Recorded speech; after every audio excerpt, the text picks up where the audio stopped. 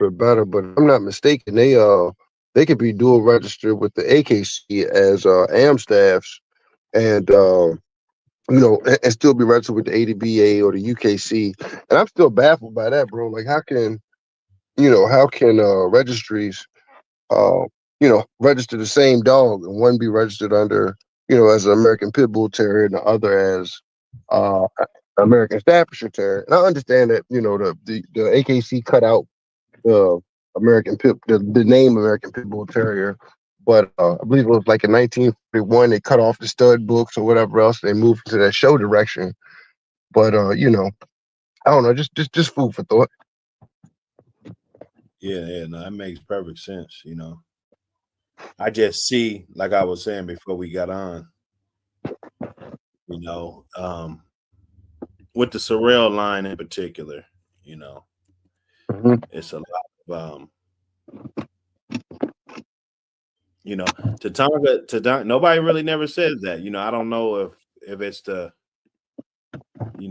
what she does with her dogs, Mm-hmm. or I don't know if people respect that, much, but you would think that a dog that's 3 or 4 generations Tatanka, they would stop saying Sorrel. I mean, even though we know what's behind there, we know this, we know that, but let's say it's crossed up. I still see, people saying the same thing, when it's crossed up.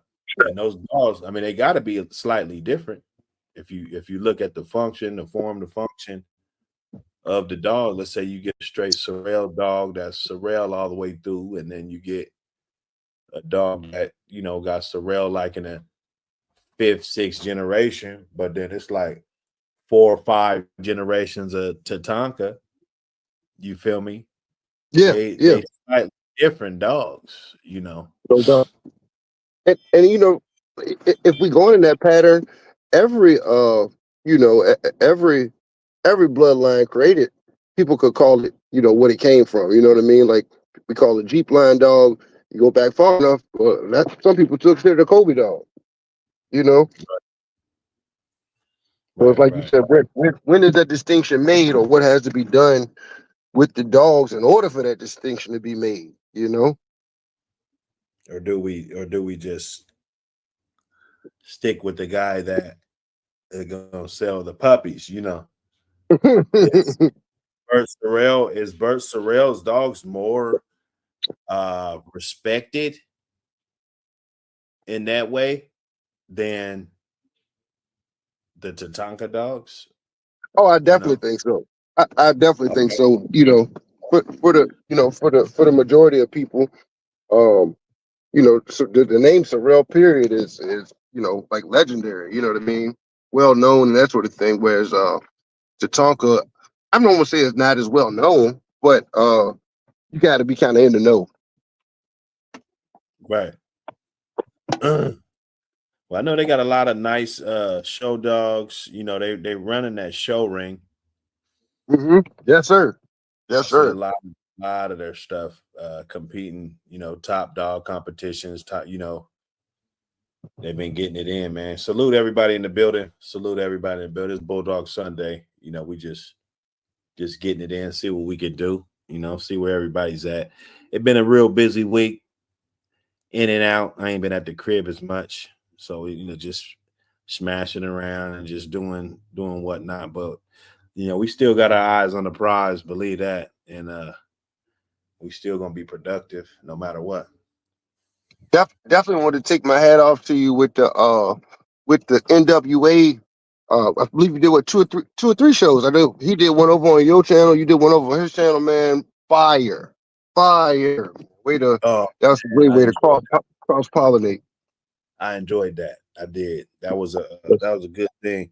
It kind of let me know, like, okay, we gotta switch it up a little bit. You know what I'm saying? When we jump on different platforms like that, it ain't just no offense, to our hood, but like your mom say, man, leave that bullshit at home, There you go. Exactly. Like you said, got to stand up and show them. Stand up and show. We ain't no one trick ponies, man. And at the end of the day, we are professionals in this dog world, and we need to act that way and show it.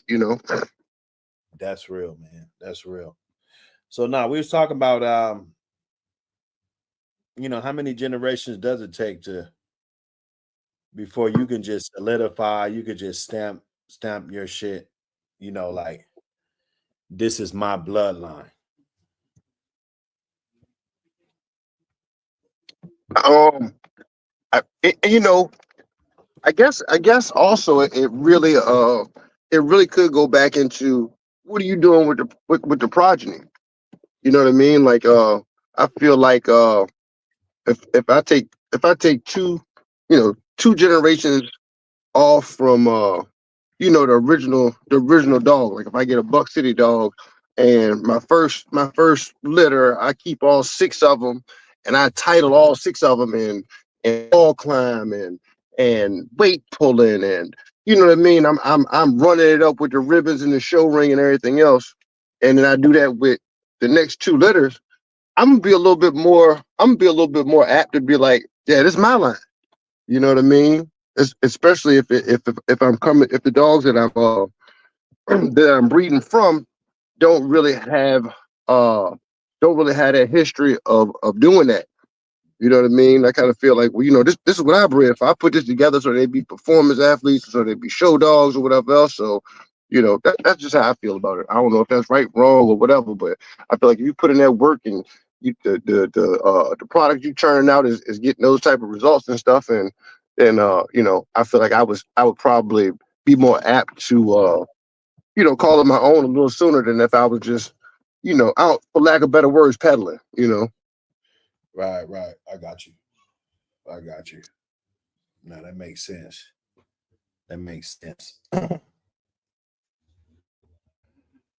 What do you when we were on the NWA joint, Schoolboy alluded to basically the quickest way to destroy a bloodline is inbreeding.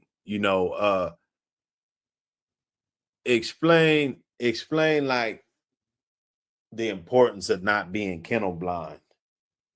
I think that's To everything, man. I think that's everything. You know what I mean? I think if you're kennel blind or you're too emotionally attached to your dogs and that sort of thing, you're not going to give a realistic or equal assessment. You know what I mean? I feel like that'll hinder you going forward. You know what I'm saying? If there's other dogs out there that are better suited to be crossed into your program or whatnot, you're missing out. You know what I mean? You really passing up a chance to improve, and that's really what you should be in it for. More so than more so than puppy sales, more so than accolades or whatever else. I feel like any real breeder, dog, man, whatever you want to call us, the reason you get into what you get into, in my opinion, is when you leave it, it should be better than when you got there. You know what I mean? So if I get into these dogs, and I'm in it for 30 years, when I leave out this game, the game should be the game should be better, or the dogs should be better than they were when I got here. You know what I mean? And if you being kennel blind and you're not, taking into full effect, uh, what your weaknesses are and looking for a way to strengthen those weaknesses, then I mean that's everything. It keeps you stagnant, keeps your program stagnant, and you know, I think like schoolboys say the best. That's the quickest way to demolish a bloodline. right. Right. Right. Because honestly, I see a lot of, I ain't gonna say young guys because it could be guys that's just getting in at an old age, but Yep. they tend to want to follow the trends of stacking pedigrees. You Mm-hmm. know, just if I got red boy, let me throw some red boy. If I got some Jeep or some turtle buster, let me just go find a dog over here with some turtle buster in it. You know what I'm saying? Right. Um, I think that got a lot to do with uh people just pushing the envelope and rushing a product. What up, Yeah. Borderland? What up, baby? Shit, chillin'. Oh What y'all So, man, what talking up with about? you, brother? Now we so me, talking about Borderline. What's kennel good? blindness right now. Oh yeah, kennel blindness. Oh look, let me open it in the app. I don't.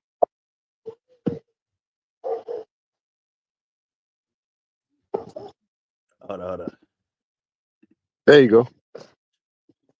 You good? You good? Hey. Yeah, Okay, yeah. yeah. Now I'm good. I was like, why is it taking me, making me create a name? I was like, my name is Borderland. You know me. You familiar with the Tatanka dogs? On. I Yeah, won't. The the Tatanka, the Sorrel dogs? yeah, I yeah. just Sorrel. I just never really heard somebody just say like I'm running the Tatanka dogs. They always say the Sorrel dogs. You know what I'm saying? And I'm over in Right. this group, Well, and a guy said Joni herself, would have said he's a pure Sorrel dog. Even if it's 4 generations of her blood, I get it, but I don't never really hear nobody say Tatanka. You know, well, it's sort of like the opposite of how you feel when people say Eli. You know what I mean? right, Because right, right, right. Tatanka was like the foundation. Those Tatanka dogs was the foundation of what created the Soros. So it's like the same thing but opposite. You know what I mean? Everybody say Eli dogs, Nah, but nah, nah. I thought it was the other way around though. I thought the Sorrel was the foundation. well, The Sorrel is Sorrel the dogs. breeder, but his foundation dog. A lot of the dogs off of Tatanka. A lot of people found it. Like when people found Eli and they started following Eli, they started following Sorrel because of Tatanka, but he kept his name rather than like Brute with the Eli where Brudro Eli took the name. You know what I mean? It's the same thing though. So if somebody say Sorrel dogs, pretty much if you follow the background, you're gonna find Tatanka in there a few times. You know what I mean? Mm. So it's all about perspective of the person breeding the dog because at the end of the day, Brudro can say that's not Eli dog, that's a Brudro dog. You know what I'm saying? But instead, people ran with it because they was like they like the Eli dog, just like they like the Tatanka dog. It's the dogs. It's like people say Jeep, they don't say Crenshaw. You know what I'm saying? But it could be the other way around, or Right, Carver, right, right. Exactly. or you know what I'm saying? They could be like, oh, it's a Carver Bullison dog, or they could be like, it's a Jeep dog. It's just the way that people perceive it and run with it. Yeah, yeah, yeah, man. How important do you think it is not to be kennel blind? Because I still Well, see it. A well, lot of people just want to stack those pedigrees up. right. Well, let me tell you, kennel blindness is a plague. You know what I mean? Because people find their niche and then they create their line, and then it becomes a sin not to go outside. You know what I mean? Right. Because if you listen to a lot of the new agers, their goal is just to have their name for 6 generations. You know what I'm saying? So, Right. but they don't realize that even if you breed a dog from outside into your line, and then you take it back to your line, or you like the way that came out, so you breed them, you make another breeding like that. It's still your bloodline because that's the way you created it, and that's what you did with it. But I don't know. Kennel blindness is a big thing. And I can't deny it. I'm a little kennel blind because I deny a lot of entrances. But Right. Right. Right. Right. you know what I mean? Be like, yeah, that's a nice bread dog, but I'm doing this over here. But as Would long as Would you you think? have your, go ahead. Would you think people are looking for the results before they put the work in? Oh, definitely. Especially nowadays because it's based off of a different approach. You know what I mean? So Right. So yeah, now instead of being like, well, let me give this dog its time, grow up, and well, we would used to call back in the day, check the dog. Okay, this dog made it, this dog didn't. It's like, hey, I'm gonna get this dog because it's bred like this, and I'm gonna breed it to this dog because it's bred like this, and I'm expecting the results to be what I envision in my head, rather than, hey, I'm gonna put in the work. It's gonna take me 10 years to get this done, but once I get it done, then it's worthwhile. It's an expectation that's placed on what other people have done or what you know what I mean. Right, right. But I don't know. What's your thoughts on it? Where we at? I'm trying to catch up because I was on a work call when you text me. Yeah, now I'm just trying to figure it out, So we're just because I saw a post, and they were like, I mean, the dog was like 4 generations to Tonka, and they were kind of bragging on the dog a little bit, not bragging on the dog, but they were real proud of the dog, but they just went straight to the back like this is a Sorrel dog. I mean, I understand them is all the dogs in the back, but if you got three Right. generations of one thing, no matter if that's your foundation or not, at what point is that bloodline yours? Like, at what point does somebody you Well, have I to might keep I referring might to look at it a little the different though. You know what I'm saying, Buck? Because I really feel like I don't care if I go buy a dog from here and a dog from over there. Them dogs work out and I breed them. Those are my dogs now. You know what I mean? But a lot of people like to live off of the past name or whatever. So they'll call him a Sorrel's dog. But the thing is that if Sorrel didn't breed the dog, it's not a Sorrel's dog after you decide to go your way with the plan. right. You know what I'm saying? So because ain't no telling if you had the same two, you too, brother. Already, if you have the same two dogs and Sorrel, and you gave him the Sorrel, ain't no telling that he would go the same way with those two dogs that you did. He might go, hey, I'm gonna take this dog over here and take this dog over here, and then I'll bring those dogs. You gotta you gotta understand the breeder is what makes it that dog. That's why, like, when you say it's not an Eli dog, I'll be like, well, it kind of is because that's the dog that they followed. And I'm gonna keep going back to that Eli. Yeah, yeah, yeah. No. But I get it because I mean you can make the same argument, how the Bolio Tombstone family and all the right, those other dogs they get lumped up in there. And I've been digging it up. I mean, of course, it ain't gonna get as much traction as the Eli shit because they be on my ass when I talk about the Eli shit. I But am. I be it's like, the that's an same Eli argument. dog. Stop it, Buck. I made the same argument. They talking about Bolio Tombstone dogs. It be Bolio Klaus dog. Like it ain't got Right. no tombstone in it at all. But we still say that. You know what I'm But saying? it's And like it's like your Myers dog, and you know what I'm saying. Somebody might look at your pedigree that you're breeding now and be like, yeah, they made a dog. No, those are buck dogs. You know what I'm saying? Because that's the way you decided to go with Michael Myers and how you decided to follow that game. You know what I mean? I tried to put So the wall up on the pedigree to where I don't have to go up under the Mayday classification. You know, even perfect. And though that's we the know way that. we know what it is, but be particular because it's actually Mayday back to his littermate sister, Mayday Dragon Right, Lady. It's not right, Mayday right, right, another family of dogs. The majority of Mayday dogs that you see is Mayday bred back to another family of dogs. Whether if it's Red Boy right, Jock, Deadlift, whatever other kind of dog. But Lady Doll, she is Mayday back to Mayday littermate sister. That's different. That's right, right. different. That's like I would say my Achilles 3 dog. That's my Achilles Junior dog to his littermate sister. They both double bred Achilles. But what I'm saying is that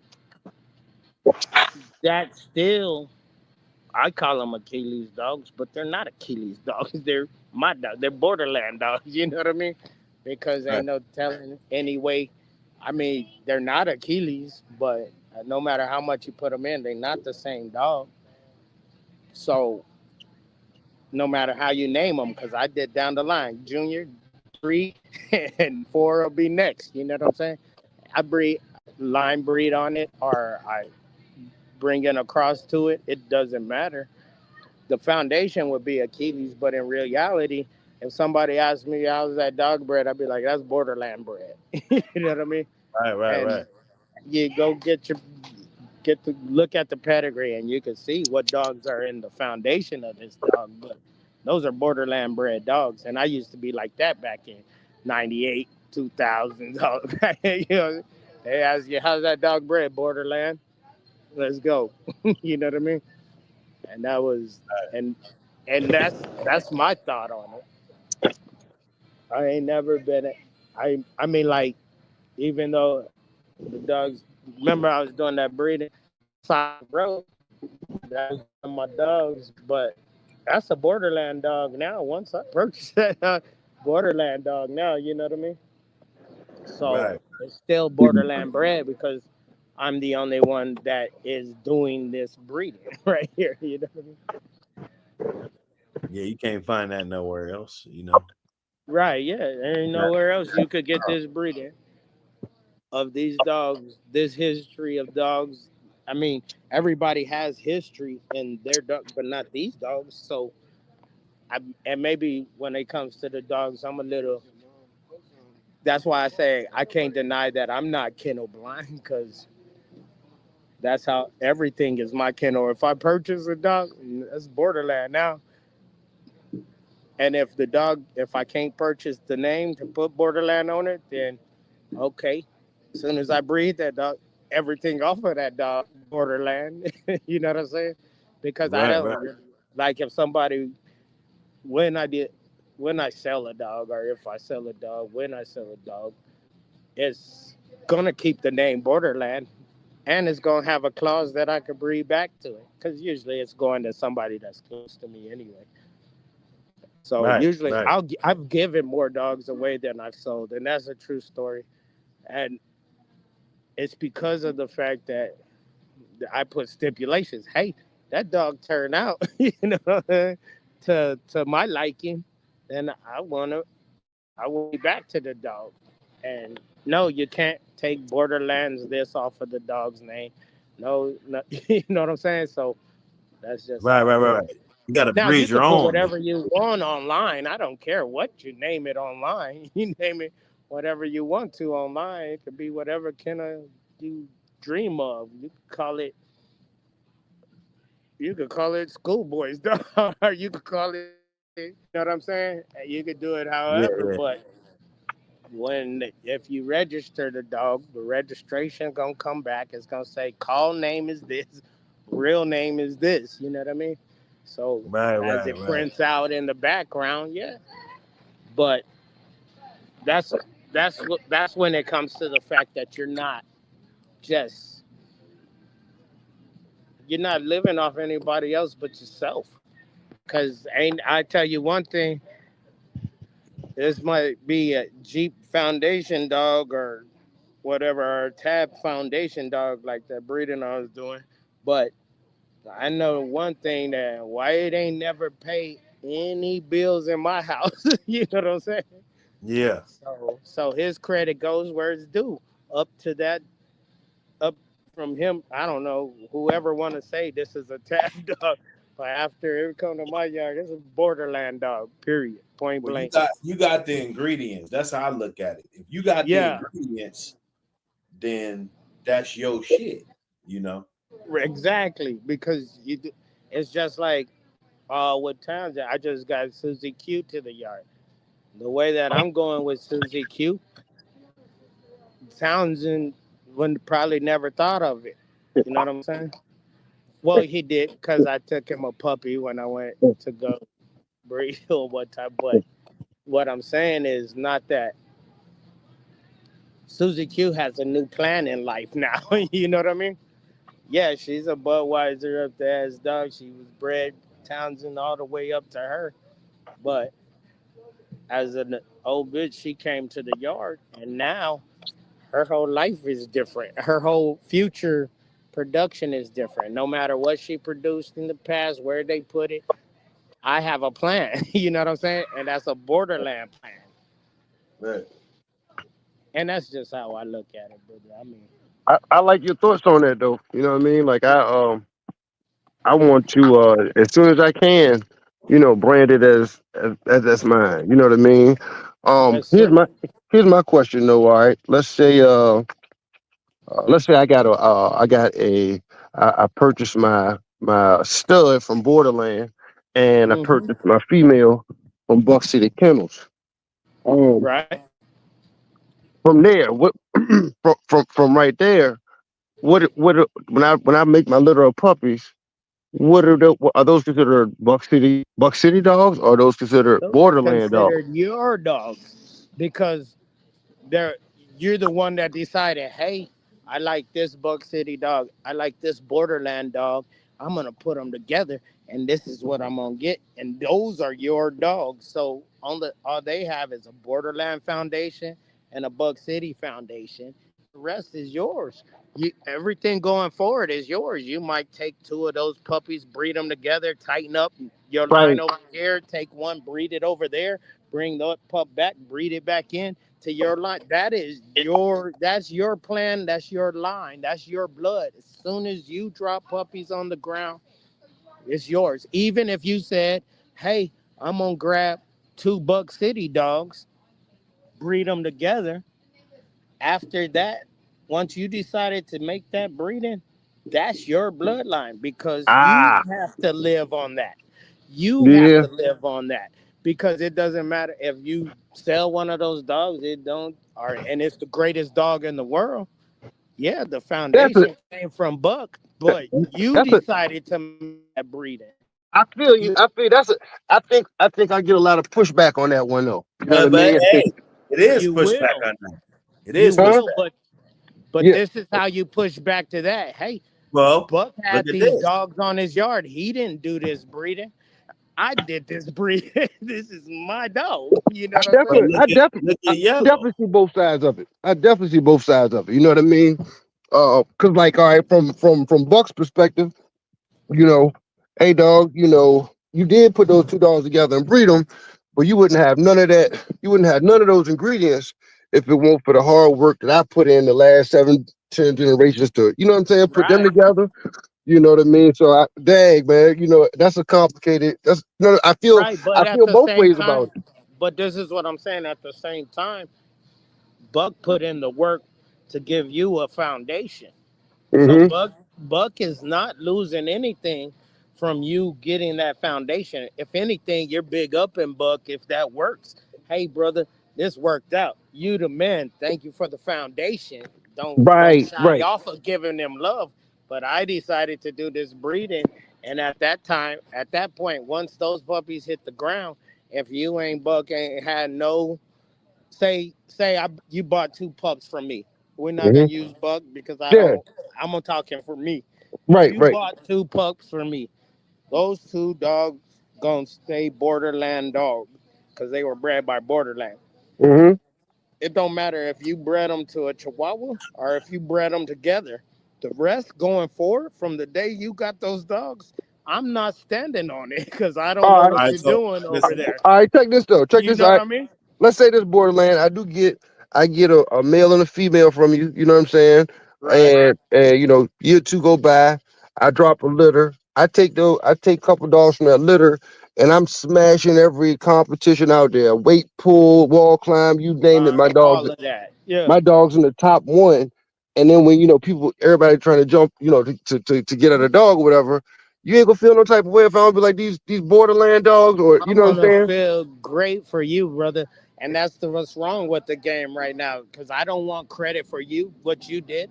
Because I might have kept those two pups, grew them up, and I would have went a whole different direction. I can't Right. take credit for the direction you decided to go with those dogs. But what I Mm, will bro. say is big up, man. That's what I'm talking about. And I will, and I'm not gonna be out here and act like I won't be like, yeah, you see them dogs over there? You know what?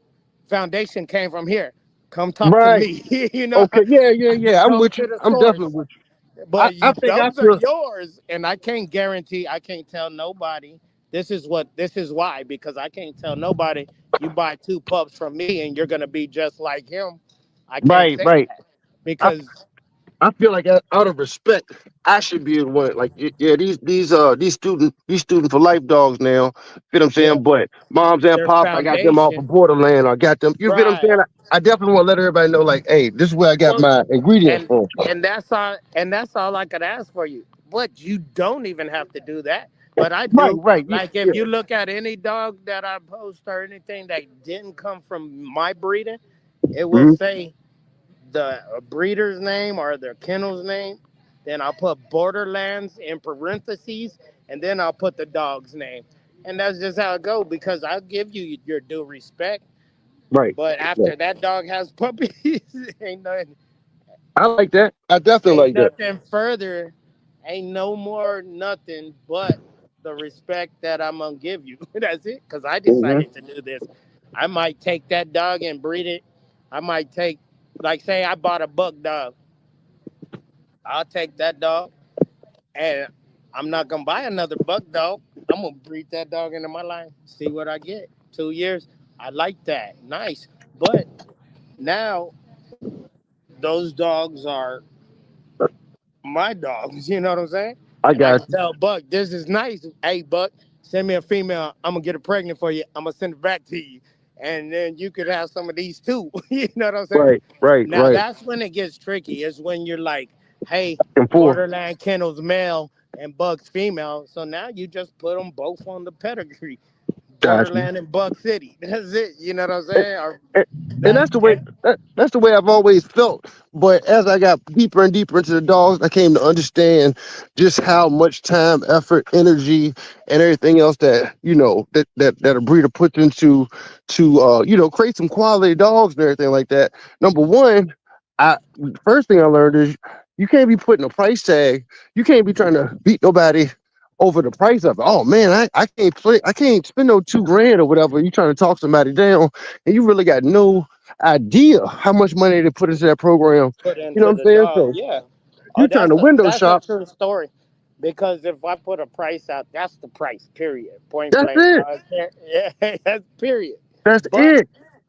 and and and if you're lucky enough to have the money and get the dog, because if everybody say I can't afford it, I'll be like, well, cool, because I really didn't want to sell none no way. But Right. you know what I mean. Right. But you gotta feed your dogs, and you gotta. So I'm not above selling a dog. I'd rather put a good dog in a good hand Exactly. than make money. I mean, No doubt. not than make money because eventually it's about, yeah, you gotta feed the dogs. So you figure out ways, and Hey, that's one way you could do it. Hey, I just had this litter of 10. I'm gonna sell two, but you know what hurts the most when you sell uh-oh. two, and Hey, then I got a question, Uh-oh. man, because I I heard the think what's bell that? go. y'all, What's good? I think y'all being disingenuous today. So, Mhm. listen, okay. So, look at you see this pedigree right here, right? Yeah, let me Let me look see. at it. Let me put my How I look at glasses. it. You Oh got, you yeah, got, you red got, boy, you yellow got 10. John. Yeah, you got Tans Hey, Triple A back oh, to Tans to Lacey, Lacey. Yeah, right? right. Now, what will we call this dog right here? That dog is a ten. Well, that's a that's a red boy Jocko dog. As far Really? as, well, yeah, it's Well, you red boy just said Jocko. you just said But that. listen to me. That's what I'm calling that dog. If I look at the pedigree, hey, this is my dog. That's a that's a red boy Jocko dog. But that's Yeah, yeah, yeah, for the sure. background of the dog. Now, if you tell me, nah, that's a tent dog. Well, yeah, it is a tent dog. But that's a tent dog. But to me, the red boy Jocko is the foundation of the dog. So me being an outsider, not knowing Tant, and he showed me this dog, I'd be like, "Oh, you got red boy Jocko dogs," and he'll be like, "No, they're Tant bred," and I'm like, "Oh well, yeah. Oh, now I see." Yep. But the first thing I looked at is, well, who is this? Who's this? Oh, there's the dogs I know, and that's what I'm gonna call the dog. Yeah, yeah, But exactly. you could check that real quick because when people look at my dogs, they like, "Oh, you nigga Reno." No, that's borderland. Yeah, and but it's because people go with what they know. If if I just seen the first two generations, I'd be like, well, those are Tank Guide's dogs. He got an out in there, I think, STP, but those are Tank, and you know what I'm saying? So I would look at it, but if I see those four generations, I'm gonna find the dog that's familiar to me. Oh, Okay. okay. Oh, okay. Oh, okay. Oh, I see where these are Red Boy Jocko dogs. You know what I'm saying? But before that Red Boy Jocko, if before I see any, if I looked at the first two generations, yes, I know who Yellow is, but if I didn't know, Oh, then I'd be like, oh, oh, that's a guy named Tance Dogs. How are they? You know what I'm saying? Right, right, I'm right. talking I'm talking like in layman's terms, as if I didn't know who Tant was and what he was doing. But looking at I could look at this and be like, oh, that's a triple A dog. But if I didn't know, first dog, the famous dogs is Red Boy Jocko. Oh, this is where these are the Red Boy Jocko dogs. I've heard about them. You know what I'm saying? And Right. that's how it would go. Even though that I guess you would say Tant was the creator or however it was created. If I didn't know who Tant was, if I didn't never heard of Triple A, I'd be like, hey, I don't know. Let me find. No, but I don't know Loco. Like I don't know Loco. I don't know Sister. Oh, there's Yellow John. I know. Okay. Oh, that's where Yellow came. He came from Yellow John. Okay, that's Red Boy Jocko dog. Yep, Miss Jocko. Okay. Okay, that's what Yellow is, and that's going by. People are gonna. That's what I was saying about Eli. People. Only reason why they say they're Eli dogs instead of Boudreaux dogs is because people know Eli, Eli Jr., Bully's son. You know what I'm saying? They all came off Eli, so we're gonna call them Eli dogs. You know what I'm saying? This ain't just a And that's where magazine, you. Oh, these are it's a Red Boy movement. Jocko. The American Pit Bull Terrier. Real dogs, real yards, real history. From legendary bloodlines to modern breeders, keeping the flame lit. Yard spotlights, breeding knowledge, controversy, culture. This is for the ones who walk it like they talk it.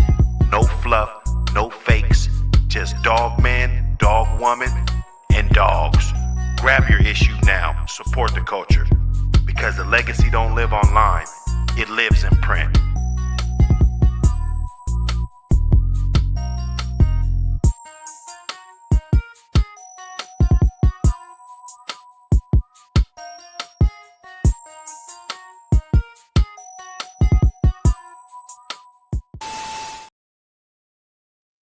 Yo,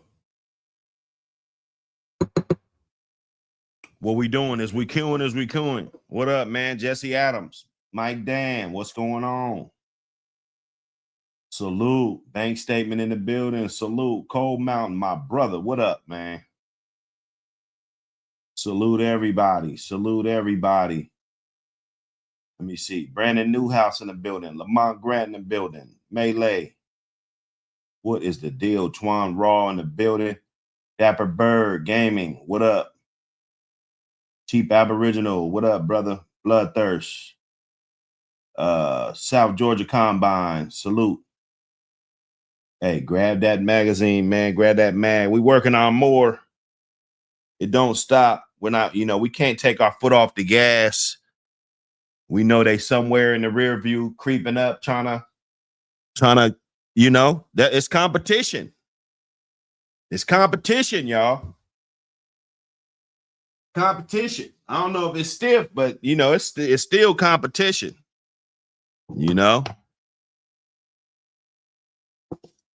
all the bickering and arguing and everybody, you know, it's all competition, y'all. We got to remember that. Name one person that could feel good about himself knowing that he never competed at nothing in life. You know, that's even my worst, even the guys I think is the worst. I feel like they tried to at least compete at something, you know, in life. You dig? Rather if they were successful or not. You dig? I was checking out that Schoolboy. Schoolboy got some heat over there.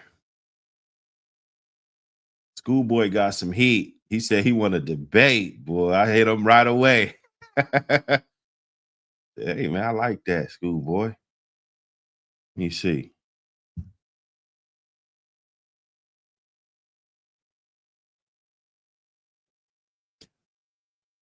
So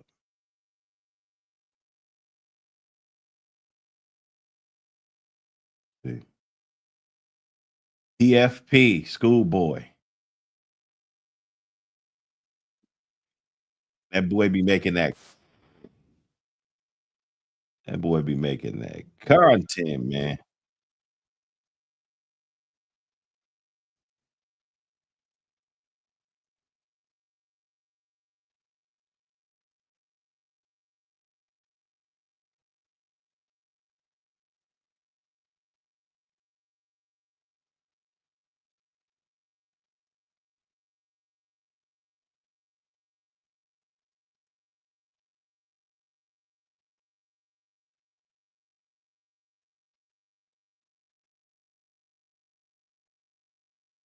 My channel and my groups and 78 Sports Dog Talk on Patreon and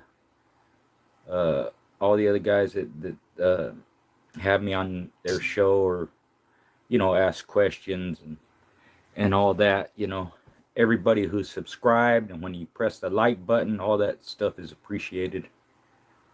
So I just want to reiterate that and make sure I haven't forgot about everybody.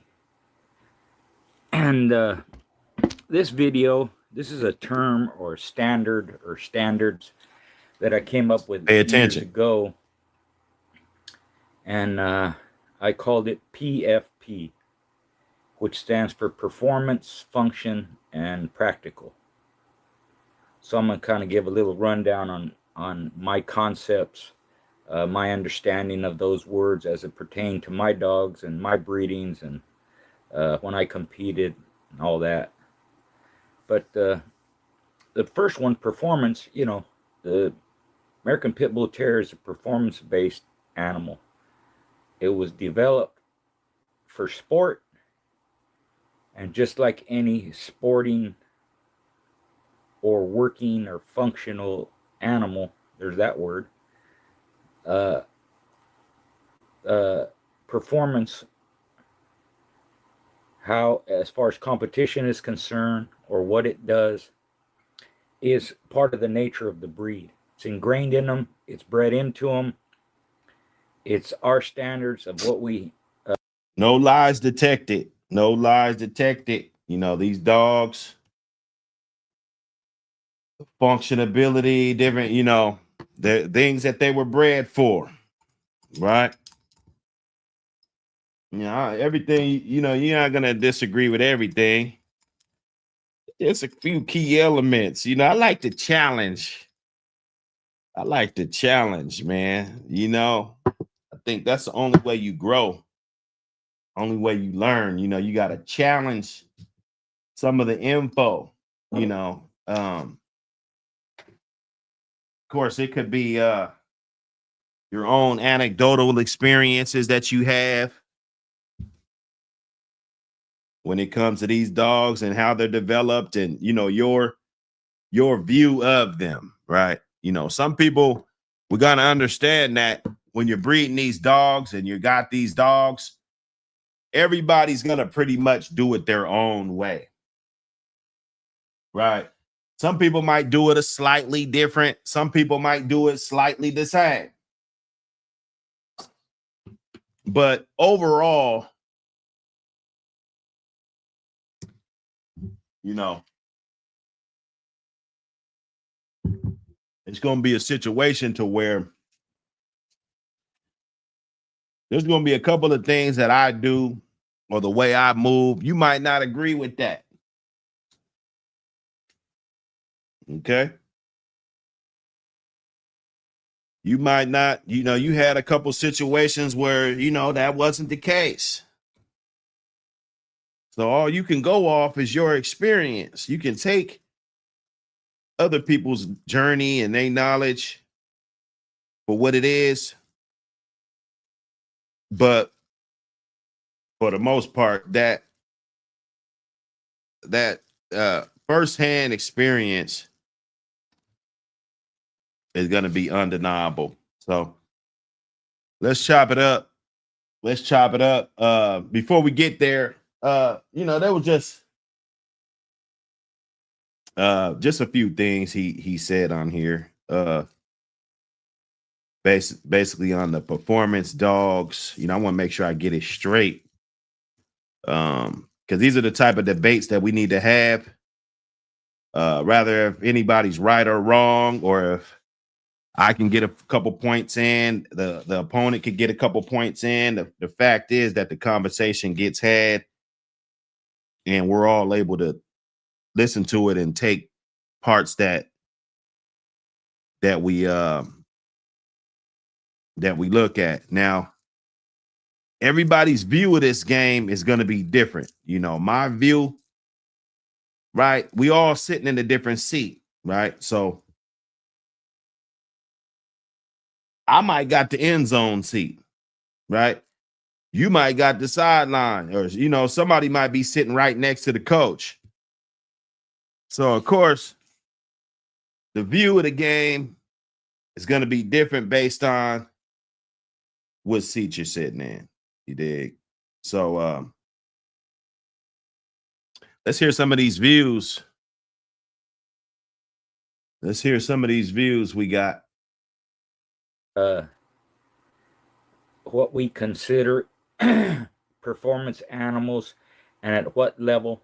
There's all different levels to performance. Some below average, average, above average, good, real good, great, all this stuff that's involved. Right. And of course, everybody would like to have great dogs all the time.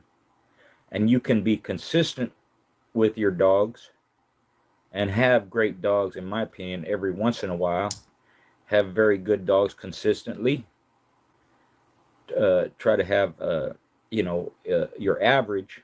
This is the way, me and Frank Rocca have spoke about this, and the question was, what if my average is above average? That's kind of the way we looked at it. So that average consistent. And that's what you want. That's what you want. You want your average, something that you feel is just okay. You want that to be better than somebody else's average. That means when you actually pull out a good dog, it's a whole nother ball game. It's a whole nother ball game, when you do it like that.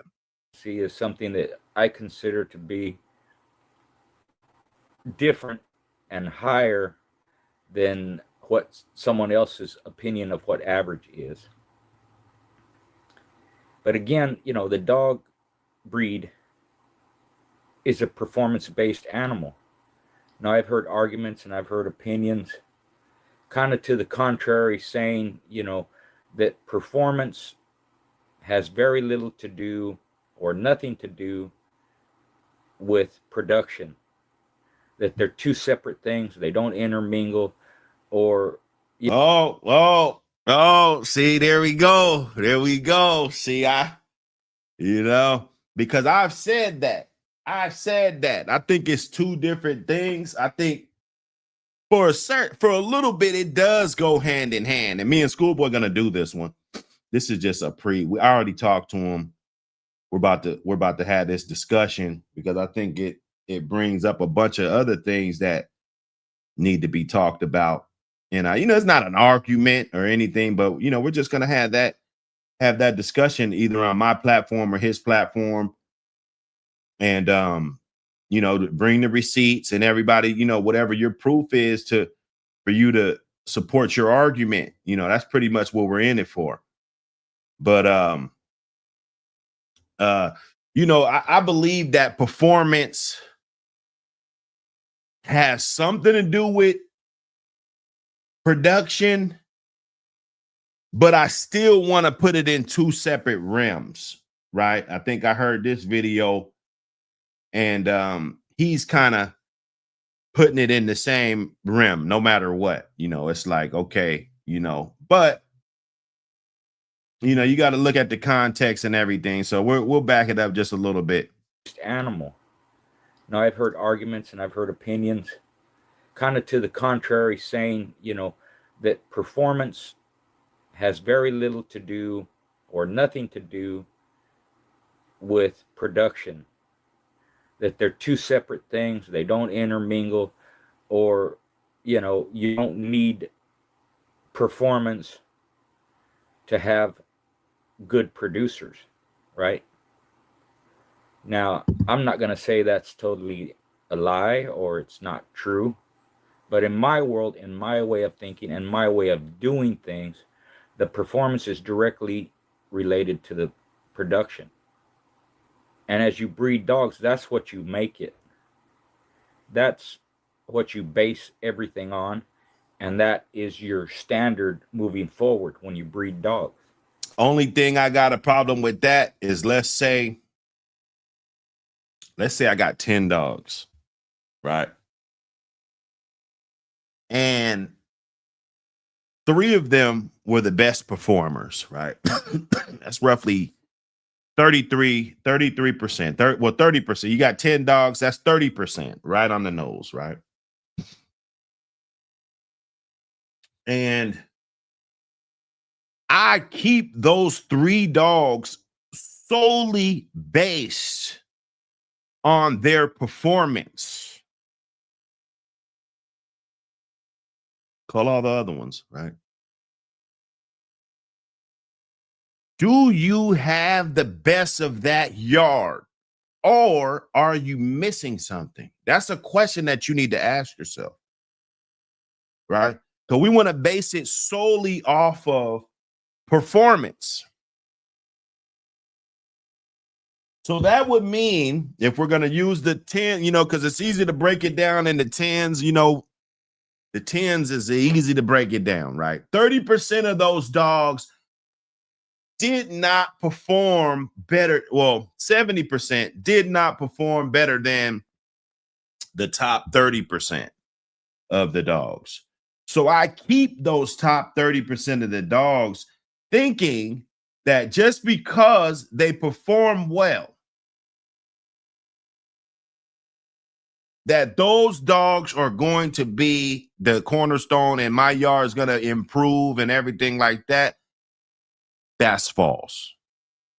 If you look at it like that. Now, there's other ways you can look at it, and I'm sure Schoolboy is looking at it from the whole, like I heard the video. He covered all the bases. That's why I really like this video.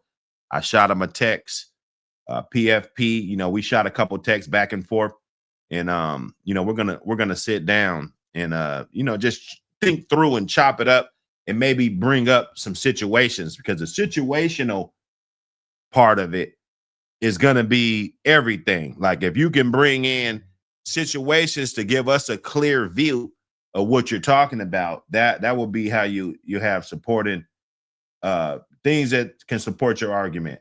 One of them is Frisco, right?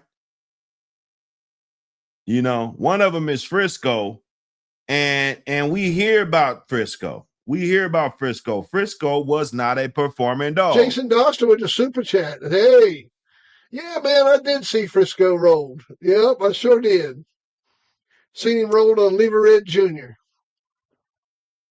And he looked good. He looked real good. He bit hard, scratched hard. He looked good. He sure did. Oh, sure, man. Yeah, I seen Frisco rolled. I seen him rolled in the building that Garner lives in. Sure. I owned Lever Red Jr. when he was rolled on him. I was schooling that dog out.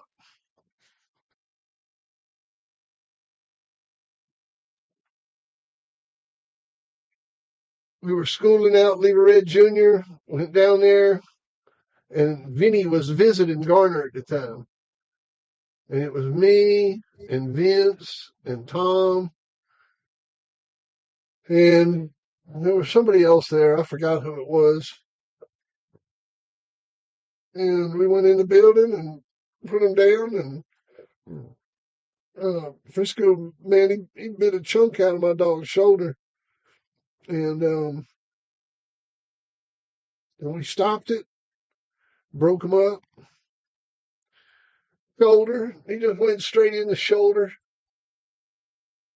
and we broke him up, and we scratched both dogs once each, and that was it, man. We stopped it, and it was just too much. It was he was biting way too hard. Oh, we didn't go long enough to say was somebody an athlete or was somebody this or that or anything, man. He just bit really hard, you know. Only thing you can really say from it is that he could bite.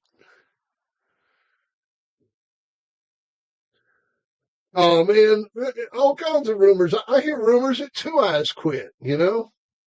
I hear rumors that Two Eyes quit. I mean, you hear rumors about all these dogs quitting, and you can't look, man. Ain't nobody going to use a damn cur dog as their fucking well.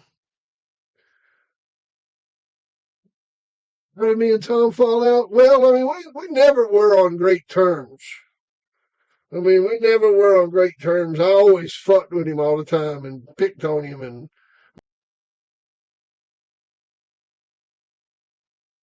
And we hear a couple of accounts, we can go off of that. Some people said it was 5 minutes. Some people, my point is, if you got 10 dogs, you're not going to put the dog up there that, in the top 30% that, seen minimum amount and, has the demeanor of a dog that, is really not a working dog. He's really not open enough to really be out there really working like that. You know what I'm saying? Straight up.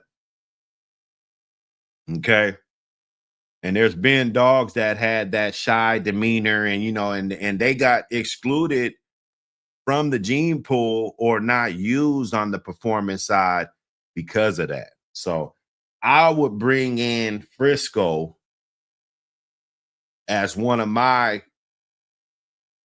key pieces to my argument, because some could argue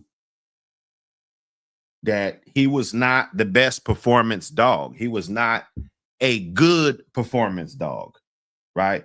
Just because you lock up and take hold back in it, we're talking about back in the day. Okay. We're talking about back in the day.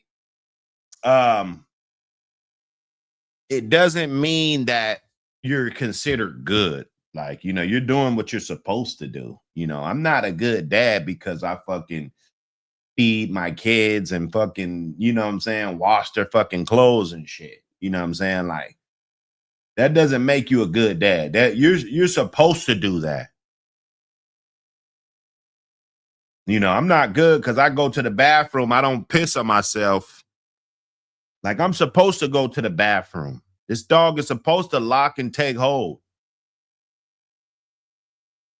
Period. And there's a lot of hard mouth curs. We heard about that plenty of times. Okay. Some dogs get slipped between the cracks. Their parents probably are not the best performance animals. They're probably not performance animals at all in a lot of cases. We could talk about how it was back in the day. We could talk about it how it is now, right? Smash that like button. We just cooking, man. Just a regular day. We just cooking. I'm up a little early. I thought I had to take the boys to the bus today, so I'm actually out. That's why I put the autopilot on, so we can, we in here. We in here. I might throw the autopilot back on. We in here,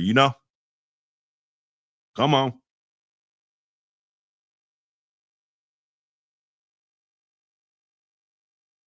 So let me I don't want to jump all over my guy, but let me get in here.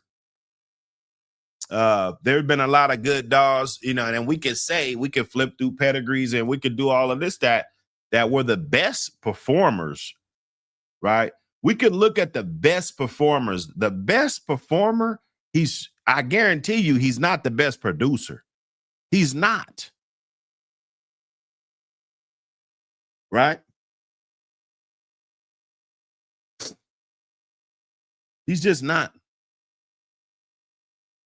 You know, how many times have you heard? Because we talk about these performance dogs, right? How many times have you seen or heard of a situation where there's a good ass dog that had all the merits, but they'll say, hey, his sister was better than him. His brother was better than him. How many times have you heard that in the history of these dogs?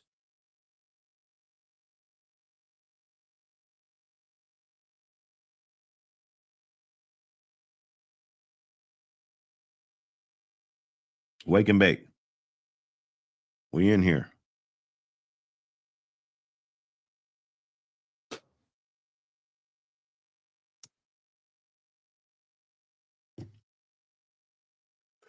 So these are some of my arguments that I'm going to be making when we had this debate. I mean, I don't want to debate him like I'm trying to challenge what he's saying. I'm trying to, because that's what most people would do. They'll try to say that I said that performance has nothing to do with it. That's not my argument, right?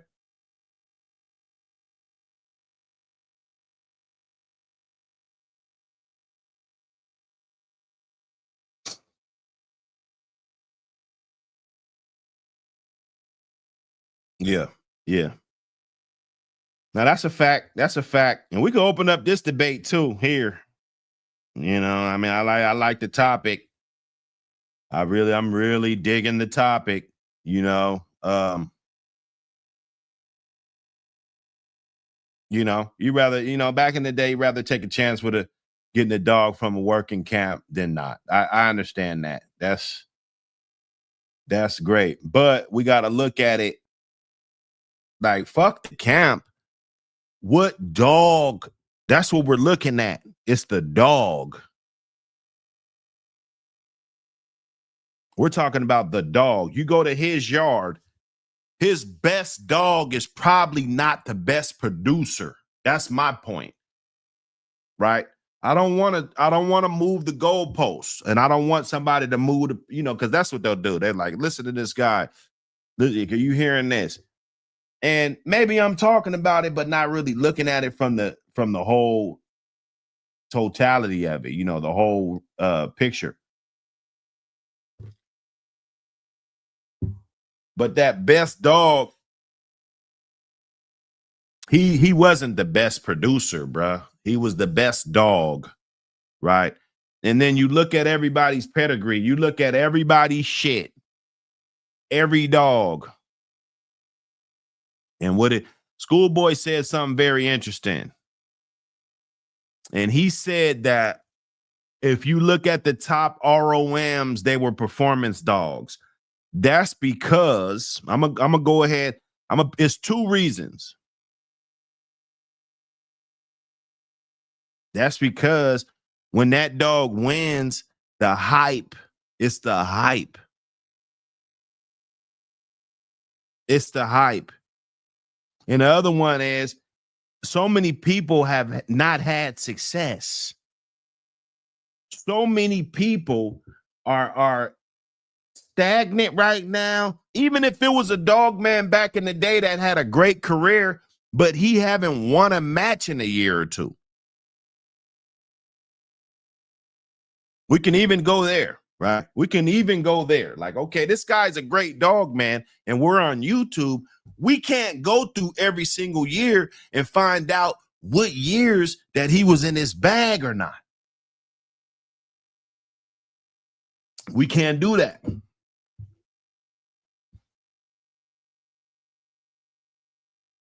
We can't do that, right?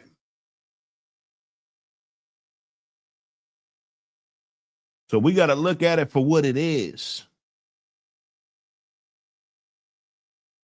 We got to look at it for what it is. And it's so many situations to where the best dog, like it doesn't equate. It doesn't equate. You got this dog, either he has the gene to produce or he doesn't.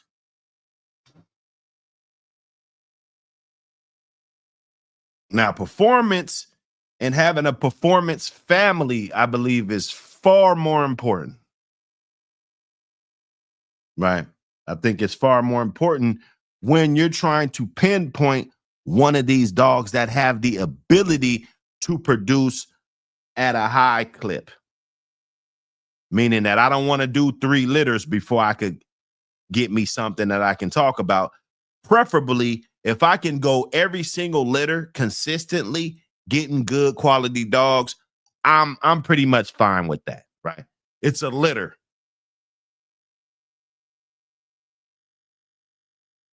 We could talk about the hands that they're in. We'll talk about that later, right?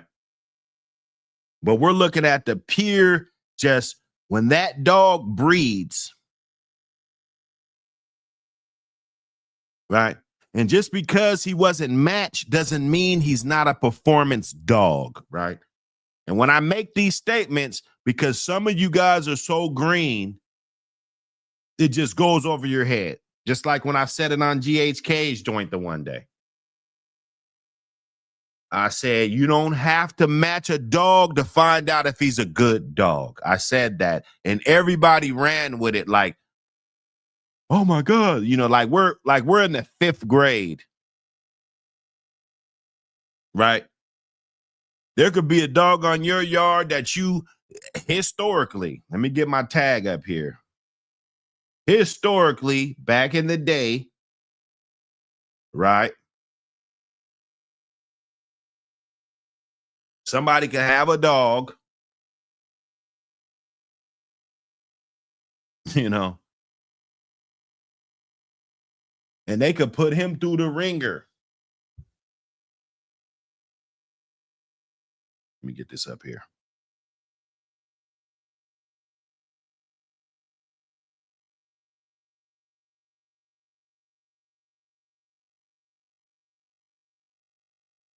Uh-oh.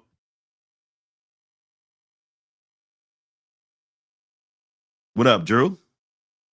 What's going on?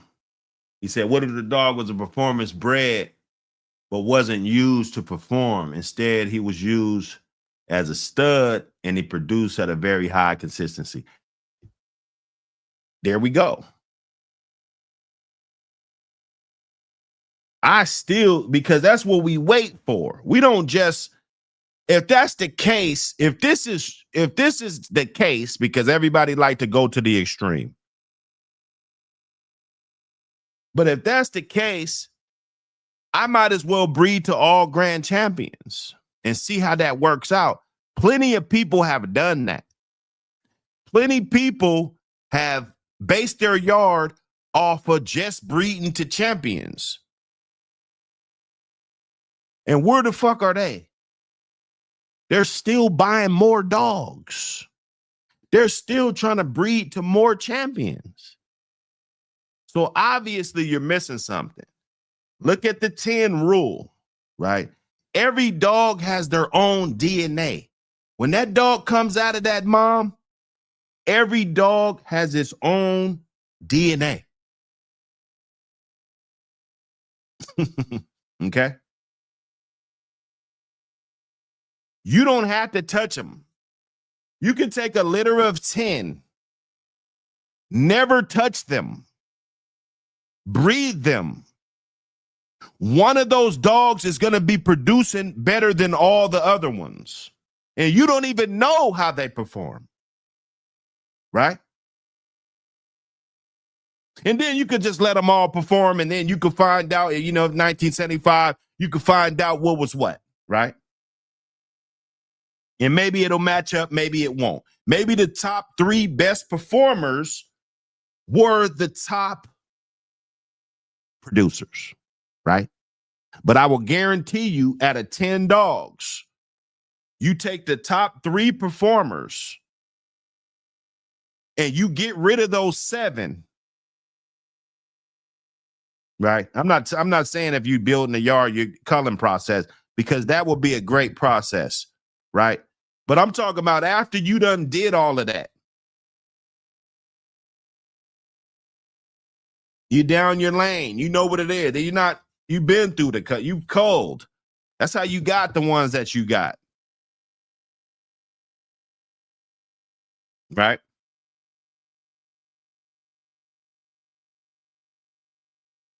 So we got to look at it from all the lenses, man. That's what I see. I think you'll do yourself a disservice if you base your yard solely on the top 3 out of 10. You're basing it solely off the top 3 producers. I mean, performance.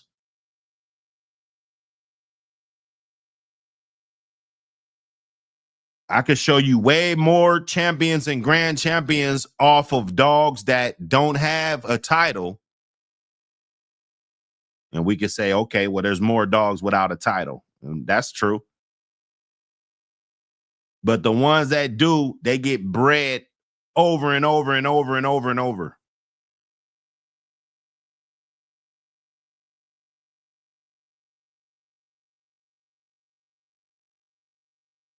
Let me see. Let me see some of these.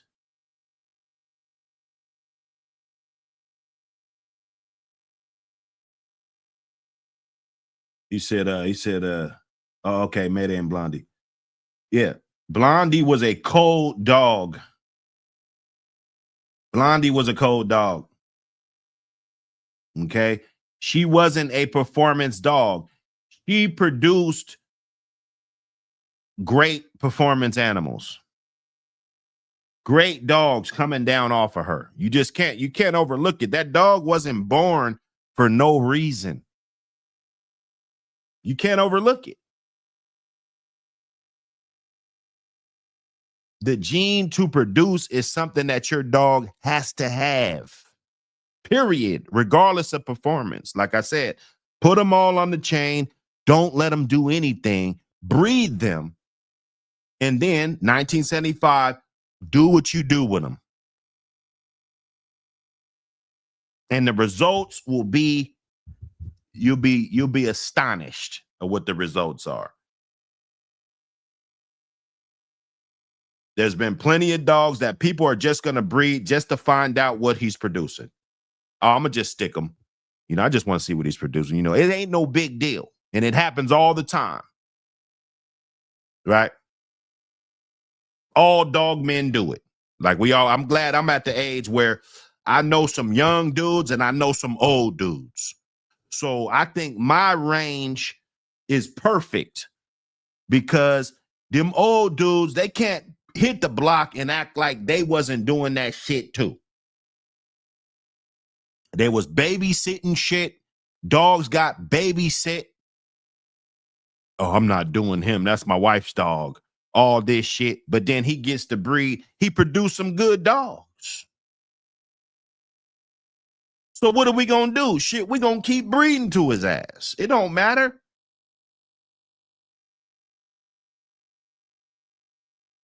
It don't matter. That dog Conway, he wasn't a performance dog. He didn't have no ability whatsoever. He was just a game dog. That's all he was. No ability, no teeth, broke all his teeth out, had a half a tongue. He was just a game dog, no title. There was plenty of dogs around him that had titles and everything. That Conway dog produced way better than all of those dogs.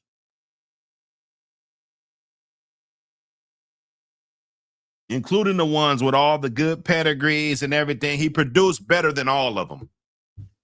Okay. And somebody will build their yard off one of those other dogs and you be wrong. You were wrong. West Coast Bad Boys. I seen him breed to, this is back in the day. at least 15 champs and grand champs, allegedly. You know, maybe they weren't. Maybe they were fucking fake. You know, who fucking knows? Right?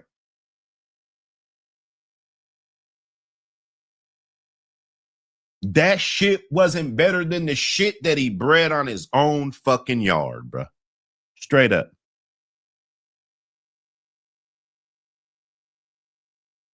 Right? Look at Mayday and Lady Dog. Look at Mayday and Dragon Lady. Grand champion Mayday bred back to his littermate sister. I don't want to look at the pedigree. I might have to. Right. Let me see.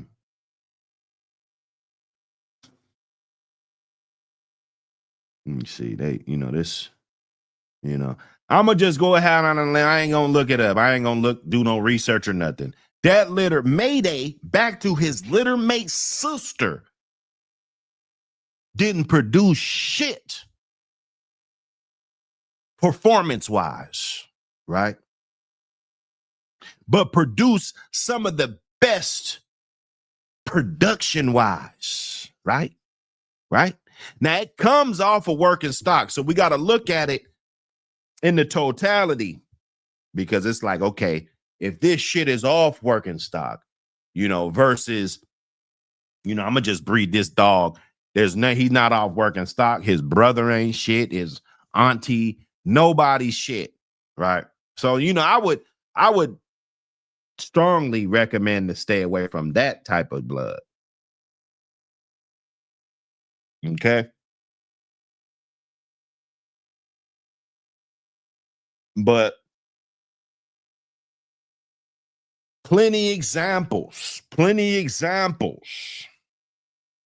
Musician. Yeah, well, you know, let's argue, man. Let's get in here. Because I want to see. I know plenty, and it's tons more than we can think of, because we only focus on the performance dogs. Oh, this dog's the dog of the year. This dog's the dog of the decade. There's plenty dogs that will wipe his fucking nose when it comes to production, when it comes to pure production. Then we look at that dog. Oh man, he was bred a whole bunch of times. Most of the time, those dogs are not good producers. If we look at the percentages, those dogs are not good producers. They're not. Oh, these made the ROM list. Okay, he fucked more than me in 30 years. You know, I've probably been fucking 30 years or something. You know what I'm saying? He fucked more than me. So, of course, he's at top of the ROM list. Of course, Frisco produced the most titled dogs in fucking APBT history. Of course, he was bred 1,000 times. Right?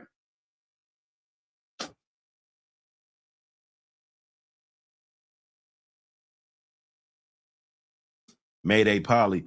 Okay, so Mayday Polly, that would be the auntie, Dolly's sister. And I believe that's the litter that Haunch came out of. So you could say that. And then you look at the Mayday Dragon Lady just straight up. Let me see.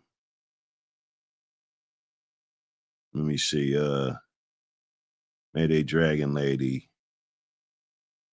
And hit their siblings. You know, you got to look at it from the totality of it. And that's it ain't my bloodline. It ain't my bloodline, but that's a bloodline that I will, by way of Michael Myers, that's a bloodline that I hold in high regard. You know, is that fair? Let me see.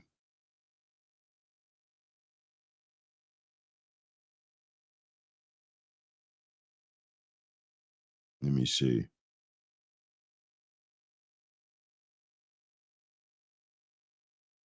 Let's check this out and that was one, and we can maybe go to another one that, you know, is two champions together and that they produced way more than, you know, or didn't. We can look at it, you know, any kind of way you want to look at it. It's just not always the thing. And if it's always the thing, then you could point it out and we could look it up and we can see, even though, you know, everything ain't on here. All this is fictional, you know, everything is fictional, whatever we talking about, and, you know, looking through pads, you know, we don't know everything. Somebody could have deleted some shit yesterday. You know, we don't know. We can't go. All we could do is have the discussion based off of the material that we have in front of us.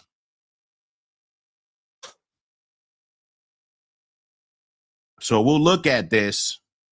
And I didn't even scroll all the way down, but there ain't no fucking nothing in here. There's nothing in here but good producing dogs.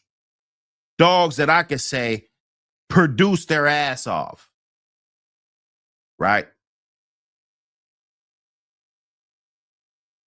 Including Lady Dog. Including, you know, some of them dogs were probably cold. Judgment Day. I seen shit off of Judgment Day. Seen shit off of May I. Right? Seen shit off of a lot of these dogs, bro. A lot of these dogs. And these ones, per se, were not, they were not the best performance animals. But we're gonna put the two together. Champion and the grand champion. I bet you they thought they were going to get another Mayday. I bet you they thought they were. But what they did is they probably got something that could produce better than Mayday, right? It wasn't in the performance rim. It just didn't have the genetic capability. You know? It just didn't.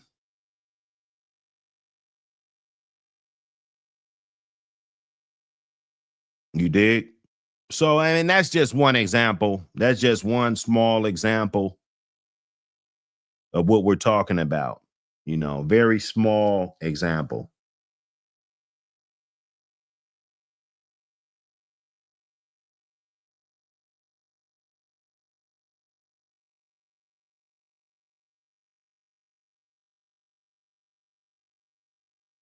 Yeah, well, Macho Bear was not a performance dog.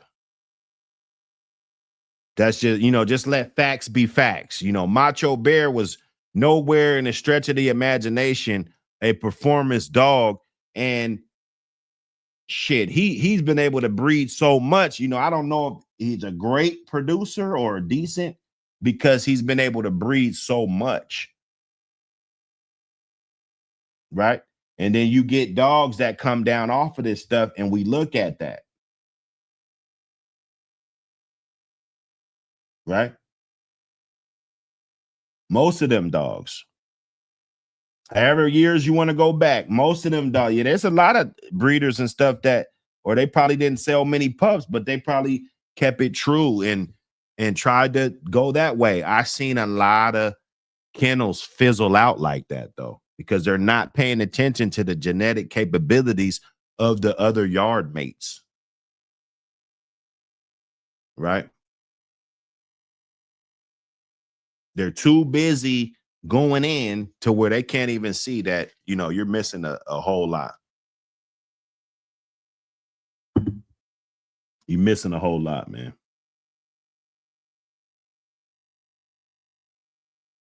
So nah, that's a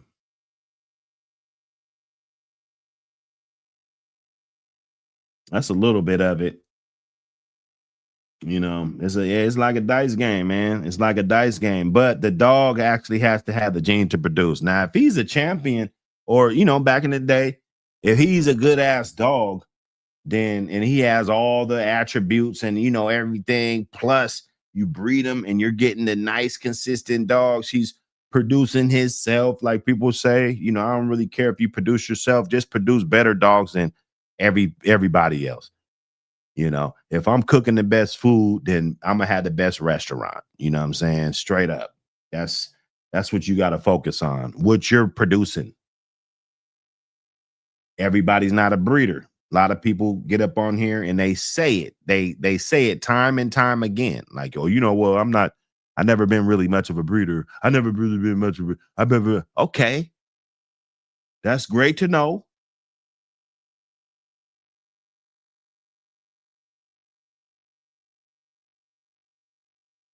It's great.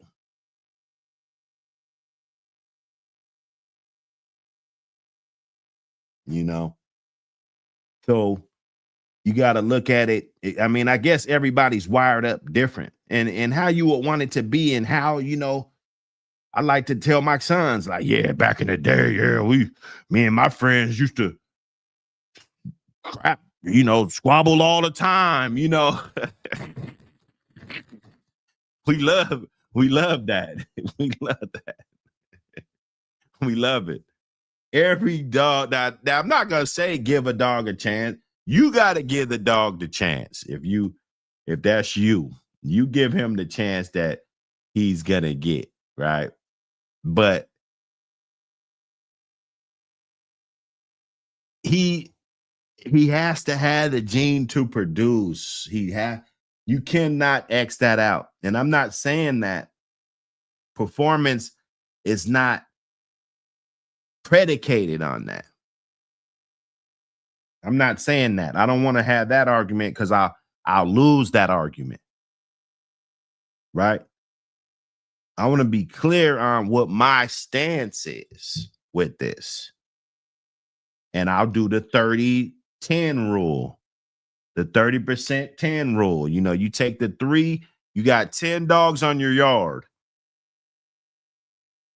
You look at them all, 1975.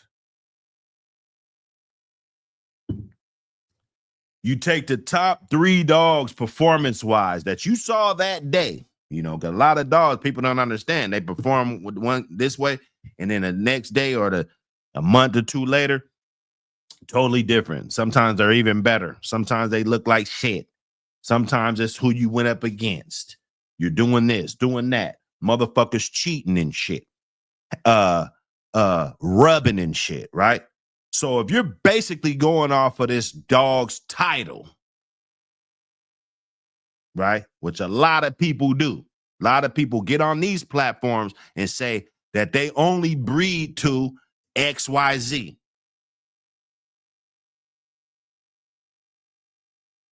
I'm willing to bet those 3 dogs are not your best producers. Not all 3 of them.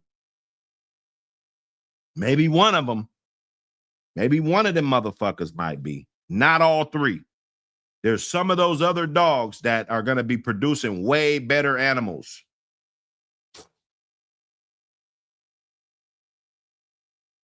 That's just, and it ain't no way we could do the science experiment. Ain't no way we can do it.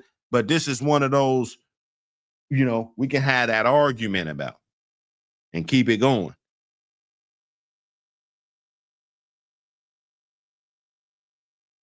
So there's plenty other situations that we could look at.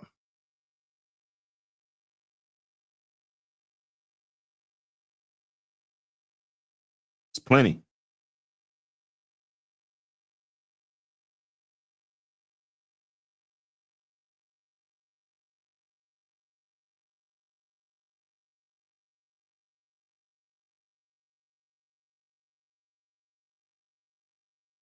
Smash that subscribe. Smash the like. We over here. We over here.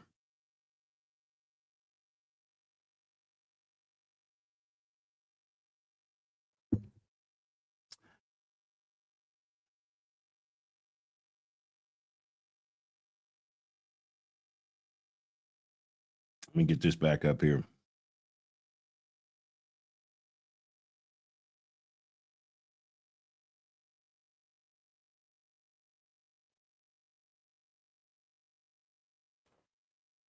Seeing what a dog can do, if you don't know its capabilities, if you don't know its limits, if you don't know its pros and cons.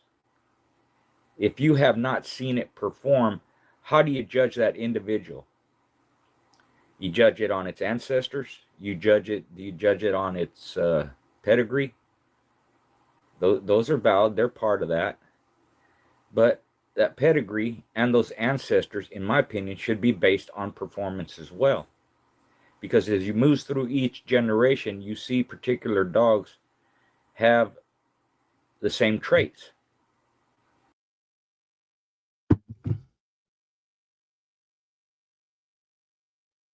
Yeah. Yeah, I mean, it's, you know, it's good cooking. Good cooking. And those traits, there's a number of them. They could be anything, physical and mental, including structure, including temperament and behavior, including, you know, finish and gameness and hard mouth and speed, strength, a lot of the things that I've already talked about.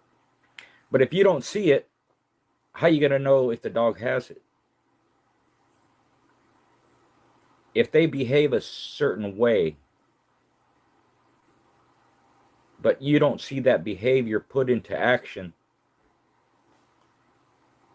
how do you know if it correlates with previous dogs, with their ancestors, or within litter mates, with their parents or grandparents?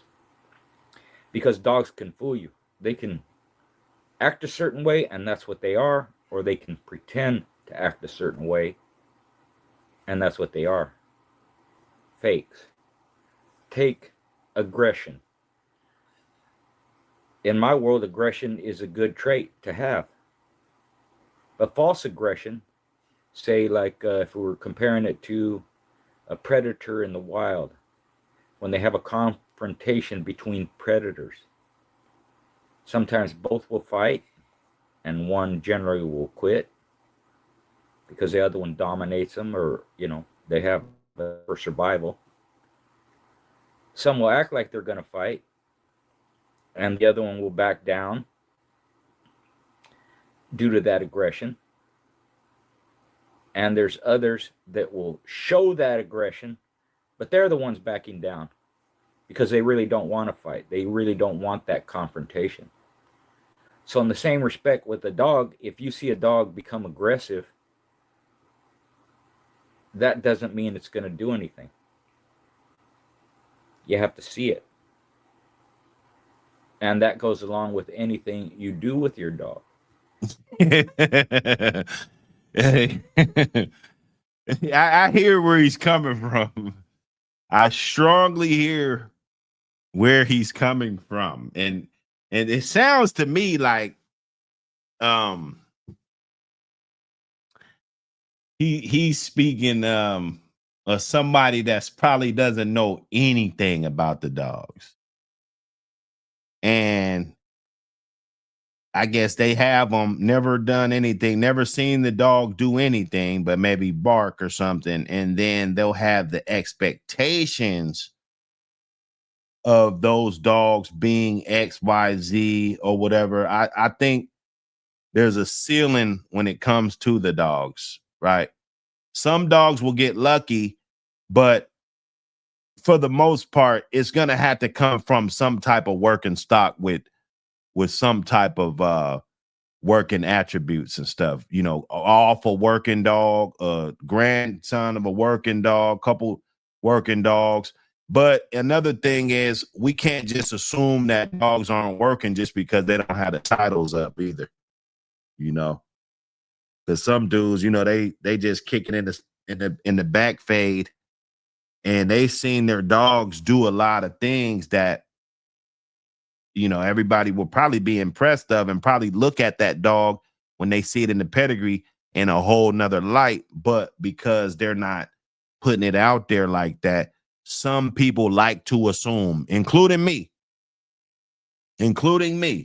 I like to assume what somebody is doing with their dogs or what they're not doing with their dogs. You know, there's a couple dudes, you know, I'd be like, yeah, he's not working those dogs. You know, he's not, and especially back in my days, You know, you look at motherfucker like, yeah, he ain't working no goddamn dogs.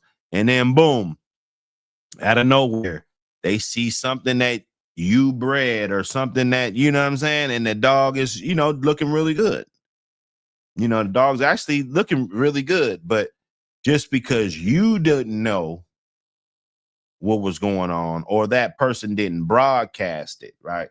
Because if that's your program, you're going to run the program how you want to run the program. If you think these dogs ain't this or that or whatever, you're going to take them, go try to put them on some hogs or, whatever's legal that you can do and still in this age, let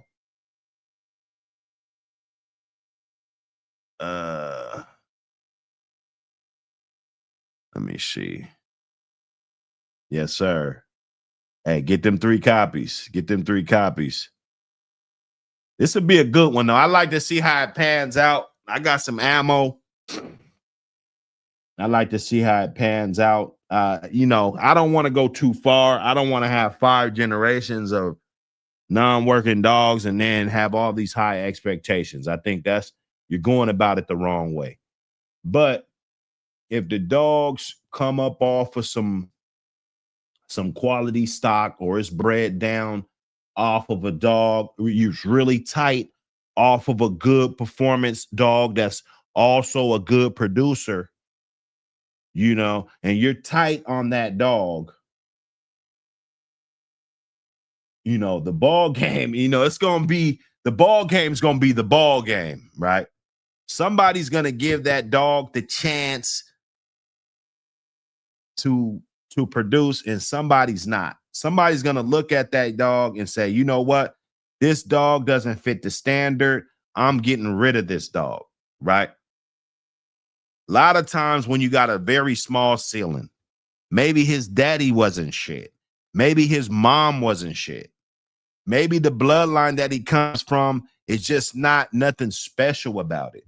So when you get that dog in that situation and it's cold, you're 10 times more likely to get rid of that dog versus a fucking a goddamn Awesome Baby or not Awesome Baby but Blondie, Stone City Blondie. I heard Awesome Baby was cold also. I don't know how true that is. Right?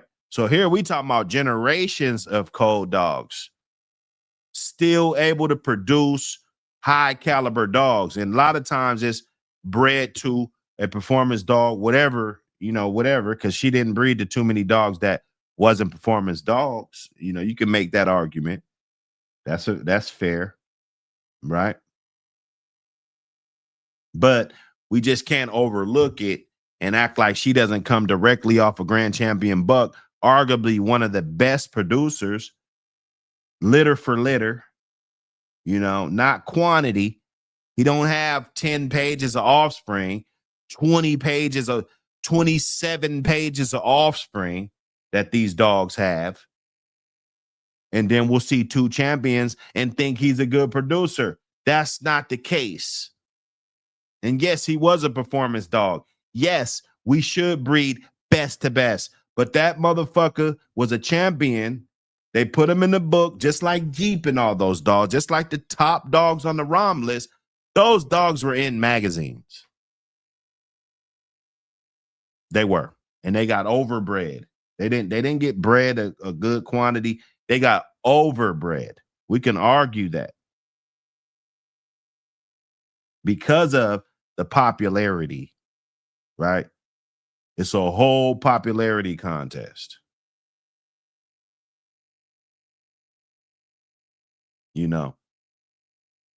That's what's going on. Let me get this other one up here. I'll be like, oh, you not knowing them personally. Let me change that. Didn't know him personally. Really wouldn't care to know. We're gonna shift gears. I'll be right back.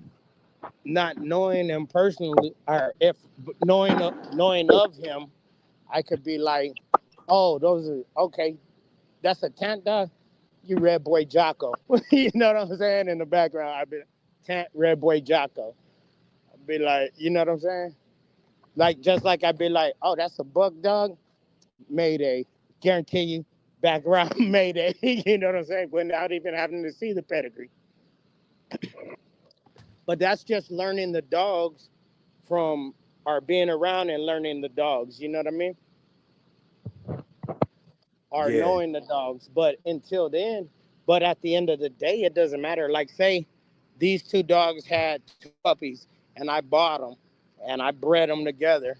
From that point on, yeah, Tana is in the background, but I decided to do this breeding. These are borderland breeding. Want to know the foundation? Tan. So if you know who Tan is, Red Boy Jocko, you know what I'm saying? And that's how it goes. It's just like anything. Jeep Red Boy Jocko, you call it. That's how I look at it. And I All get right, it. Go ahead. Buck. yeah, All right, Buck. So same question I asked Borderline. I get a male and a female from you, off your line. I breed them together. I keep all six out the litter, and all six of them I'm championing out, and I'm winning all the competitions. You know what I'm saying? I'm the newest, hottest thing out. And when people ask me what they are, that's oh yeah, this is student from Lifeline right here. Still for How life. you feel about that? after one generation, of course, you did. I agree with everything y'all saying about, you did the breeding and it was your decision to go that direction. But there still has to be a reason why, and that's the person that directly bred that animal, though. You know what I'm saying? Mm-hmm. Because at Because that point, if I sell you a dog, let's say his name is Chief, that dog was my dog at one point in time. You see what I'm saying? Right. right. So But now if let's look at it in the other perspective real quick. But what if he got two dogs from you, bred them together, and And they they want shit. wasn't shit? You know what I'm saying? and they wasn't They shit, wasn't shit. They was the yeah, worst he got dogs to get rid of ever. them then. But he didn't, and he kept breeding them, and he kept saying, "No, these are buck dogs. These are buck dogs. No, look at the pedigree. These are buck dogs. They ain't shit. So you Damn, gonna stand on them? I ain't even think about it from that perspective. That's what I'm Um, saying. well, he did the breeding, so they wasn't shit. So Why did they he his breed them? dogs now. So it's Why the did he same breed thing them? if he did the Why breeding did and he they bred breed them? He together. shouldn't have He bred bought them. two dogs from you and bred them together, and every dog he bred, and he bred 100 of them off of those two dogs, and all 100 ain't shit. You Uh, standing on those dogs? that's your line. And listen, I guarantee you, if you Yeah, do that's that with his my shit, line, nigga. listen, I'm gonna stand on it. You know why? Because I know damn well that will never happen. Well, No doubt. that's That will hypothetical though. never What I'm happen, saying, brother. But yeah, I'm not hypothetically. saying it's gonna happen, but what I'm I'm saying is, standing on if that. you gonna stand on them winning, you gotta stand on them losing. You know I'm what I'm saying? standing So on once that. they leave my yard, If you get and you two dogs put it from me, and you right, tell we talk about this, and so that means I got to dig in my bag. Like, hold up, motherfucker, some shit. no, I but I'm know saying this is gonna work right here. It no. ain't We're gonna work. talking hypothetically, and this is what we're saying. If it's gonna be, if I breed two dogs, and I give them to you, and you decide to breed those two dogs together, something I probably wouldn't have done, that's your line. Yeah. So win, lose, or draw, those dogs belong to you, not me. And if they win, But big you up. produced it. You produced it. You I produced did, it. but I So didn't. just like I said, Chief. If But Chief, that's not my breeding program, though. but Chief is your So dog, though. Chief is your dog. So right. let's say it on the good foot. Say we talk Let's about Yeah. say the chief on the and chief up to a female and a male, and he say, "Okay, chief is good. Chief is good. I'm gonna take them. I'm gonna breed them together." Right? right. I'm not standing on that because that wouldn't have been. If that would have been my choice, then I would stand on it. But I'm not gonna take his credit because if he bought the two dogs from me, and he's breeding the dogs, that's on him. Win, lose, or draw. Those are your dogs. To me, that's how I feel. But if he brought the dogs from me and he was like, "Yo, what would you do with them? Let's do this together." I'll be like, "All right." this is what I would do. Let's do this and let's see. Then I gotta stand on the dogs. But if you buy two dogs from me, man, ain't no telling what. Say not even breed them together. Say you bought two dogs, because that's kind of saying, hey, two of my dogs suck. But say he bought two dogs from you and bred one this way and one that way, all trash, and then bred them back together, all trash, and bred 'em. You still saying those are your dogs? Yes, Those shit. aren't your dogs. Hell They're not yeah, your that's dogs. your Once, shit. yeah, That's your shit, and bruh. it's the same as if he breed them together because of the fact that he decided to do that. And you ain't no telling. You could have two good dogs off your line and breed them together, and it's not clicking because he doesn't Damn. understand the 17-year It's not program you clicking went That, as through, in or the it's 17-year program you went to for this dog, or the 17-year program you went to for that dog. And yeah. then he put them together, and you're like, oh, I would have never done that. But he did it, and they all win. And you're like, damn. But that's him because you would have never done that. Or, damn, I would have never done that, and they're all ain't shit. That's him well, because no, that's no, nothing no. you would have never I done. look at it like this. I look at it from this lens. Let me just explain it just for a second. Yeah, All right. Okay. Then we're talking about Chief again, right? So Chief Hmm. and his sister Susie, right? He got a sister named Susie. right, Look it. Rather, if I kept those dogs, gave them to Students for Life, gave Dickie Foster one of them motherfuckers, Trackside got one. That them is still my dogs, bruh. They came from my right, yard. So when right. I'm But talking to once people they on the decide phone, their well, breeding look, program, let's say they off of let's just say they off of whoever, right? And somebody calls me about whoever, right? right, Bobo or whatever his name is. What can I have to tell them what I know about the dogs. well, Oh, yeah, Chief, exactly, Chief is over there producing good for Borderland. right, Susie's over there producing good for Dickie Foster. You see what I'm saying? Hmm. right. But let me They ask you this still real my quick. dogs. Though. Now, if you Right. bred them Those together, dogs that you bred are your dogs. But what I'm saying though is that in that case, so no matter how he bred this dog, say he bought Chief from you. Say I bought Chief from you.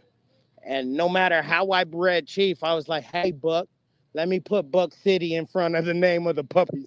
No matter who the damn is, Buck, this is your dog. Let me put Buck City in front of the name because I know that's not how it's supposed to work. Whoever does the exactly. That's So breeding, what I want to after know. I who breed named That's what I it your want to know. supposed to dog, go in the front.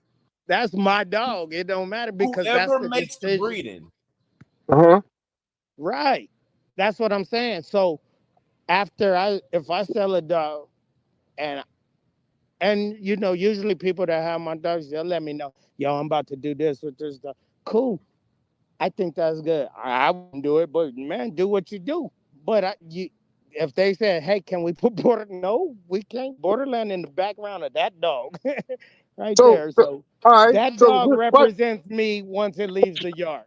question Period. for both. Question for both y'all. Question for both y'all. Now, I cop Chief. I cop Chief from Buck City, and I cop Susie from Borderland Kennels. I put Right. them. I put them together.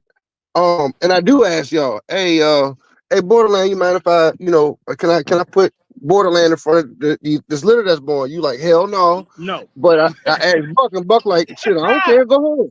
You know what I'm saying? Yeah.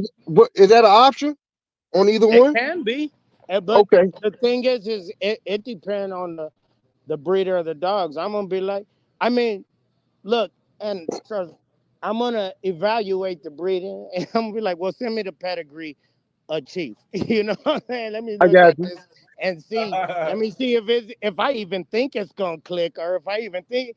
I mean, like, if I look at it, I'm like, I don't know. I don't even think nobody's ever tried this before. You on your own, brother.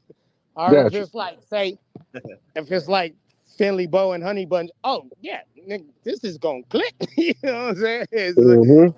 Yeah, I'll be like, man, I think it's gonna click. You want my name on it? I like this breeder. I'm gonna stand on it. Win, lose, or draw, but I gotta stand on it. No But the doubt. No thing doubt. is, but the thing is though, is this. I would, if you asked me that, like the last person that asked me that, this is what I told them. I was like, why would you want to give me credit for something you thought of? That would be like if you created Apple and was like, yeah, can I put your name on it because you had a Mac computer? I mean, you had Right. Microsoft computers. They're Right. like, Right. well, Right. yeah, you can because I think it's gonna work. But why would you want to do that? Then take your Mm. credit, run with it. And you know what? If somebody asks me about it, I'm gonna be like, yeah, I thought it was a good idea. I'm not gonna lie. Win, lose, or draw, I'll stand behind you. But I think that's how you create your own line, your own lane, is if you go your own way with it and figure it out. And who knows, you might get world beaters, you might get beat up by the world. Right. but Right. but your thing is just being a making. I wouldn't want to take your greatness or your downfall. Right. So I would tell you I like the breeding. I will stand behind you on it. But And why the would you reason, want me to stand in front of you when you the one that created this? If they're world beaters, then what? I get all the credit? Nah, I, brother. You know I what I'm be saying? and the reason I even wanted credit. I mean, the reason I wanted clarity on that situation is, like you said. All right, let's say we just going back hypothetical again. I cop two dogs from Buck City. I put them together. I do a litter. That litter's awesome. Then I run it back. You know, Right. I'm three generations in now, and all these Yanks is winning. But the consensus among the pit bull community is, oh, them Buck City dogs. You feel what I'm saying? Right. They And totally, that's what they, it's gonna be because man, of you the know what I'm saying? fact Like that the they name ain't that calling, stood before it. they ain't calling my kennel to try to, get the next litter or whatever else. They going straight to No. Buck. You know what I'm saying? Right, right. This is all you can do is be like, they're gonna go to the source. It's just any game you have, any game you going to the, you trying to get to the source because Mm-hmm. the source is where it came from. But say they go to the source, they go to Bug City, try the same thing, and it's not working for them because you got to remember when it comes to these dogs, they're individuals. It Yep. doesn't matter. So if you got two individuals that's clicking together, Buck could repeat the breeding. I could buy four of them, Literally. two females, two males, and breed them both together, and I could not get the same results. So you know what Mm-hmm. they're Right. gonna do? They're gonna be Right. like, "Yo, but thank you for creating those. Let me call student." Because I done That's tried. good. I done tried. I'm calling student now because I want one of them that I've seen them making. I want one. He just repeated the breeding. Hey, but let's try something else. You know what I mean? Because Man, y'all can't, dogs are y'all, individuals. You could get one world beater and a litter you never even expected, and then brother. accidentally. But if you You go to can, the you can, source, you don't take the process that man took. Who knows? You go to Right, the source and get two dogs. He probably ran through 20 of them to get the right, three, four good ones that he got. You see right. what I'm saying? And mm, that's So the thing that people don't understand when they look at it. And it's a fad thing, man. And you gotta find the consistency. Once you find the consistency, then you find what you want with these dogs, because there's, I mean, look at let's take let's take Jeep for example.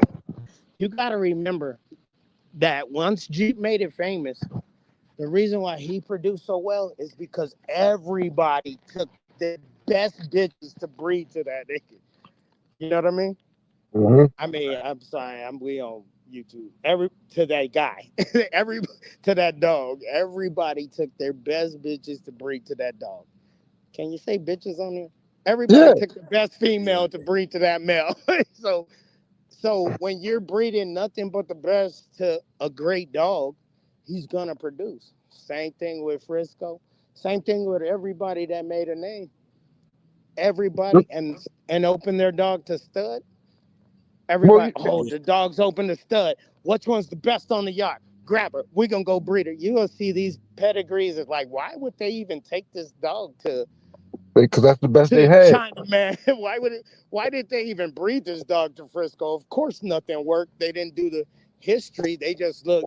This is the best one on the yard right now. Frisco, the hottest thing going. Mayday, Mayday, Mayday, the hottest thing going. We gonna take this. So we got 7 pups. One of them made it to I like this. I like how it segues into what we talking about, man. Salute everybody in the building. You see what I'm saying? So is it the best of the best? Is it? I seen many yards go down because they only want to do the best of the best. And then when they get that generation or two where them dogs really ain't working, they get in unfamiliar territory because they're not used to that. They've never had a dog that was specifically there to monitor and see what this bitch is going to produce for me.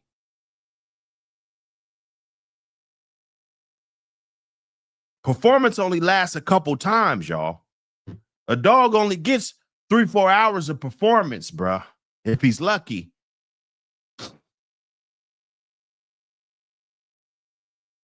So why would the whole other part of his life be ignored? Right? FD81, what up, brother? Salute all my guys in the building. Michael Schrader, what up? Janae Johnson. Salute. Ween. Let's get it in.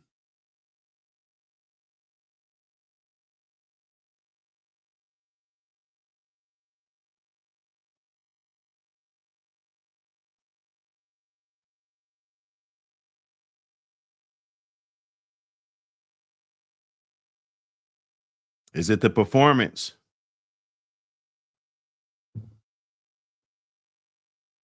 If that, you know what I'm saying? And Right. that's the way it works. So numbers, men lie, women lie, numbers don't lie. The more Yeah. you breed to a good dog, better chances he's gonna produce. But Well, consistency. I That's the think I elephant in the room. yeah, consistency. If you can breed to this dog and every time this dog puts anything on the ground, he's putting this trait on the ground. now Period. that's a producer. That's That's a proven that's the producer. trait. He's producing that trait. So now you go over here, and every time I breed to this dog, he's putting this on the ground. Okay, so this on the ground plus that on the ground equals this on the ground scientifically. So Mm-hmm. now you get that litter, and you're like, okay, now I got 7 dogs. They should all have both of this. But now this one only taking that trait, and this one only taking that trait. Hey, these two right here took both traits. These two. These are the two. And then you know what I'm saying? And then now you say, okay, this is the trait. That trait, this dog right here, everything he puts on the ground is wind. Okay, let's see what this dog got. We take this dog that got those two traits, take it to that dog. And then we see, okay, this dog got it. This dog got, oh, he only got wind, not other trait.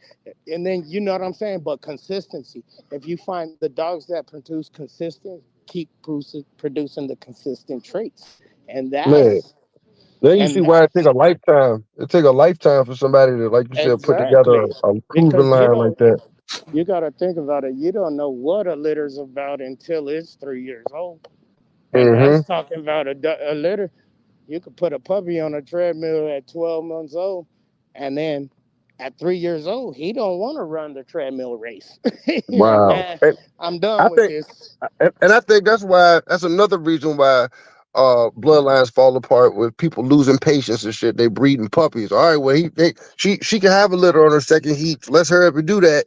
You know what I'm saying? Where they instead of they rush their process instead of, like you're saying, waiting to see what that dog is truly like as a full grown Right. adult. I've seen that happen before where, And I I'm had gonna it in tell my you, I had it in my head that at 12 months it is what it is. But I have seen dogs change for the good and the bad dramatically yeah, from that first year right, to that third year.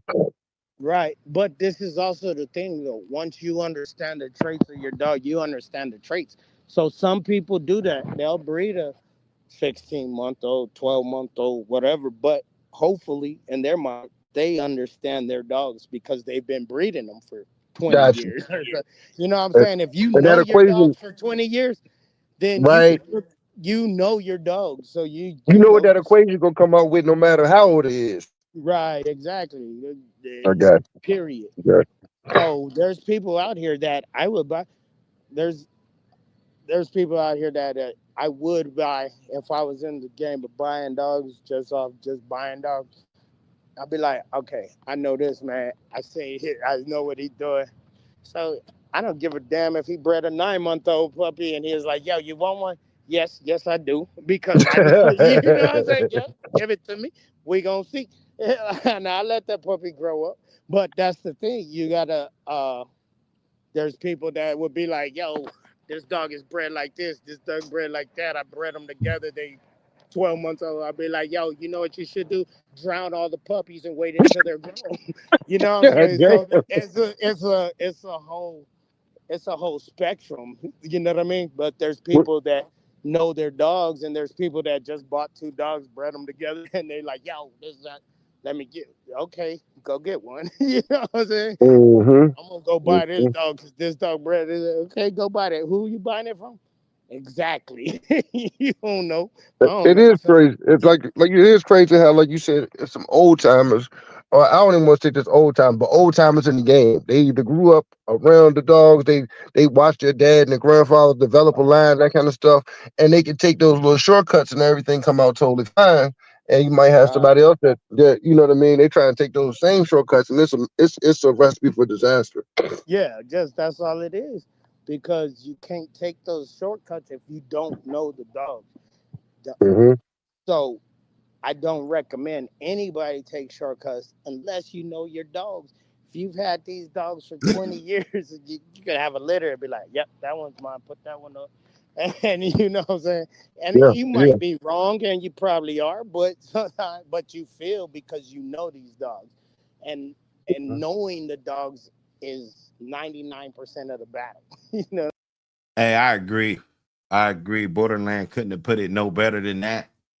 Um, Knowing the dogs comes into play, right? Because you know genetically what that dog is. You know how many of those dogs you packed inside of that dog, right? You know the production scale that you're getting from those dogs. You know the traits that you're getting from those dogs. So if you breed it in that tight form,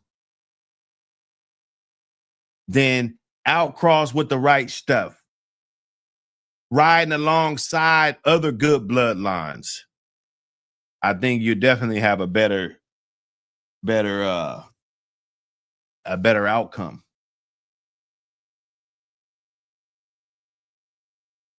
You know, so yeah, there's exceptions to the rule.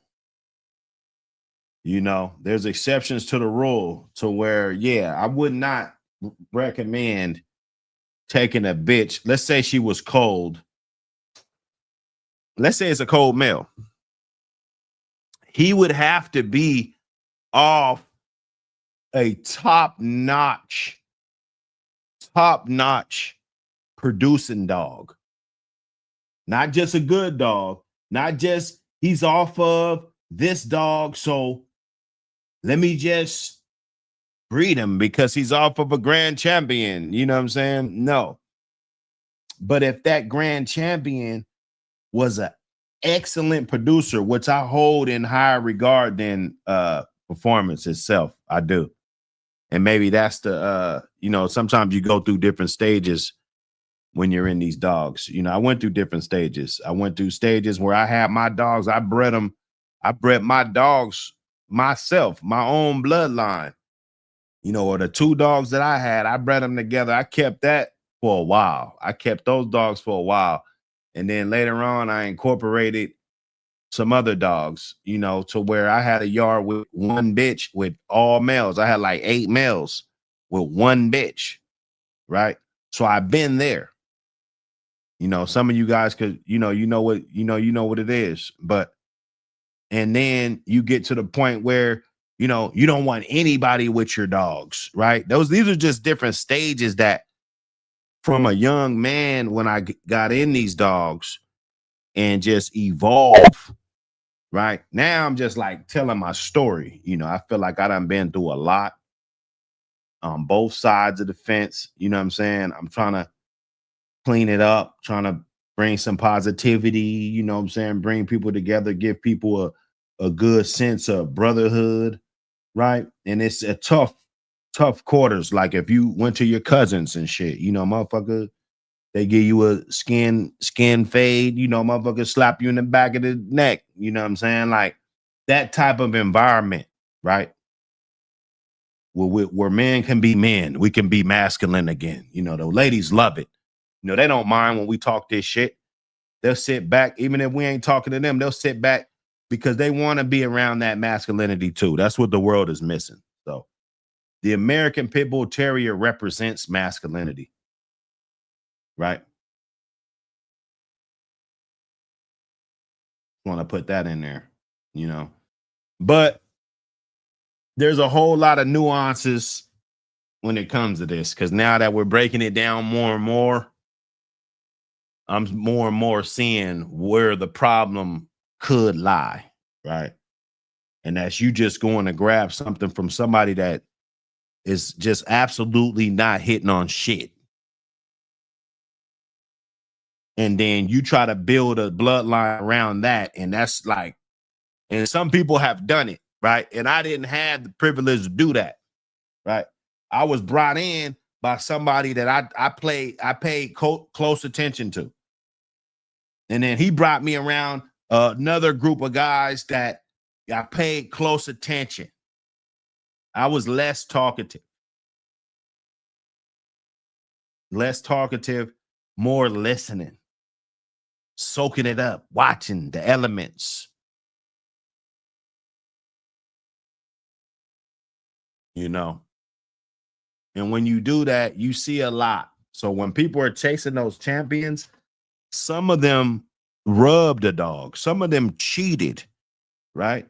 Some of them had a petty guy in there trying to foul you out every 5 or 10 minutes, right? He trying to find anything to get you fouled out so you can lose, so he can put that 2-time winner by his shit. So when you look at all the cheating that goes on, you got to look at it, if you're a breeder, into consideration. Wait a minute. What was this? What was that? You're breaking it down. And I'm not trying to argue with dudes that say they're not breeders.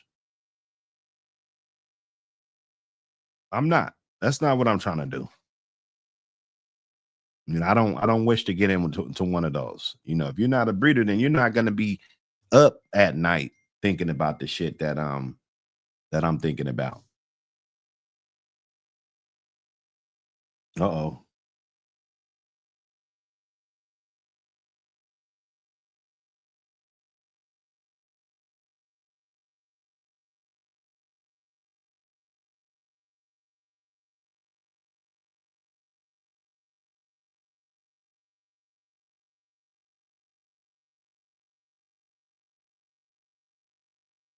Yes, sir. Let me get a little bit of this in here. When it comes to breeding, to making a breeding, thinking about breeding, like even if you're doing a new breeding, you're taking the dog that you know, and you're gonna bring a outcross in, but you know your dog. So the other challenge is just figuring out if it's gonna click. You know what I'm saying? I feel you. I definitely feel you. And that's basically it. Like there's people out here that, but schoolboy was selling dogs, baby. You know what I'm saying? There's people out here. I'll be like, yeah, I don't care. Send me the dog. You know what I mean? I'm gonna figure it out. No question. Yeah. Now you give it a shot based on the body of work, you know. Mm-hmm. Body of work. Exactly. I know that you've been and you put in your time in these dogs, and and just like you were saying, you're gonna stand on it, because if that dog came off your yard and it's 100%, I'll be like, yeah, this is a buck dog. If that dog and it's 0%, I'll be like, it's a buck dog. I don't know. What you want me to tell you? You know what I'm saying? So, and I know you put your time in, so you're not just gonna be like, I'm just gonna breed these 2 Chihuahuas, tell everybody they're pit bulls and put them out there. You know what I mean? So there's different people that it's all about I mean, and this is what I tell anybody young coming in the game: build a relationship with one person. That one person will let you know the people in the pit bull community that you can trust. And there's people you can trust to give you bullshit, and there's people you can trust to give you good shit. And you got to know who you're dealing with before you start dealing with them. Or no, you don't have to know who you're dealing with before you start dealing with them. You just got to realize once they show you who they are, that's who they are. And that's the hardest part about being in the dog breeding game or dog competition game or any game. You know what I'm saying? It's about, so you build your relationship. Like say, all right, I ain't have no dogs. I want to get in dogs, and I start talking to Buck, listening to Buck, going on Buck City Live and listen to everybody. Oh, all these guys respect this guy. So it's got to be something. You know what I mean? Yeah. Oh, there's got to be something to it, man. Say it's just training dogs, or if I just want to, uh, it doesn't it doesn't matter what you're into or how you're into it. If 90% of the people you run into respect the person you're deciding to mess with, then you can build off of that. You know what I'm saying? Yeah. Yeah. Yeah. That's how. So relationships is better than pedigrees, in my word. In my Oh world. yeah, I definitely agree 100%. I definitely agree 100% because we all know pedigrees can be fudged, and Fudge, you know, anything. You can walk up to somebody and be like, I got a child off of Zebo right now. And you'd be like, I want it. Why? Because he got pedigree for it. But right, everybody that know the game, you might be new, just read about Zebo, and somebody be like, oh, you like Zebo? Man, I got a whole litter right off Zebo right now. You don't know that Zebo ain't bred in 40 years. You know what I'm right. saying? They ain't even have But frozen semen back then. yeah, so they gonna be, you gonna take it, and they got over on you. And the thing about any game, you gotta understand that there's more foul people than real people, and you'll learn that Where is this? every day. Where the hell is it? Oh no. Bro, I'm trying to fucking holler at somebody's bitch. I don't know, man. They're somewhere. Let me know when you find them. Yeah, man. But did I turn I didn't mean to turn my camera on. I'm on here. I Hey, like the it's dog in the Avatar, man. oh yeah, that's Junior. That's Achilles Junior, man. I Yeah, man. I'm gonna do I'm gonna do. I was while I'm on here, let me give a shout out to Samurai because I started watching some stuff on his line, boy, and he basically But did a dude, story about each one of his dogs. So big up Samurai, I like that. no doubt, no doubt. Definitely big up to the Samurai and the Shogun Army, man. Andre, good people. Yeah. Like I don't know him personally. I don't think I have. We shout out to each other on here, but I was watching his today while I was working. I watched a couple of his videos, and I liked how he went over about a couple of the dogs that he had, and he told the story on them. That was dope. Mr. Garcia, salute. Oh, there you go. Okay, I'm gonna Salute, be salute. quiet. How's everybody doing? Doing I'm gonna good. No, The man. legend. Yeah, no, keep talking. Don't be quiet. I'm liking what be. you're saying. I'm We gonna be we Awesome, man. quiet now. I'm in session. It's school's no, time. Yes, indeed. no, Everybody got their notebooks ready. no, man. You can't. I'll say this. You, for the most part, people can't say what you've been saying because I've been listening a little bit unless they have some experience. You Oh know. man, you know what I'm saying? Yeah. Yeah. You can't. It's hard to fake stuff. You know. We can. I can tell when somebody just repeating stuff. You know. Yeah, Hmm. yeah, But yeah. I'm liking what I'm hearing. So all I, right, All go I, right, ahead. brother. But now it's time for me to listen. I'm ready. I, I, I Yeah, dropped a yeah. I dropped a comment on one of your videos earlier today, Mr. Garcia. I said, if I got to take a loss, if I ever had to take a loss in any competition, I would be Oh, glad to that say I took a loss from yeah, schoolboy. yeah. That was you. Yes, sir. Yeah, yeah. That was good. Yeah, thank you. Yeah, I'd be honored. I said I'd be honored to compete with you. We'd have a good time, man. We'd have a Man, good time. I Hey, appreciate you, man. hey, Yeah, brothers, yeah. I'm gonna mute it real quick. I gotta run in here and grab a shot, and then I'll be right back outside so I can All join you right. again. All But right. I'll be listening, but I'm on mute, so you won't hear nothing Yeah, from me. yeah. Plus, I need to listen to Schoolboy on. It's time for school. I'm in class. Pick me. thank, thank you, thank you. What's the Now, topic? But go ahead. I'm sorry. oh no, no.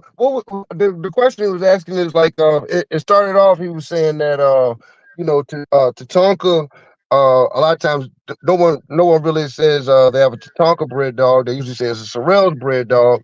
And the topic was how long before you can solidify your family of dogs as your line. So like for instance, if I got a male and a female from Buck, and I had a litter with them. I kept all 5 or 6 of them out of the litter, and I'm just crushing all the competitions and weight pulling and wall climb and treadmill racing and everything. And I'm running with. I'm like, hey, this is my family of dogs. This is Student for Life line of dogs. Is that fair? Is that how do you view that? Or how Yeah, many yeah. generations would I have to breed before I can say it's a Right, Brooks line? right. About 3 or 4. Yep. Three. According to ADBA, AKC, UKC, Mhm. in 3 generations you can develop a new breed of dog. Wow. Right. Mm. Yeah, it's that kind of that fast. But there's a lot more to it. So I say 3, maybe 4, just so you can establish your own family of dogs.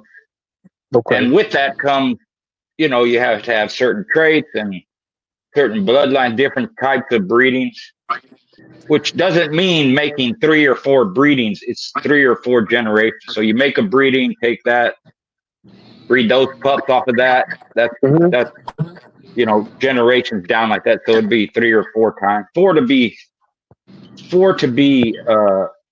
safe, because at that point all 4 grandparents, or all 4 grandparents, or all 8 grandparents are your dogs.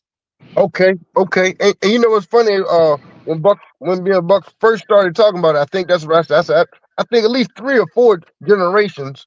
And like Hmm. you said, the reason I say generations is if I let's say I get a male and a female from Buck, and I could do 3 litters. That's still the same generation.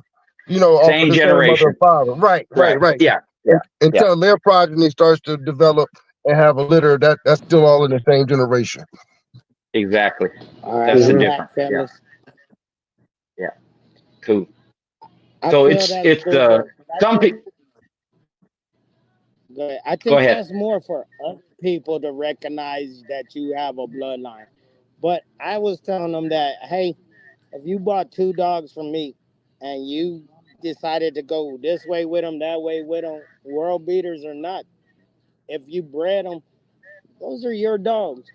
But like for somebody else outside to stop calling them borderland dogs or schoolboy dogs or buck dogs or student dogs, then it'll probably take you for 3 or 4 generations. But in reality, what I was saying is that, hey, if you bought 2 dogs from me and you bred them together, it's something that I wouldn't do, then hey, that's yours. You stand on that.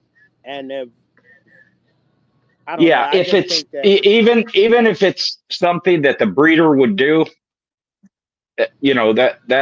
they're still your breedings. Now that doesn't make them particularly a family of dogs or a a bloodline for that bloodline, person, but right? right. But that's where it started. So at some Right. point when you go back and you say, yeah, I got these 2 dogs from Borderland. That's where I started my family of dogs. Mm. Right. Right. But Right. but yeah, if you get 2 dogs from anybody, same person, 2 different people, But by the uh, time you yeah, have bred three yeah, that different generations of it, then that's your bloodline. That's your Right, right, bloodline. right. Don't nobody But else have it. that is right. That would be the beginning, and those are your dogs, and it's your breeding, and maybe the breeder or breeders you got the dogs from, maybe they would have bred them that way too, maybe not. So it's your Gotcha. Yeah, choice yeah. which So way you're and going to then go with it. and that's when nobody else could be like, yo, let me come to you to get some of those borderland or some of those schoolboy dogs or buck dogs or student dogs. Now they're coming to you to get your dog. But Yeah, in right. reality, you started your dogs when you made that breeding. You know what I mean? And that's how I feel about it. And I would stand behind anybody that bred two of my Right. dogs to be for that to be their line. I'm gonna stand behind you. That's but yeah, those dogs came from Yeah, me. I'll never deny it. You know what I mean? right, And right. You're however correct. you go with it, Yeah. When it comes to something like that, I try, sometimes I don't always do it, but I try and say, rather than say Carver dogs, I Ye- try and say those are Carver bred dogs, right? or Okay. Exactly. they're Jeep bred dogs, or they're borderland bred dogs, like Tatanka. Right. Tatanka is its own bloodline, right? She's only been breeding them for years and years, and she was involved in when she was with Bert, making a lot of the breedings that Soros Creative. created, right? So they're Right. Tatanka dogs, but if somebody if they're not familiar, well, where do they come from? And you go, well, they're Soros bred dogs. They come Right. down from the Okay. Soros blood, Hey, Right. kind schoolboy. of like that. Yeah, I Yeah, think a that's question. what I was trying to say, schoolboy, but I'm not that articulate. that's all right. A question I was a question I was asking about the Tatanka dogs. Am I correct? Uh, can that line actually be can they be dual registered with the AKC as AM staffs? I understand that they had a pretty good a pretty good show career. I don't know with the AKC, maybe with the UKC, they have to have Okay. some criteria for doing that, right? Okay. Just like let's say I have a registry, right, and somebody comes to me and says, I want to breed my dog. They haven't been bred for 3-4 generations. Then I would have to have some kind of information to verify the pedigree. Okay. But if it's somebody I know, there isn't too much problem. They can register them. Like if Okay. let's say OTK or something. Well, that's kind of cheating because OTK got my blood anyways. But let's say it's somebody. Let's say it's a Bach or Rastaman or somebody like that, and they want, well, Bakary not fair too because he's ready. Let's say it's Rastaman. He hasn't registered. He says, "Hey, schoolboy, I got some dogs I want to register." Okay, no problem. Right. Because I know him, and I know he keeps his own records, so they're straight, and they probably have his name for 5, 6, 7, 8 generations, whatever it is. Okay. But Okay. yeah, I don't know if Tatanka. I don't know what the criteria is for UKC and AKC if the dogs haven't been registered with them for several generations. Okay. Good. Good. Is Ruffian a dual registrable bloodline? No, I don't know honestly. Okay. I got Yeah, you. I I got you. couldn't. I couldn't tell you because I, the AKC, you have to go so far back where you see the commonality with the pit bull and the AKC dogs, staff dogs. okay. I know. UKC, not so far back, but still it's far back. Okay. Got you. Got Which you. That's like they might have. Yeah. I always thought that was Now, crazy how some dogs should be, registered with the AKC as an AM staff, but still also be registrable with the UKC. Same dog, but it's registered under a different name, American Pit Bull Terrier. yeah, that's the only reason why they do it that way because they have different names. The Gotcha. AKC doesn't have American Pit Bull Terrier as the name, even though they go back to the same foundational dog. Yeah. It's just a name change. But the Gotcha. Yeah. UKC still calls them Pit Bull, American Pit Bull Terrier. The Mm. UKC Taking a does. registry, Tarzan. schoolboy. I'm still coming. I got you. No problem. Anytime, whenever you're ready, I'll take care of it. Yeah, yeah, yeah. Yeah, yeah, yeah, yeah. So it's How just a many? matter of the criteria, whatever they go by. Now, when trying to establish your own line of your own family of dogs, how many criteria would you say that you or traits should you like be breeding for? Like, for instance, if I want my line to be, dogs that uh, you know, excel in weight pull and treadmill racing, that type of thing. What? How many? Uh, I guess how many traits would you be trying to breed for? Like, do you want to make sure that, like, when you had your family of dogs, was there ever a time where you had puppies that came out and they were just a lot bigger than the ones that your family is known for, or smaller, and you called for that size alone? You know what I mean? Yeah, yeah. For those type of criteria, there's not any. Right. Okay. The only thing I would say, if you're breeding weight pool dogs, then you should have some kind of criteria for the Rear type of end trait you power. want that would make a weight pool dog or a treadmill race dog or a wall climbing dog or French lure courser. That's just particular to the breeder. It Okay. has nothing to do as far as all any registry or at least any pit bull registry can needs a guarantee of is that it's a purebred pit bull. Got you. And anything other than that, that's up to the particular breeder.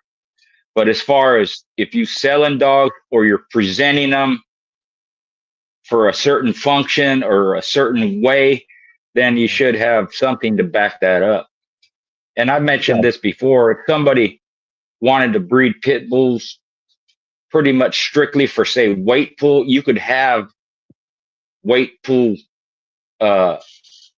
specific pit bulls for weight pulling.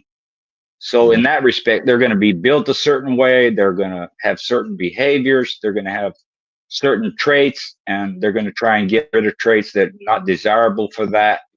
If you're a true breeder, Okay. right? And me, as far as when it came to size, that didn't matter. All my stuff was geared towards competition. So within that, there's different weights, anywhere from small, under 28, under 30 pounds to over 60 pounds, if you want to go in that weight range. Got you. I never really had any big dogs except for Big Red. He never threw big dogs for me. Even when bred to a big female, the biggest dogs I got were about 45, 46 pounds off of him. Got But there's you. variance. There's variance in that, So me, as long as they could do what I wanted them to do, I kept them. If they didn't, then I wouldn't breed them. I got you. So when we're talking about breeding, especially when we talk about culling, that's what it means. You're culling them out of your breeding program. Yeah. Some people spay and neuter them. Some people rehome them. Some people kept them. Yeah. I know a lot of famous breeders. They never killed an animal or a dog in their life. They love dogs and they just keep them, and that's it. Right. Or like you said, make sure they go to a good pet home. Yeah, you don't. I warn people about this. You don't want to give someone else your problem. So if it's a problematic dog, I wouldn't rehome it. If it's someone who's not familiar with pit bulls or and if it is, let's say it's another dog man or something, and you don't want your blood out, then you should spay or neuter it. There you if go. they want the dog, right? And then they have a pet, or they have back in the day for what we used them for, whatever, something like that. Which some people did that too. In my case, once a dog left my yard, I had nothing to do with it. If it worked out, great. If it didn't, that's okay too. Gotcha. Their business.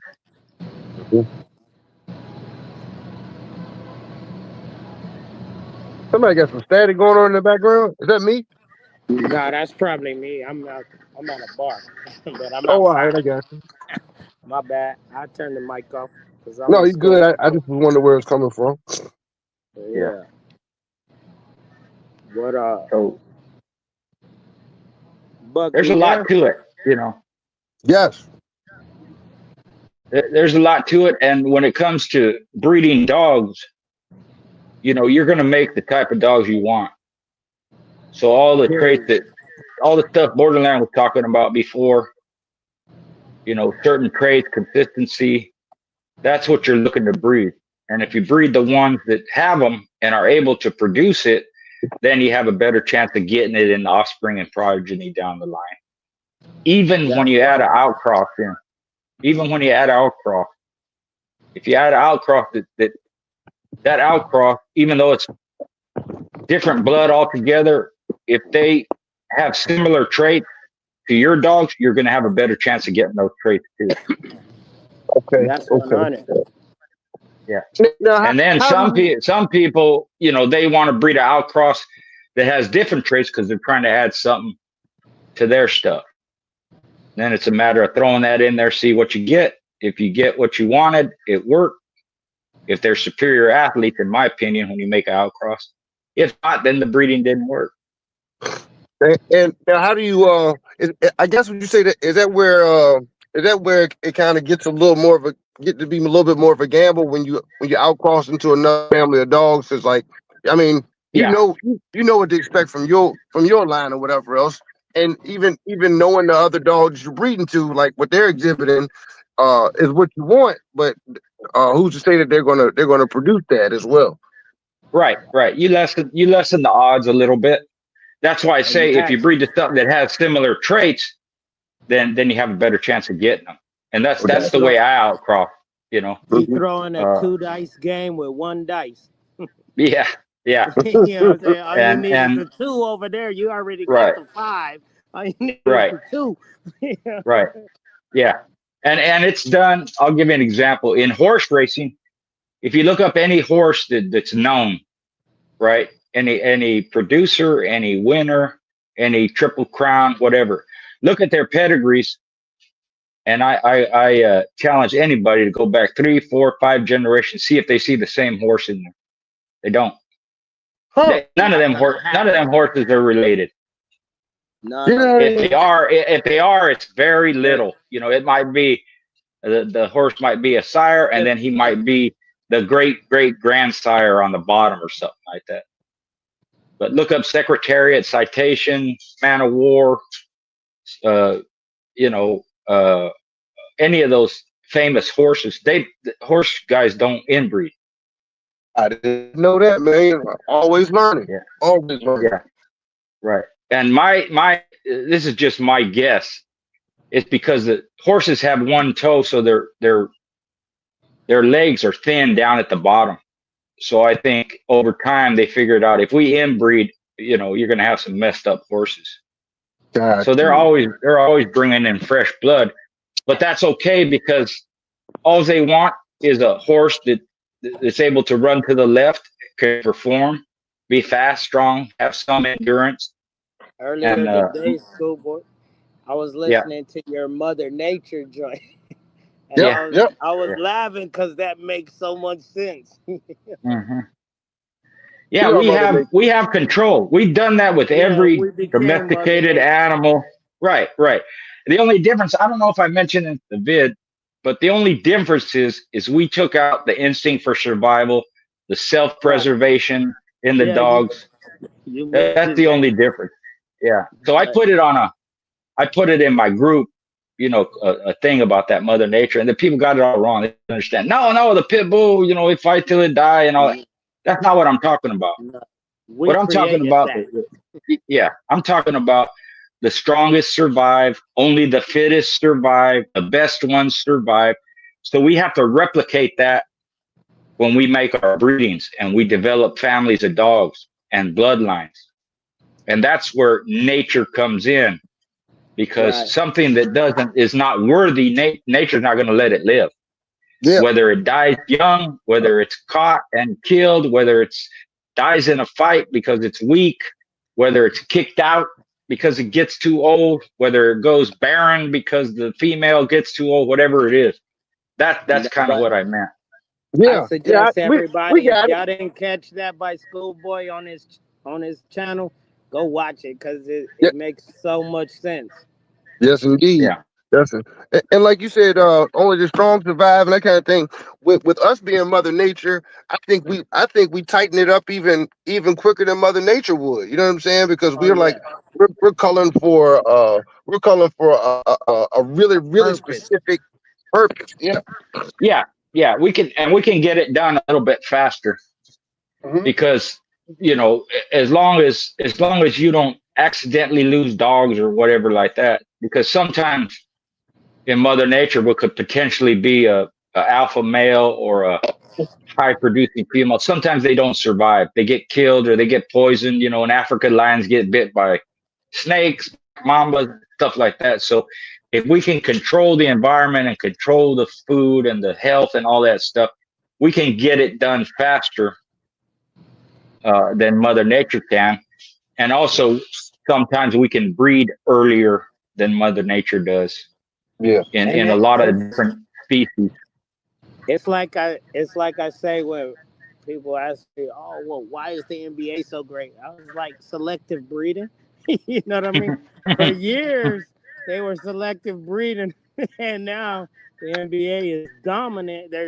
You have stronger, bigger, faster. That's what they bred for, and that's what Well, but that is us. people, You yeah, know? people don't like hearing that sometimes because of the past, but Yeah. it's Right? true. Yeah. It's true. True. Yeah. And So, Stronger, like you said, bigger, so faster. you can take something that's negative from the past and in the present day turn it into something positive. yep. Where Right.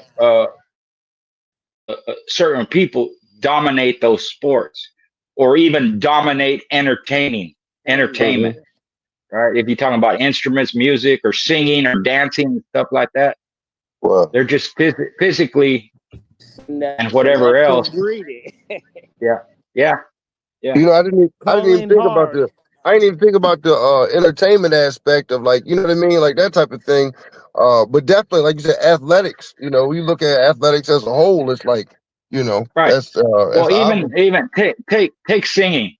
You have to have Mhm. certain lungs. You have to have a certain type of diaphragm. You have to be able to hold notes and this and that. Mhm. And if you have quote unquote a race of people that sang all their Not life and their sing, but children singing, sang. grandparents, Yeah, that they're does make physically able to do it better than someone else, wow. right? I never put that Yeah, together, but you're right. yeah. That's it. It's kind of like Selective breeding, man. South America in Peru or I forget where it is where the indigenous people live at high elevation, 13,000, 14,000 feet. Hmm. The thin air doesn't bother them because they're genetically developed to live in that high elevation. Where if it was me or you, it'd kill us. We couldn't live up there. Yeah. There's not enough air. So that's part of their genetic makeup too, where they're able to live at high elevation and don't bother. They can run 20 miles a day or just live in that type of environment, Wow. Right. right? A- Look And the at it this Eskimos, I way. but Look the at it Eskimos this have yeah, way. developed a bigger liver than everybody else because of their yeah, high fat content that they have to survive off of, blubber and that right, sort of right, thing. and right, and they can live in the cold. I used Yeah. to manage a grocery store, and at one point it was for sale. So these Eskimos came down. They were businessmen, right? They Yeah. bought chains of stores, private stores, and all this stuff. And it wasn't even summertime, but they couldn't handle the heat, so they did all the negotiating inside the refrigerator. Right?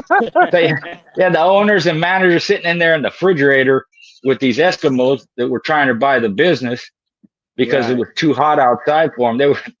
We were all in the big old walk-in refrigerator. Y'all, y'all Look freezing, at they comfortable. Oh, we yeah. were freezing. I Look had a at it coat on. this way. They took their shirts off. You know? Usain Bolt. Usain Yeah, Bolt broke records, but it took forever. It took America to get lazy for Bolt to come through and break more yeah, records. yeah, yeah. Phelps. It, A lot of that is epigenetics. Yep. yeah. How you're raised, what you eat. For example, boxers, professional boxers in the past, they had to fight to survive because they were hungry, literally. So Hmm. they were tough. They were unbelievably tough, Right. and they didn't have a special diet, and sometimes they didn't even eat meat. Sometimes they didn't eat for 2 or 3 days. That's why they fought so often, because every time you Hard. fought, you got paid, even if it was $5. Yeah. So you Fighting see these hard guys for fighting $5. every week, 2, 3 times a month, 15, 20 times a year. So it was a form of survival for them to fight so often and to be so tough, especially back in the bare knuckle days and even into the early 1900s. Only the winner got paid. It's not like Dang. today where you get a purse no matter whether you win or Right. lose. Back then, only the winner did. So if you fought and lost, you didn't get nothing. Talk And about this is Mother why I Nature. like to listen. You know what I'm saying? Yeah, Little boy be dropping them jewels. Yes, yeah, indeed. yeah, Yes, indeed, yeah. man. I did a lot of reading, and I relate a lot of things to other things because it's important to me to have some kind of information and knowledge about different things. And for me, it always relates back to the dog. Well, how does that Yep. pertain to the dog? How does that relate to the dog and all that? So even in the past, we know the nutrition wasn't that good for canine. In some instances, always so good, and people would just say, "Well, they just bred for gameness," and no, they didn't. No. All the history. Five. Yeah. If you read the report, and they could be more graphic, and they'll Right. say, kill the dog in 2 hours, kill a dog in 32 minutes, kill a dog in 25 minutes, kill a dog in an hour 10, hour 15. So gameness to them was the utmost importance, but they weren't stupid. They know you got to have more than game to compete. That's not the only thing. It's the main thing, but you need a lot more than that to win. Right.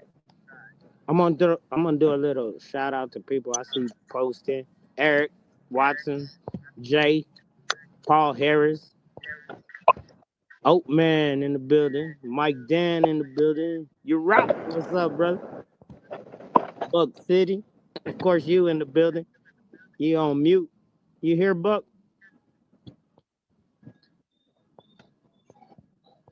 I see a lot of familiar names. Bank Statement. What's up, Bank? Paul. What's up, Paul? All the usual A lot of suspects. familiar names. Melee in the building. Yeah. I like people that are Rocky. loyal and watch the shows. Yeah. Yeah. I We didn't know if waiting I for was gonna you be. to go live, schoolboy. That's what we waiting on. Yeah, I'm gonna. My daughter does all that, so she's kind of working on it, in between when she has time from working and stuff like that. I don't Man, know if I. however you I don't do know it, if I will, but as long as you keep dropping knowledge on me, I'm listening. That's yeah, right. yeah. I'm gonna do. I think the next one I'm gonna do is on Grand Champion Yellow, Oh yeah.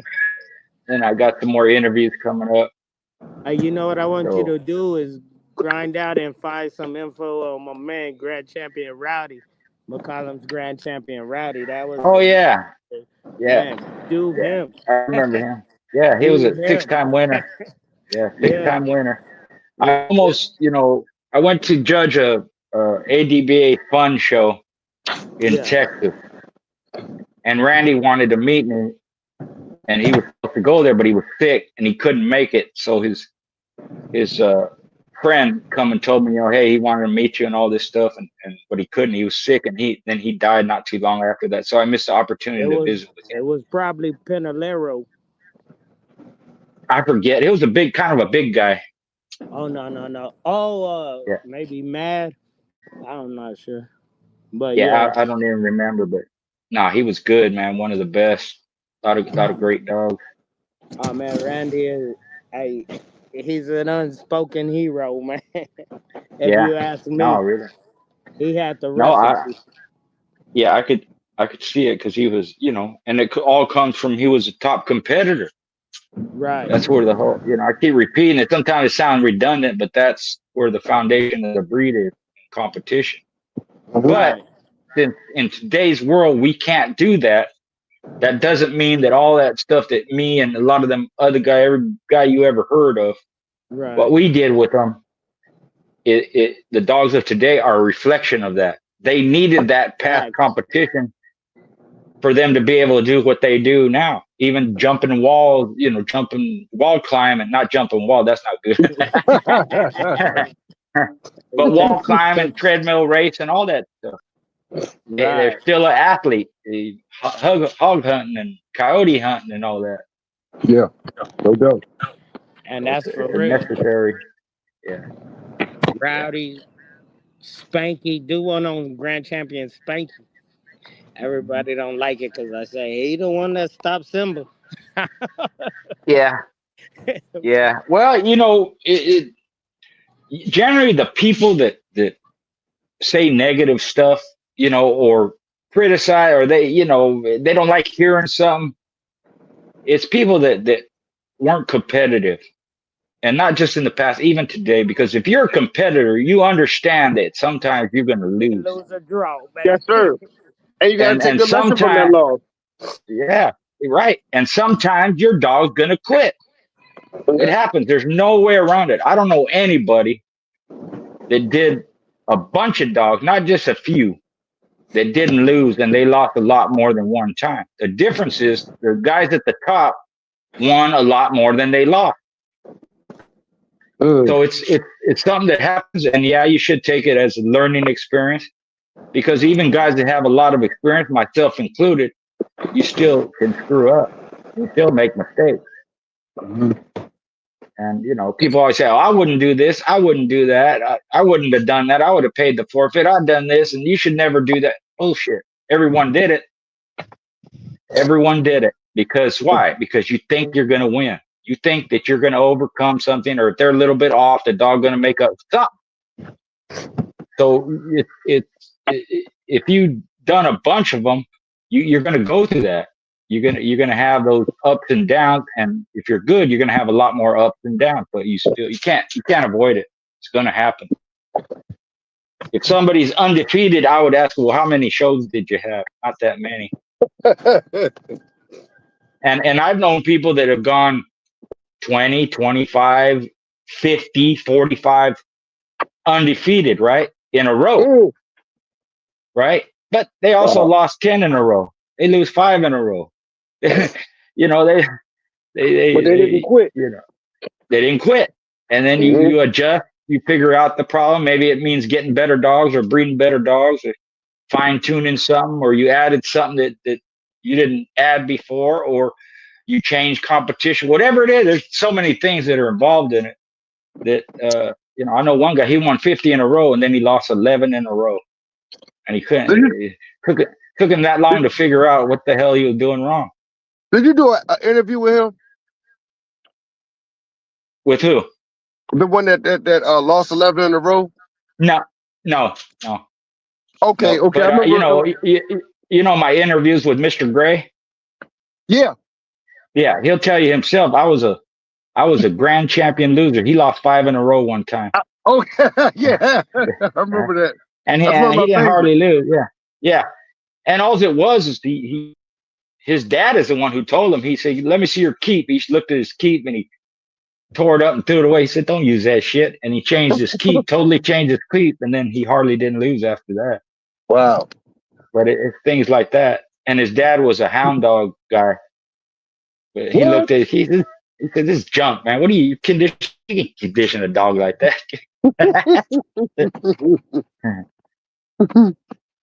But that goes to show advice from And a his dog words, fan he of any said, genre can "That's help. why you're losing, son." Yeah. That's what he said. That's why you're losing. Your keep is crap. But yeah, any you can and people know I've been on this chat, that chat, different ones, even NWA Corso, County Corso, and all that. There's a lot of similarities, even though the breeds are different. Still So you dogs. can learn. Yeah, you can learn from anybody. In fact, this kid told me one time, we were just talking dogs, and it's talking about it last empty out, right before the show. And the kid told me, he said, what we did? My dad taught me. I said, no, what? He said, we give the dog his last meal, we put one hard kernel of corn in the feed. So what on the last dump out, if he saw that kernel of corn, he knew the dog was empty. I said, hey, that's pretty smart. I never thought of that. So you can learn from anybody. Yes, indeed. Not only did he say that, he said his dad said, "Well, you spent a whole lot more than $300 on that." Yeah. I was laughing at Trey. Hey, Danny Yeah. Gray know how to tell a story, boy. Yeah. Yeah. I mean, there's a lot of guys out there. I try and get around to as many as I can, interviews. You know, some won't do it, Yeah, but some will, you know, some guys will, which I don't mind if they don't, I understand. But it's Mhm. just to get their story, their perspective, and see what they have to Mhm. say. And there's always some good info, you You, know, you have from you there. done an interview with what's his name out in Arizona, the Bolio? No, Oh yeah, no, you forget him. I yeah, seen one with him where he didn't open up all the way because I think it was the person interviewing him. I'm not sure, but yeah, I was like, oh, could be, Schoolboy needs to get him. yeah.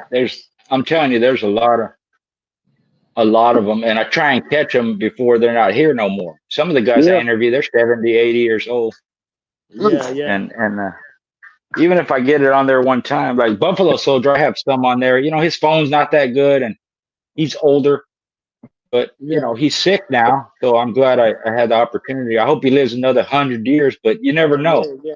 Hmm. You never know. But Um, you do be doing some great interviews though. I Yeah. be yeah, mesmerized. yeah, yeah, yeah. I get And Hunter so, Man on there. I interviewed Mr. Bill, Leander Daigle, even Yeah. Gene Matson. You know what Gene it is, Matson. Schoolboy?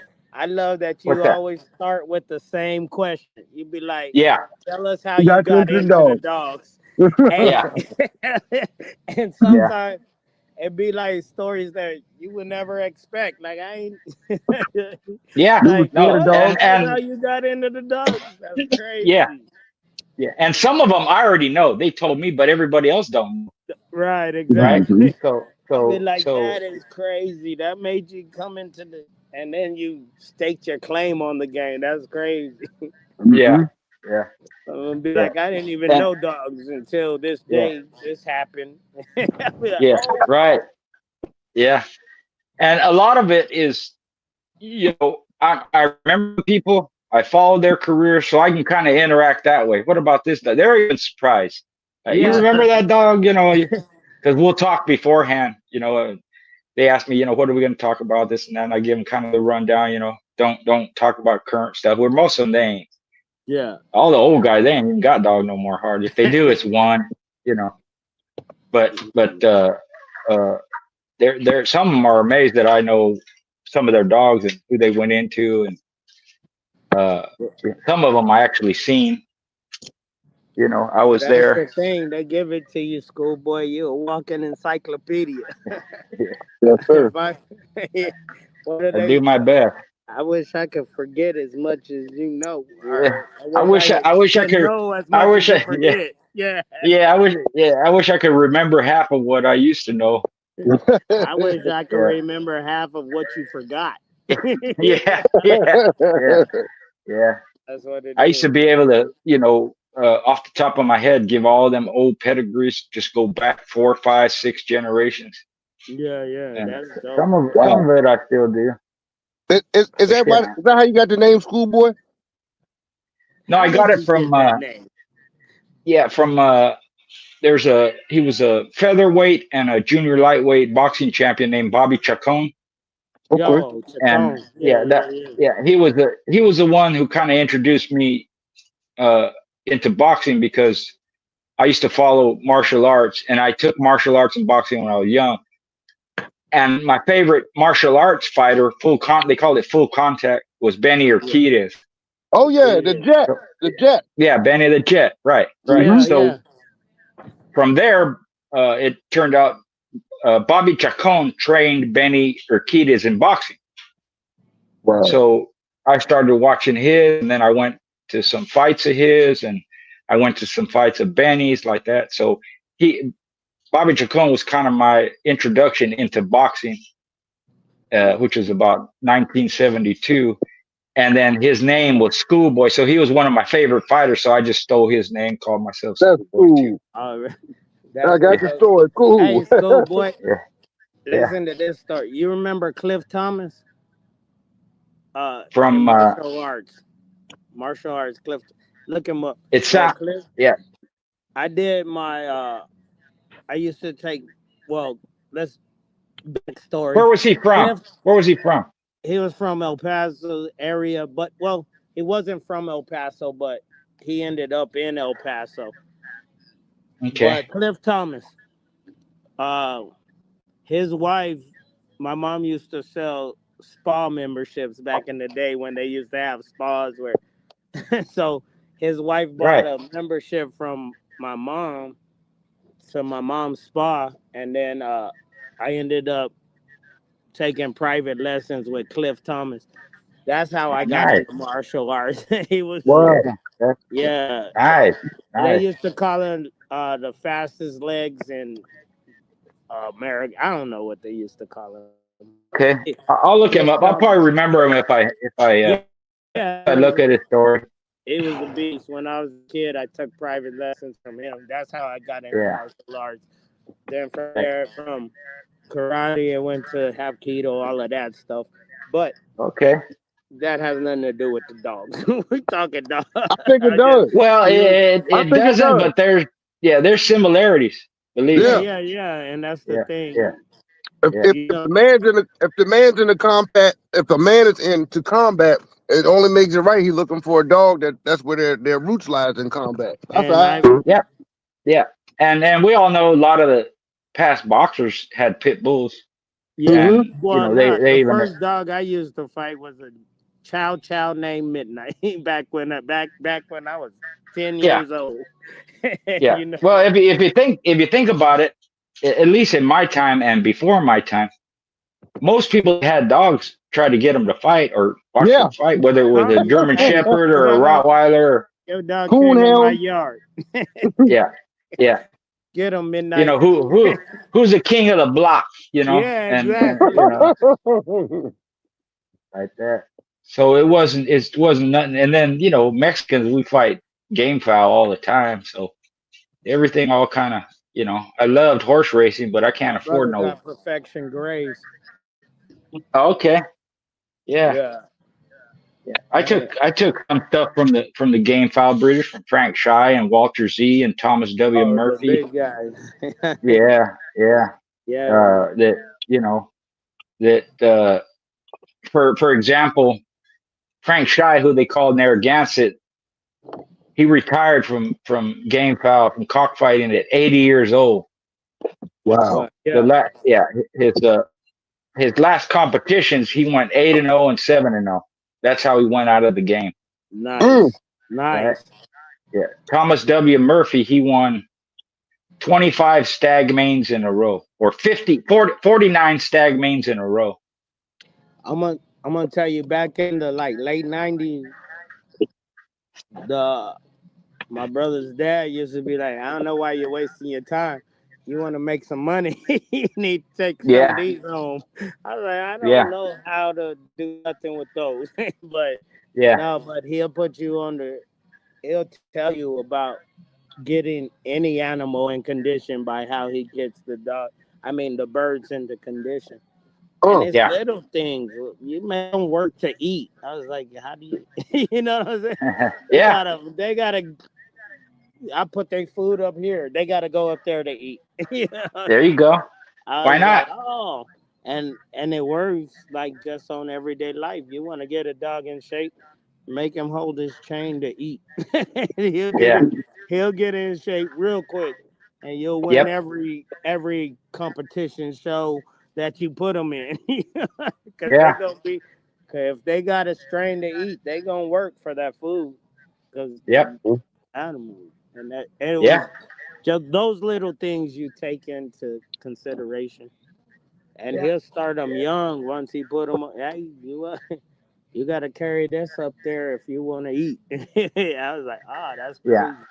And But that's the little thing. talking about doing it fast, you can do it a lot faster with game fowl because they, Yeah, that's what I'm saying. the Because they yeah, not gonna not eat. If you right, put their food up there, it don't matter how much weight you put on them, they gonna take it up. yeah. They Why gonna not? take it up there. Yeah.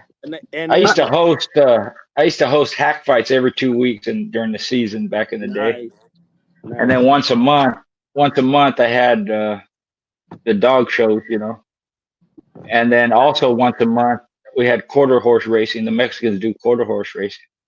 Nice. So for Oh, about 5 years, that's all I did. Just those three things. what's the And I difference in had, Quarter. quarter horse racing and thoroughbred racing, schoolboy? well, thoroughbred racing, the distance, Mhm. quarter horse is they just go a quarter mile. That's it. Yeah. Straight. Horse Okay. racing goes anything short of a mile up to a mile and a half generally. Now, So it's with the quarter horse, are they still they running a round track, or is it like a straightaway? no, they run straight. Yeah, straight quarter Like a mile. drag. Straight quarter mile. Yeah, It's like and a then car. it just so happened that I live out in the country, so from my house to the stop sign, the first stop sign was a quarter mile. So we Nice. knew that was the distance. Let me And capitalize on this land. I see you. yeah, like that. Yeah, it just it was offered to me, and then I had the dog box on one side in the back on the patio, and then on the other side of the house I had the cockpit, and I kept them up all the time. It was not a No, problem back then. Yeah, I was born too late. yeah. Right. If there was too many people at the dog shows, I'd let them sit on top of my roof and they could look down on the patio like That's what's up. stadium seating. I would. You been at. You remember back in the day before Pancho passed. Rest in peace, Pancho. You remember inside his house, he had everything was marble. You'd be like, Everything. Yeah, everything. I was like, why is there a marble toilet, Pancho? Trying to yeah, prove yeah. everything was marble, man. He liked marble. He liked Yeah, he marble. loved that Yeah, shit. yeah, yeah. Golly. Man, I've been so many places I can't remember a lot of them. Somebody will remind me, and they'll go, "You were there. I was there." Yeah. In fact, I'm a couple telling of you. times my buddy had to remind me of. I was looking through the journals and this show came up, and it was one of my females that some or half. It was half my blood, and I told my friend, I go, "Do you remember this show?" He goes, "Yeah, Richard, you were there." I said, "Man, I don't remember." Hey, And what then I told you was another one, somebody mentioned another one, and I asked the same friend, I go, "Do you remember that show?" He said, "Yeah, Richard, you refereed it." No shit. you were the ref. Yeah, I didn't even remember. Yeah, man. I remember. I used to see you. I didn't know who you was because I was the quiet guy. I was behind the scene, getting dope, getting butt, get out. Yeah, But yeah, now that I see your face, I be like, man, I remember. I never yeah, was yeah, a new person, but you would yeah, come to the Aries shows yeah, back in the day. yeah, You used yeah. to be I knew there. all them people. I Yeah, knew. yeah. I've been to Texas several times, been to Arizona, all the way to Louisiana, even Yeah. Michigan. The last show I refereed in the United States was in Michigan.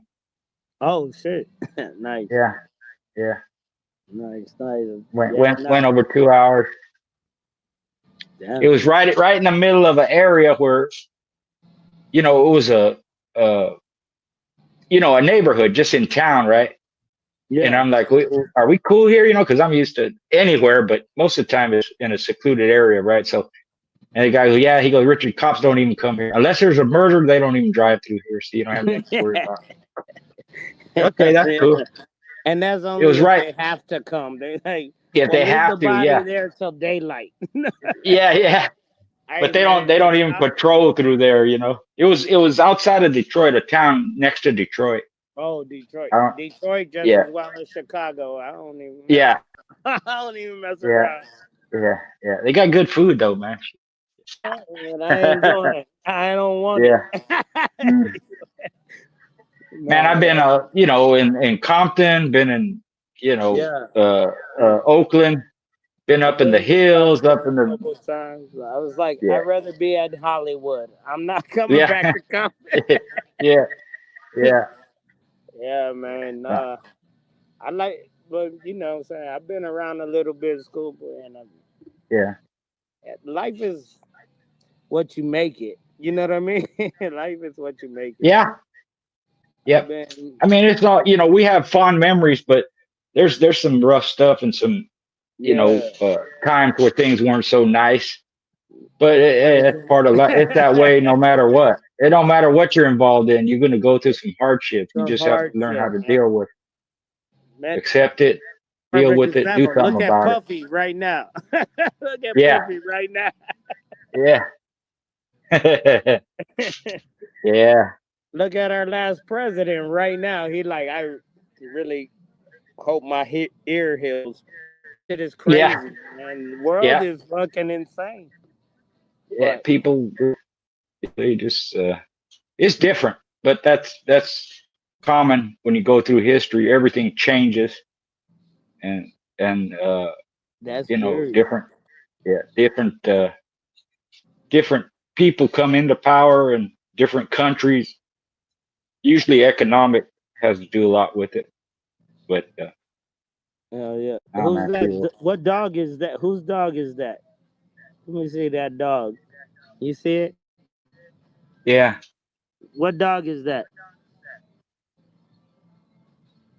I don't even know who is that. Is that who else was on the panel? student for life student? Is that your dog? He might He be might. muted. Yeah, he can't hear it. Yeah, I wanted yeah, to see the dog. He was going out to somebody yeah, walking through showing they dog. yeah. That's what's So up, man. that's you on Patreon and different Yeah, chats. Borderland. Yeah, That's me, cool. man. I Okay, try to cool. be there all the time, but Yeah, sometimes work get involved. Life, yeah, adulting. yeah. I have to adult sometimes. Right, right. Well, I'm just But yeah, happy for your but I support, man. listen to Thanks for your every one support. of them. But yeah, Yeah, that's me. I just, cool. hey, I Well, support, man. I I'm be glad on we're every. I haven't missed none of your videos since I subscribed to it, and it's me and my partner trying to figure. Truthfully, this is a truth, and I don't want nobody to hate me for it. We're trying to figure out the cheapest way to switch all our dogs to schoolboys registry. So that's what we're doing, right? I'm trying yeah. to figure out, well, if we register these dogs, then we only have to pay the litter for these dogs and this dog. Hey, I'm yeah, looking nothing for the wrong with that. cheapest way. Yeah, it's the most of the people involved with the breed throughout the history just been regular folks. Yeah, and There's been some high dollar people and there've been some very poor people, but most of them just regular people got a day job and I you make know, about uh, $30 an hour. I gotta figure this out. yeah, yeah. But I'm Can you gonna imagine figure it that? out. Hey, 30 years ago, $30 an hour, you'd be rich, man. Hell yeah, and I now, wish now, it was yeah, 30 now you years ago. just, Right now, I'd be like, yeah, just put yeah, all the dogs, send it to school, boy. We yeah, yeah, yeah. That ain't nothing. Yeah, but but right now, I'm gonna yeah, get it though. I'm gonna make sure that I got anytime, whenever you're ready, I hit me got up. the school boy. I'm just making Yeah. sure, like, if I register the parents, then I can register them as the litter from that, and then Mhm. that's what we're There you trying to go. figure out right now. So Yeah, yeah. I'm gonna Well, I'm gonna do start you with the do you ever foundation. sell pups and stuff like that? I rare I do sometimes, rarely. I Okay. give them away more than I sell them, but I Okay. like Well, if even if you give them away, you can register a litter, right? right, It's $10 per pup, right, and then you'll get a certificate for each pup. And then if right, you give a pup away or dog away or whatever, they can register, and right, you don't have exactly, to. and Yeah, that's what I'm going through right now because I'm like, yeah. well, they could register that, but the thing Hmm. is that I I don't. If I put a dog out, it's not. It keeps the borderland name, so I gotta make Right. sure that. You know what I'm saying? Yeah. It's like, just like ADBA. No, I'm not Yeah. signing that line where you can Right. change the name. You know what I'm saying? Yeah. So Yeah. You can do that. Yeah. No, not a already. problem. But I'm Yeah. definitely about to register the 4 foundation dogs. And Cool. then from there, we'll figure it out. I don't really care if I just gotta pay one of them every 2 weeks Yeah. or whatever. I'll get it done. But I'm Yeah. about to switch all the way over to you from ADVA. I Promise. appreciate it. I Yeah. promise. Appreciate it. No problem. And everybody listening should do the same thing. Just That's a I fact. do my best to keep it private, and I don't put all stuff. I don't share nothing with nobody. In fact, 100. I've said this before. I'll say it again. When you register with me, let's say you want to something down off of that or whatever, or you want me to look up a dog, you have to give me the registration number, Right. right? It's not by the person's name or the Name, dog's nothing. name or Give me not. the number. What number you want? That's what's Exactly. up. There you go, like Exactly. that. It's not Exactly. Gentlemen, foolproof, but it's better than keeping everybody's Better than just information. everybody's name out here and no. Yeah, exactly, all right, go with like that. that. 100. That's 100. No, but I already talked to my partner and he's with it. And you know, the problem is on the money behind the situation. So I'm like, well, let's Yeah, figure this out. How we gonna do this? yeah, But the first 5 is coming to you soon. Promise. cool, cool. Yeah, Already. we'll get it done. We'll get it What's done. going on? Hey, was that your dog out there running around? Yeah, this melee. Yeah, that my Oh, sister's that out there was going. Melee. Hey, Yeah, Bailey. There's a familiar name. How you doing, brother? I'm all right. How y'all doing? Shoot, slow Good. motion, baby. I was trying to see the dog. You had the flashlight on it right when I looked. I was like, "Hey, let's go, boy, look at that dog." And then you Yeah. moved the flashlight. Yeah, they just back. They've been back there barking for about 15 minutes, man. Raccoon. Yeah, even that. It's some foxes that live behind my house in the bushes back in the woods back here. So, Already. boy. Yeah. Good looking dog though, from what I could see for the second. Yeah. Thank you, thank you. Yeah. Yeah. No problem. I student. Nah, he got out of there. Oh, who's this then? I thought. Nah, this Melee. melee. Oh, Melee. My bad. What up, Melee? Yeah, what's good, brother? Chilling. Uh, well, my question was for student, but how are you doing today, Melee? No, I was gonna ask student. I see he does the dog training. I got a dog that be tearing up her fucking water bowl. She won't tear up nothing else but her water and food bowl. How do I beat that? That's what I was gonna ask him, but he not there. Yeah. Ram in the building. Now I'm really. Ram, what's up? I gotta go to. I gotta go to Frank. mute. Walk them I Yeah. can't down, walk listen them to down, walk them down. What up? What up? What's Bug, happening? Bug, Bug, Hey, Bug. I thought you left. Welcome down. my You and phone kept Schoolboy and Buck in the building. I'm gonna be quiet. my phone jingling. What up, Well, y'all? Borderland, Big Drake in the you know, building. Daniel Brown, what up? Exotic Borbo's in the building. What up, brothers? Oh Everybody. shit, chilling. Oh, what What's up, going King? what's up, down? Ram? What up, What's up, OG? Ram? I'm What's up, here. Ram? Hell Yeah. yeah. What up, Breezy? Shit, you know what it is. Hey, Borderland. What's up? Well, yeah, a lot of my dogs would do that too. So we just when we fed them, we let them eat, and then we take the bowl away. And then Yeah, during the day, we just come out and give them water 3-4 times a day. I didn't leave the bowl there because I feel they'll break all their teeth. I feel you. But Yeah. with this one, I can't not leave water there because I'm not there all the time, you know. Oh, okay. Yeah. So, but Yeah. I can't get her to break the water. If she stopped tearing up water bowls, she's a great dog. What Yeah. about the You might. concrete bowl? Yeah, you might have to use concrete Remember, or I something made like the that. concrete bowls. I walked outside. She had the concrete bowl in the air. I was like, "Give me that before you break your teeth." And it was Yeah. a heavy concrete bowl in my eyes, but she Dang. had it in the air. I was like, "Give me the bowl," and I put the plastic, the big bucket back. I strapped it to the tree. And I walked outside, and she hanging off the bucket. I was like, "Oh my god!" I was like, "I've never dealt with it." 'Cause my dogs, they don't do that. So, but it's all right. Yeah. I'll figure it out. If not, Yeah. as great as she is, she's the outcross choice. So after she has this Yeah. litter, you're going on. My buddy has a dog bred down from the Zebo, Ozzie Stevens, Andy, those stuff, right?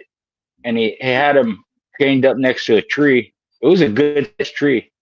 Right. And I ain't kidding you, in 10 minutes, he chewed that tree down. To get to the ball. Just chewed the tree in half, man, I'm telling you, near the base. she's insane. And then, you got there, she's hot. She can't breathe.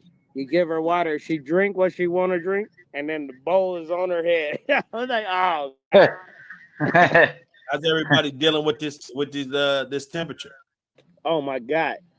Wait, first ask everybody where they're from. I'm going to tell you where I'm at. Right. Hey, Oh roll my- call. Where everybody from? Where y'all watching from? I'm from El Paso, Texas. Oh, it's hot down there. Man. Yeah, that ain't shit, man. I'm from Phoenix, Arizona. Fuck out of here, You out Texas. of there. You out of there. Hey, what was the hottest you seen so far, Ram? What'd you say? What was the 120. hottest you seen so far this year? 126. Woo! Yay! Oh my God. Right. I'm telling you, but I don't care how hot it get. I am going to retire to Arizona because I can ride my bike 24/7 out there. Yeah, pretty much. Hell yeah. Hell yeah. The one rain day, maybe two snow days, one.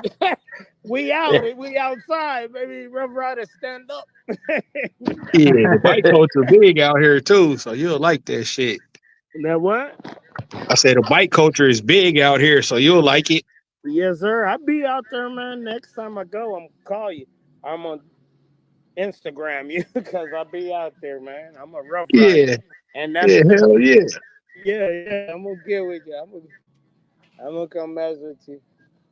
Yeah, shit, Okay. pull up. We got Raleigh, North Carolina, So, Raleigh in the building. New What's Orleans, up, my Big way, Wit? Houston, Seattle in the building. It was a beautiful day up Seattle. here. What's Damn. up, Andre Beautiful. Drake? No Kendrick. I'm just playing. Kendrick did his thing on that, but still, your last name Drake. I just had to make the ENC. connection. Oh, that sucks, man. You got to be on the losing team like that.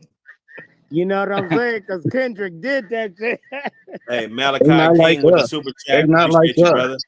What's up, Malachi? Dickie Foster with the super chat. Appreciate you also, brother. Dickie, what's up, Dickie, brother? what's up?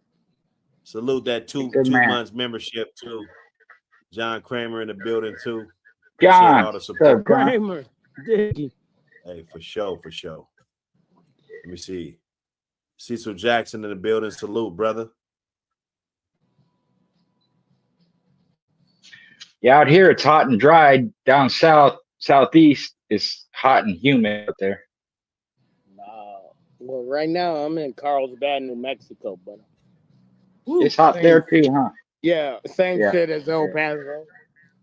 I've been to El Paso a lot of time. They got good barbecue and good Chinese food too, man. And the most beautiful women in the world. I don't care what you say in Cali.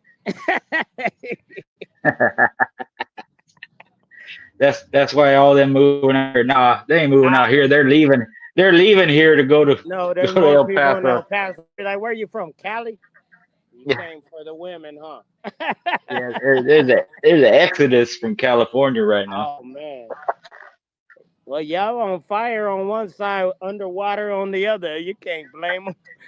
And then every so often we got an earthquake. You know what I mean? Yeah. Come to El Paso, we have no weather, like none. Yeah, All you got I is know hot. it. You get hot. It's that dry get where you got 5,000 miles of nothing. Nothing. That road never ends, man. You see that same fucking mountain. Last time I You drove never, out to Ollie, I was like, never again. I'm gonna fly at least to Vegas and then drive. Man, every place you want to go is hot. Vegas, Yeah, Arizona. because You I need don't that. like the cold. I'm a summer Yeah, baby. I'm there you go. Yeah. a summer baby. I was born in June. Give me the heat. I can keep Okay. it cold. That that makes sense. That makes sense. Gemini life. Yeah, we were just chopping it up, Ram. What you up to, brother? Making some red chili burritos. Hell Oh, yeah, nice. from El Paso. Fuck no. No. And no, we got our own Mexicans out here. I get my recipes from. Yeah. Already, already. Straight from Mexico. You know what I'm That's saying? what I had today. Red chili burritos. Hell yeah, you can't never go wrong with that. Some good Nope. old Spanish Nope. rice. Yeah. I I cheated ain't on the never beans had. today. You I just know put the my. beans out the can. I usually fucking boil my own pinto beans and make my own Yeah. refried beans. That's Well, all fuck right. that. What I you were ain't never saying, had a OG? bad meal. I never had a bad meal in Arizona, man. No matter where I went. Hell no, that's why I'm fat now. Shit. Yeah. Too much good food. Yeah. They got the best steaks in the world.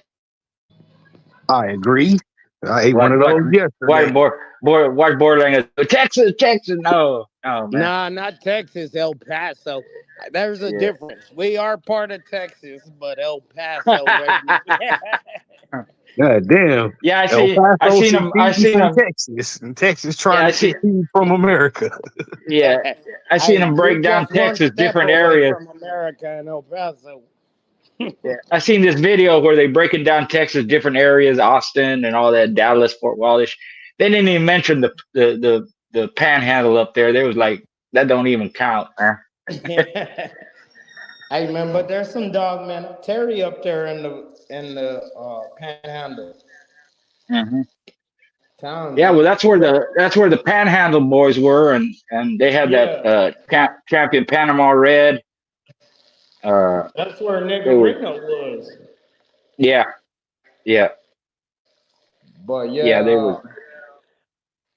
nah, ain't nothing like El Paso. If you ever come to Texas and No, don't touch El yeah, Paso, you ain't been to Texas. that's true. That's true, man. Some of the best dogs in Dogman from Texas. It was a hotbed back in the day. Not Yes, as sir. good as California. Not as good as California, but they still good. Come on, boy, come on. Hey, well, Yeah, they was you decent. They say was all this is what I'm gonna tell you, They was all Steve. right. Since you said They was them all good right. old boys out there in Mexico, that's El Paso. It's the same thing. Let me see. Everybody. It's time for me to Yeah, get on the road. yeah. Just about every state had good dog guys in it. Oh yeah, man. I was down in Alabama, man, a while back in the day, man. Them boys like to get it on all the time, Yep. no matter what Yeah. time of the day it is. I was Yeah. like, man, it's 5 o'clock in the morning. I am not getting up to go watch the dogs roll. man, they up, got the box set up and cooking Yeah, I'm breakfast. like, Yeah. all right, You nigga, want I to eat just before we went go? to sleep. I just drove back from Panama City. I am not going to. Come on, bro. No, no. Tell me about it in the morning. Yeah. It is the morning. No. In like 4 more hours, it's the morning. The cold part, then be the times you missed the good ones. Yeah. Yeah. You'd be like, Yeah. God damn, that was what? But they'll throw a box up in a heartbeat and come. But that's anywhere though. But man, Alabama is different. Y'all niggas is different. Florida too. They'll drive Yeah. from Florida to Alabama to do it dark middle of the night. I Yeah. was like, nigga, I am not doing this. Yeah. How Uh, you miss the good old days though? The back in the day. yeah. I drove 4.5 5 minute roll one time. That is motherfucking dogging. I I thought breeding on the side of the highway was bulldogging. No, that bulldog is cool. That's what they told me. 100, and they wasn't lying to you. Nope.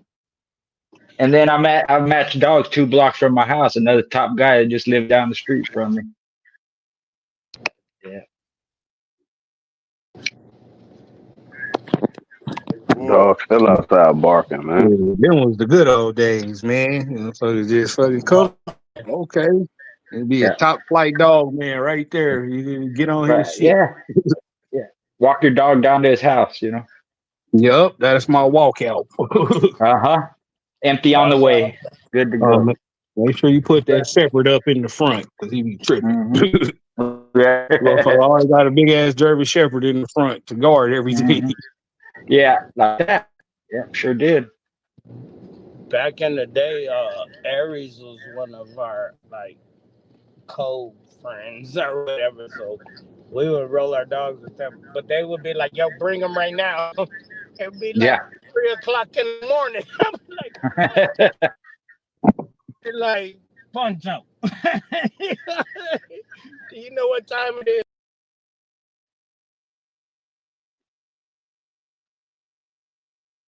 Ooh, boy. What's happening? What is going on, my brother? All good, man. Just busy, busy, busy. You know how it is. Oh, yeah. In the dog world.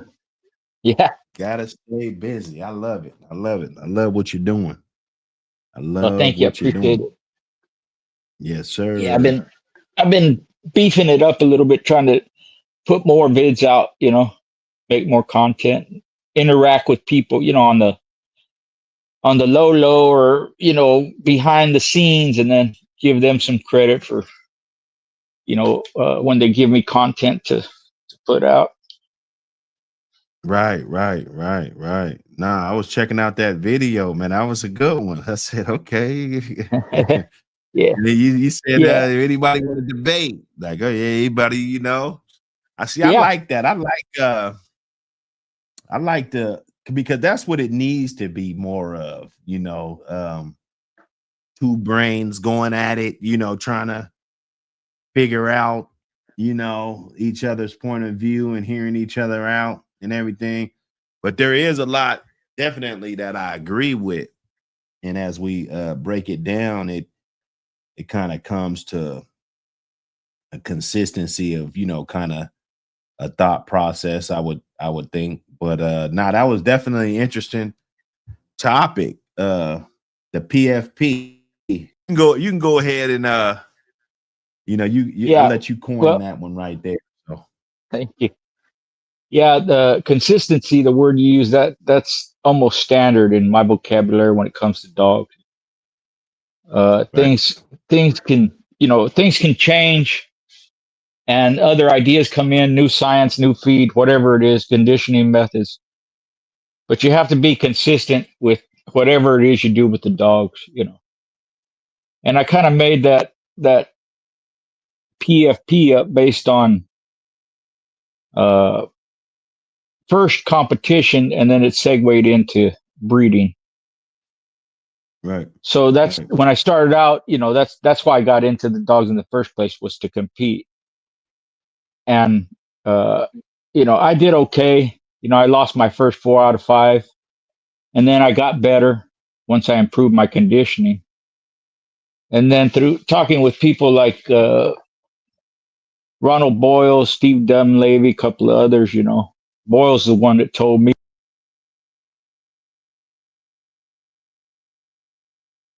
Hold up.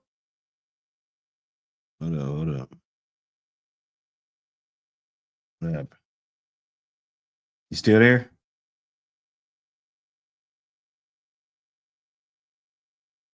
Let's see, I'm looking. Can you hear me? Oh yeah, I hear you. You back. All right. Yeah, where did I cut off? You were just going through some of the Dunleavys and the, you know, different Okay. people. So yeah, so the best dogs you're going to have are the ones you breed and raise yourself, and it doesn't matter what you're doing with them, and it doesn't matter what type of breed it is, and it doesn't matter whether you're competing or not. Some people just breed, and or it could be hound dog, could be, and it covers different uh, species of animals. Could be chickens, could be horses, could be racing pigeons, could be livestock. Because what I did is I used what I learned on my own, what I learned from others, dogmen, horse guys, game fowl guys, because a lot of the stuff uh, is valid across the board, especially with breeding and the concepts of conditioning and breeding. Those don't ever change. The basic concept of it. You can improve on Right. your methods. You can improve. You can get different tools to use. Different feed and all this stuff. So that's where that PFP comes from. The animal should be based on performance. You have to have that when you're competing. The performance in livestock is you want to get the best yield you can for the least amount of money. You want a return on your investment. With the competition in dogs, the return on your investment is if you win. So everything has to be performance based first. And those should be the dogs you're going to breed too if you become a breeder. Not all of them have to be winners. Not all of them have to be champions. Not like that. But performance based. They have to show you something. You have to see it with your own two eyes, how this animal performs. The function part, that's the you want to call that the style or the the tools they have, the functionality of the animal. Are they fast, strong, whatever standards you have. Back in the day, people want hard mouth and you want good air. You want it all, right? So you try and get as much of it as you can in a single individual. Those top individuals like Zebo and Art and Mayday, and they come along once in a generation or once in however many years, right? But that's your goal, is to strive towards those kind of animals. And the practical part comes, if it makes sense, do it, and if the results show you that it's successful, then continue forward. If it don't make sense, it doesn't matter how a dog is bred or who it came from, or why you acquired it. If it doesn't make sense to use this animal in competition or to use this animal in your breeding program, at some point you have to go, okay, that's a wash, let it go, cut it loose, don't breed it, and move forward, because you'll get stuck. Well, it's bred a certain way in this, and I understand people sometimes this is the last of what they got, or they want to hold on to this old blood. By all means, put it in your bloodline and see if it works and like that. But generally, when something is the last of its kind, there's a reason that it's the last. Because it wasn't up to par, and that's happened with several bloodlines, even successful ones. They start fading away because standards aren't kept up. The individual quality of the each dog, male and female, isn't up to par, and you keep trying to regain or keep it going just to have the blood, and that's why some people they switch. They were running this for a while, and that peters out, and then they go to something else. Generally, it has to do with standards weren't kept up way in the past. 3-4 generations before, and they didn't see the downfall of it in the future if they kept going in that direction, or make excuses for their dogs, or accepting major faults in their animals because of the way a dog is bred, the pedigree. And, it may take several years and then they lose it. So that kind of where everything comes from. Right. I heard you say, because you correlated it with basically the top ROMs dogs were performance dogs. I think that's where I had a little bit of pushback, only because those top dogs, and we know how people are. a lot of people want to associate themselves with success, which is normal, but they're gravitating, they're flocking to those Jeep and those, I would say that, guess that he would come up in the topic some kind of way. And the fact that there probably was way better dogs than him that didn't get looked at. Like they said, they said that his brother was better. Yeah. Does that As far as necessarily mean that yeah, produce right. better, or you know what I'm saying? Or like Yep. even Tab, Tab, they bred the balls off of him, but he had that brother Tramp. And people like Tramp a lot more, but I mean, we can argue that Tab produced way better, or Yeah. got a chance to breed way more. So Right. Yep. Even Crenshaw said Charlie was better. He was involved in both of them, and that was performance wise, And Charlie did right, produce good dogs too. See, okay, and you're right. There's a ton of dogs. The reason I use the ROM list is to point out that throughout the history of the breed, and that's just ROM, and I'll say this again. I've said it before. The ROM list was made up to give credit to dogs for producing champions. That's it. Doesn't speak to the quality of the dog, doesn't speak to how many champions they produce, except the numbers. But it doesn't speak to how many champions they produce compared to the litters that they produce. Has nothing to do with, anything other than we're going to give some recognition to this dog because he produced 4 champions, or this female because she produced at least 3 champions. That's all it is. And Jack Kelly made that clear. But throughout the history of the breed, performance is the standard for the breed. And that's for anything. There's a term hound guys use, dog don't hunt. If dog don't hunt, they're not going to breed it. They're not even going to keep it. It's worthless to them. It has no place, not even for breeding, because they have other ones that do hunt and are able to produce.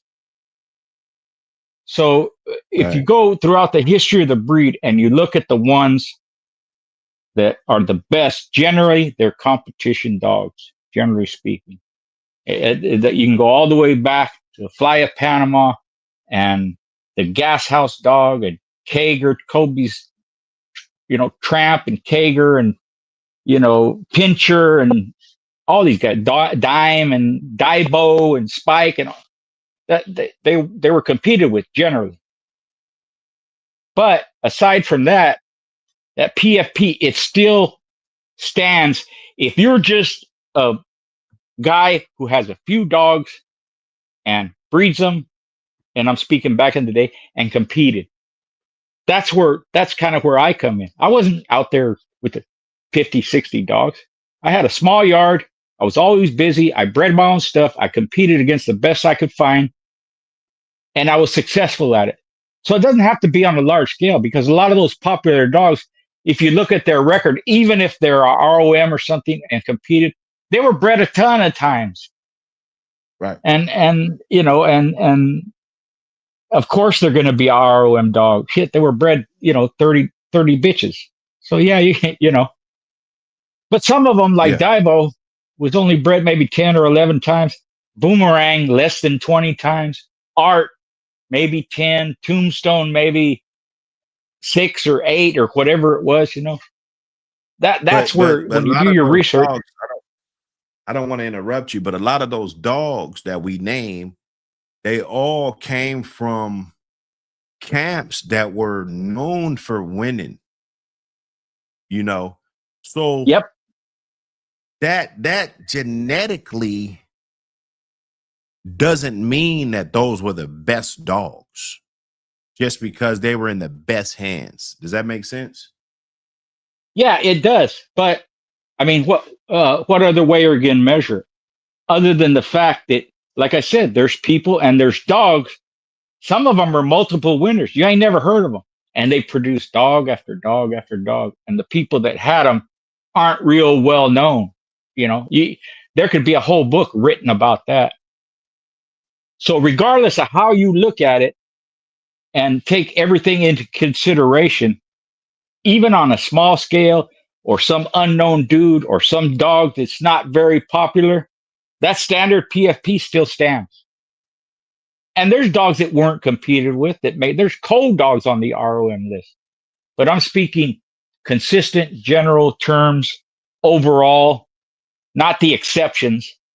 Just like there's badass dogs that really didn't produce nothing. And there's litters, you put this champion dog with this champion bitch and didn't throw nothing. Those are exceptions, not the rule, because then you wouldn't have no freaking dog. You know what I mean? It just they would peter out. But generally speaking, however you look at it, whatever angle you take, and there are dogs like you said that a lot of people ain't even heard of them. A dude, nobody even heard of them. But those standards are still met. He competed, or they were used. Even if it's a breeder who doesn't, like Bob Salisbury, he didn't match dogs. He couldn't even hardly look at dogs roll. But he produced several good dogs, and a lot of people on the West Coast used his dog. You know, so he was just a breeder. There's guys like that, and a lot of the breeders, even old time breeders, yeah, they match dogs, but not on the scale of an Earl Tudor or Danny Burton. You know, not on the scale of a Bert Soros. You know, where you have like 100 matches, and there's guys like Gene Matson who really wasn't a breeder, but he had over 300 matches. Right. And some of the most famous dogs, you know, he conditioned Tonka and conditioned Champion Red Baron and Fred T and a lot of different dogs, you know. So all that taken into consideration is great. And that's what you should do when you're doing your research. But it's still the basic PFP. It still kind of follows along that line. Performance based, functional means you use them. And if it makes sense to go forward with it, you do it. If it don't, if it's not practical, drop it. You'll save yourself some heartache. You know, even if you get, oh man, this is a badass litter. Well, you know, from a dog, one dog in the litter turned out and he produced real good. Okay, you can run with that. But if you keep doing that, where you only have one dog in the litter that works out and you keep breeding, they're not all going to be like that one dog. Whereas if you have a litter that has a higher percentage, then you have more consistency. Right. That's what I agree with. Yeah. Sometimes, you know, sometimes it's the way I say things. And also, you know, it's my experience and my opinion to a certain degree. Others have done it different and others have different opinions. But a lot of the stuff, even if we say it differently, we're doing the same thing. You ask somebody who's a competitor, you know, would you match a cur dog? No, you know, they're not going to do it. You know what I mean? Even though they might breed one, you know, there's dogs that have quit and some people have used them again, but that's the exception.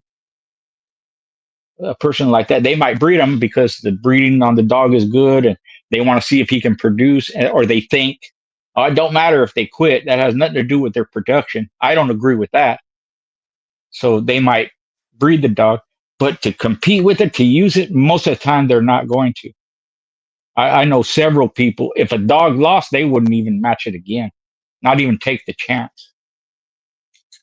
And that happened with me. I used a dog. I lost with him. He lost in a little over an hour. I got gamest in show with the dog.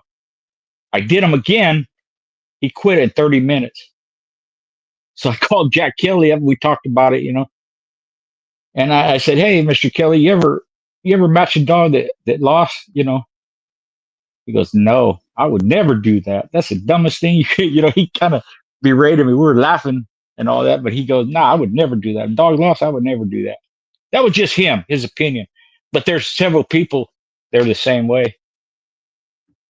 And it wasn't just me. I've seen that happen. I've seen that happen on different occasions. The dog, they may have showed game or acted game and lost, and then they turn around and do them again, and they quit.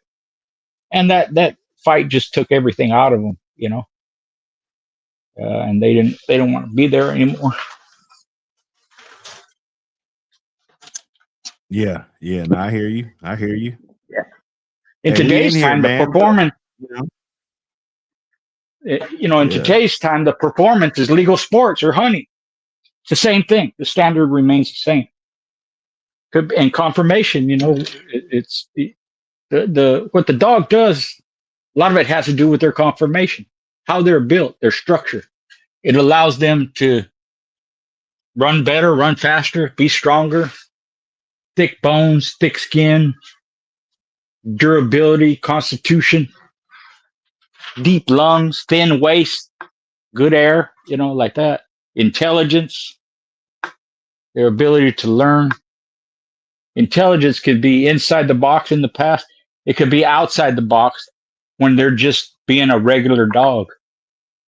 And we've seen that with pit bulls all over the place. They're very intelligent, a lot of them. They can do a lot of things.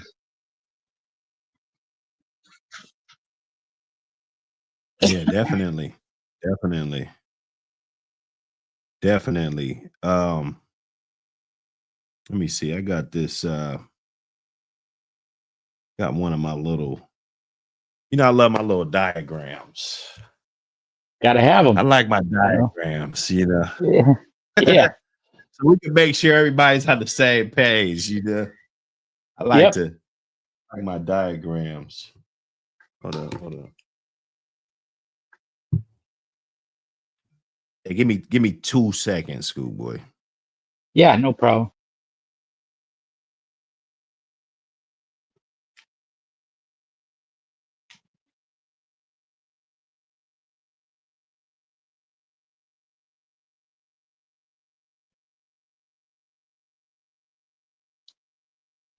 Hey, Red 73. As far as I know, yeah, they'll accept my registry. But see, what it does is it validates your dog when you go to a ADBA show.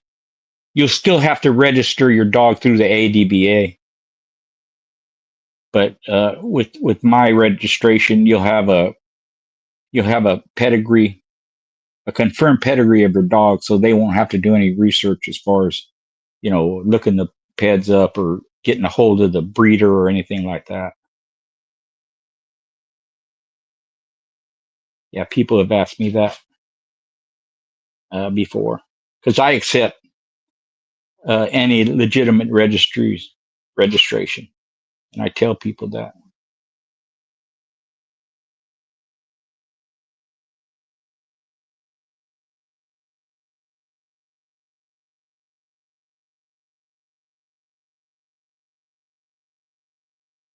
Salute RBG Lone Wolf.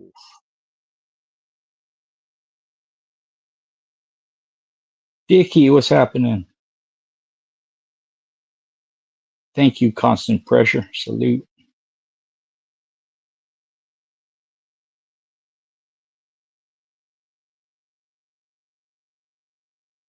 Jesse Adams, Jason Harris, salute. Tyrone Dyson, salute.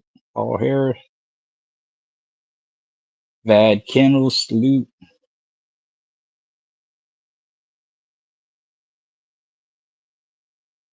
Cannabis Cowboy. I used to be one of those. Mike Dan the Man. Bloodthirst, Union County.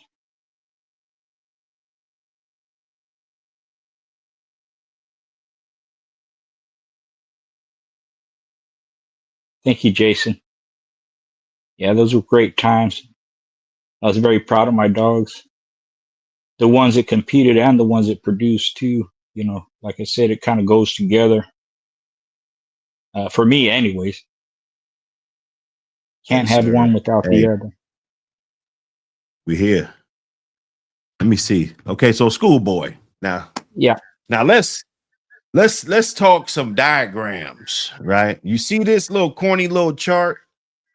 Yep. Those represent the quality of that dog, right? Let's say this is like 2 litters, right? Mm-hmm. And this is what you get. You get a couple 10s in there. You got a 9. You got some 4s in there, right? You see a little 5 over there. There's a 6. There's a 1. You obviously know that one's probably, let's just say he's cold. I should have put him blue. Let's just say he's a cold dog, will be a 1. Right. And then you got a 3. And so you see in that rim, let's say 1s and 2s will probably be, I'm gonna turn that blue, but everything else up into like a 7 or an 8, is pretty much yellow, right? Now on the production side, because that's the side of the debate I wanted to have, because I thought that would be the most educational part for me, right? Out of this right here, who produced better? What dog is going to be your better producer? And just to make it even more nuanced, can I take those 2 10s and that 9? Because all this shit's from the same litter. Right. Can I take those 2 10s and that 9 and say,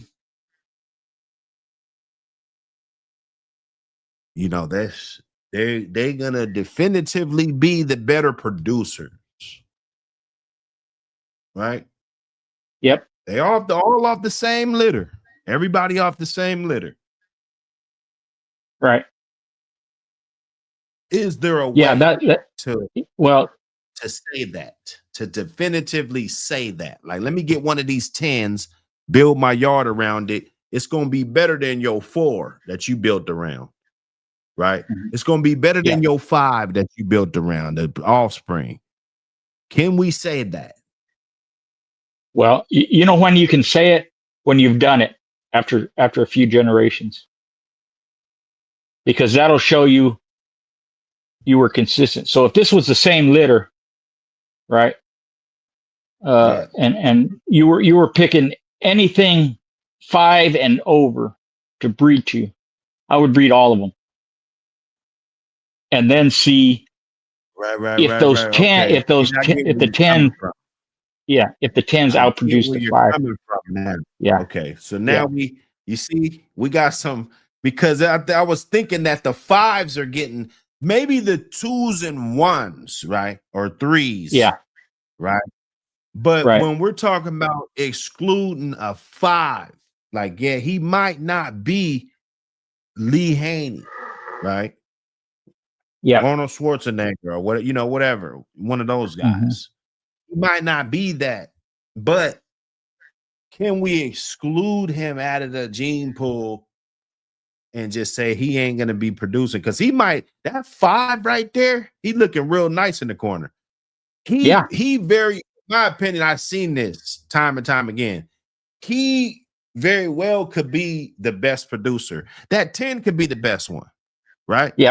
And that's the part that I say is totally separate when we're talking about in terms of a litter, right? Because that 1 could produce better than these guys, or they all could produce trash, or most of them out of the litter, rather if it was the 10 or the 6, produce relatively good, because it was a litter that came from something that was supposed to produce. I think as a breeder, I know by now, it's been probably close to 30 years. I know that I can create something that will have a high expectancy rate of producing a certain type of dog, like that. I'm not going to say it's just easy to do, but you dibble and dabble enough and you should be able to come out with that, at least that result, right? Well, because if you don't, if you don't get to that point, you just wasted your time. What were you doing all them years building it? If you don't know how to create something and you don't expect this particular result when you do it, it's kind of like Boyles. He bred a litter. I asked him, you think it'll work? He said, why the hell would I make a breeding if I didn't think it would work? Just that kind of mentality, Right. So again, if you're starting out, this is the litter, 1 being the least, 10 being the best. You got a couple of 10 like that. What Yeah. I did, and I did not just from the beginning, but basically from the beginning, I bred all of them. I competed with as many of them as I could. Sometimes I held one back, in case I lose one or whatever. But starting out, I want to find out which ones produce the best. So I'm gonna breed them all, and that's why I kept whole litter. As I progress forward, now, especially with outcrosses, now I'm only going to use the litters that produce 50% or better dogs in it.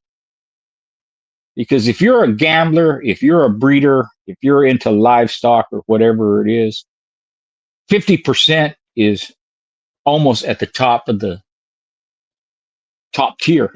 Yeah. Yeah. No, Because because within that, if you keep that consistency, every once in a while, you're going to get a whole litter that works out. You're going to get 8 out of 10. But if you consistently get 5 out of 5, you're doing good.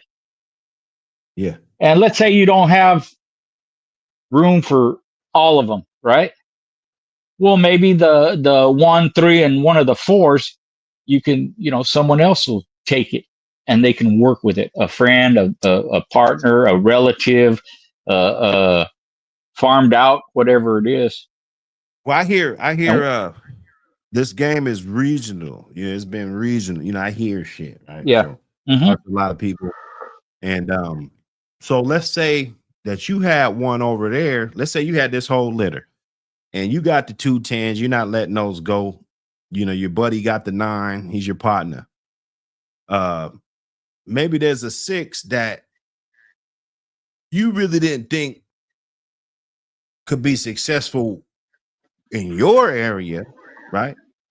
But you sent that motherfucker across the country and the dog ends up working out real well, wherever the competition, wherever it was. Right. So yeah. It's kind of in the eyes of the beholder, the dogs. Right. Yeah. That's why I don't look at just the merits alone when I'm looking at, is this a good dog or not? Because you'll miss the whole point of the dogs if you just only look at that solely. Yep. You got, and that's like I said earlier, you have to see it with your own 2 eyes. You could let's say we didn't have photographs or internet or nothing like that, and we just talked to people over the phone, and somebody said, I got this good dog, he's a champion, he's for sale, this and that. Great. And whatever they told you, whatever questions you ask, when you get him, you don't like him. You don't like the way he's built. You don't like the way he acts. You don't like his temperament, squirrely fucking dog, or he's bark all the time. You don't shut up. Right. So that's why you have to become familiar with them. And it'll help you call certain, what I call major faults that you don't like. Because it may be a good dog, but let's say he incessantly barks and you live in town, regardless of his status as a particular dog, you can't have a dog like that. Neighbor's going to be calling, the cop's going to come by, animal control. It's detrimental to your family life, even if the dog's a great dog. So dogs can be called out of a breeding program for any number of reasons. And it may be a good dog. But in my case, when that happened, I never look back and say, oh, I should have kept him. Oh, I should have put him in someone else's hands. I let it go. It's gone, it's gone. If a dog dies accidentally or gets some disease, dies like that, it's out of sight, out of mind. There's nothing I can do about it. And even if I could have prevented it, it's too late now. They're gone. So you'll end up beating yourself over the head for years and years to come, having freaking nightmares because you made a mistake, that you knew better and you shouldn't have done it, which is true. But again, you have to just let it go. And if you farm one out and that turns to be the best of the litter and it was the number 1 or the number 3, that's okay. Because again, my attitude is I'll make more. If I can do it once, this litter, 2 9s, 2 10s, a 9, 3 4s, a 6, 5 1. I can do it again. If you know how to breed, Right. you can repeat it and you can improve on it. So that's one thing I had from the beginning, because if you compete in sports or anything like that, you have winners and losers, and a lot of great champions have several losses, on their record.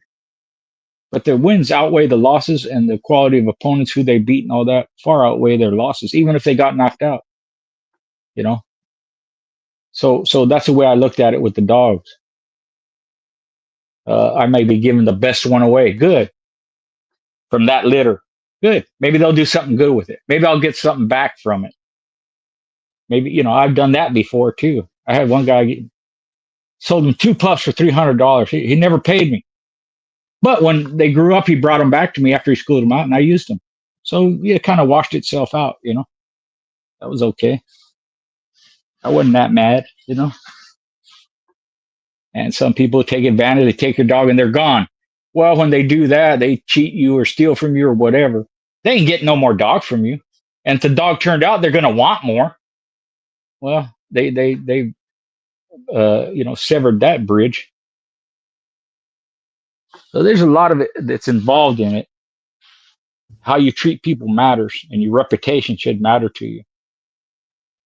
Right. And you have some kind of loss, you'll make it up if you know how to persevere and get back up when you've been knocked down and move forward, improve. There's been several dogmen, millionaires, and they lose it and they become a millionaire again. One guy, I think it might have been Leo Kennard or Confidi, one of them. 3 times he was a millionaire, and he knew how to make money. He just come back and do it again. And that's kind of that old bulldog. I never quit. I never give up. I'll find a way to persevere. I'll get back on top. It's the same with breeding, same with competition. Don't give up. Yeah. Yeah, definitely. Yeah. So when you're starting out, you're going to weed through everything, and you try and establish a foundation first, and then you start producing a family of dogs. After about 10 years, you'll get there, and you pretty much know kind of what direction you're going to go, what kind of dogs you like, what standards, breeding, and all that you want to do, and you just find ways to improve on the individual dogs themselves. Try and get higher percentage litters. And some of them, there are exceptions. There's nothing wrong with using it. You just like a cold dog. Okay. That's all you got. That's what you want. You want to start with. You've invested money, whatever, like that. Breed it. See if it produces. If it does, great. Run with it. Run with those dogs. Just don't repeat breeding cold dogs over and over again, because now you're going to get in a rut, and you're going to increase the number of cold dogs you're going to get.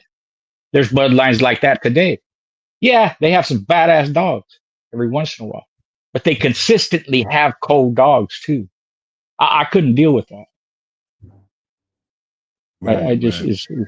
it's a waste to me, Not when I can produce dogs on the same level as those badass dogs they had, but I don't have them cold dogs running through my family of dogs here and there and everywhere. It's going to pop up all the time. Yeah. Yeah. I mean, you get what you breed too, But Exactly. my thing is based you're solely on that, although the foundation respectfully generally probably is if the dogs are good. So yeah. It works. Yeah, I mean, It works. that's just what history showed me. And again, not just with bulldogs, but with horses, game fowl, even racing pigeons. Andre Giraud was a pigeon guy too, and a lot of the dog guys like Carver and Tudor and Boudreaux and all that, they had game fowl too. So they kind of, use the same standard with whatever species of animal they're competing with. even in the, like I said, the livestock industry. Once a cow doesn't produce a certain number of gallons of milk per day, they're called out of their herd, because even though they're producing, it's not worth it to keep feeding her what you feed her based on what she's producing. It's better to cull her, have something take her place, or just cull her out of the herd, sell her for, food, for meat, and then you just, you're going to breed more and have more. Yeah, nah, definitely. Definitely.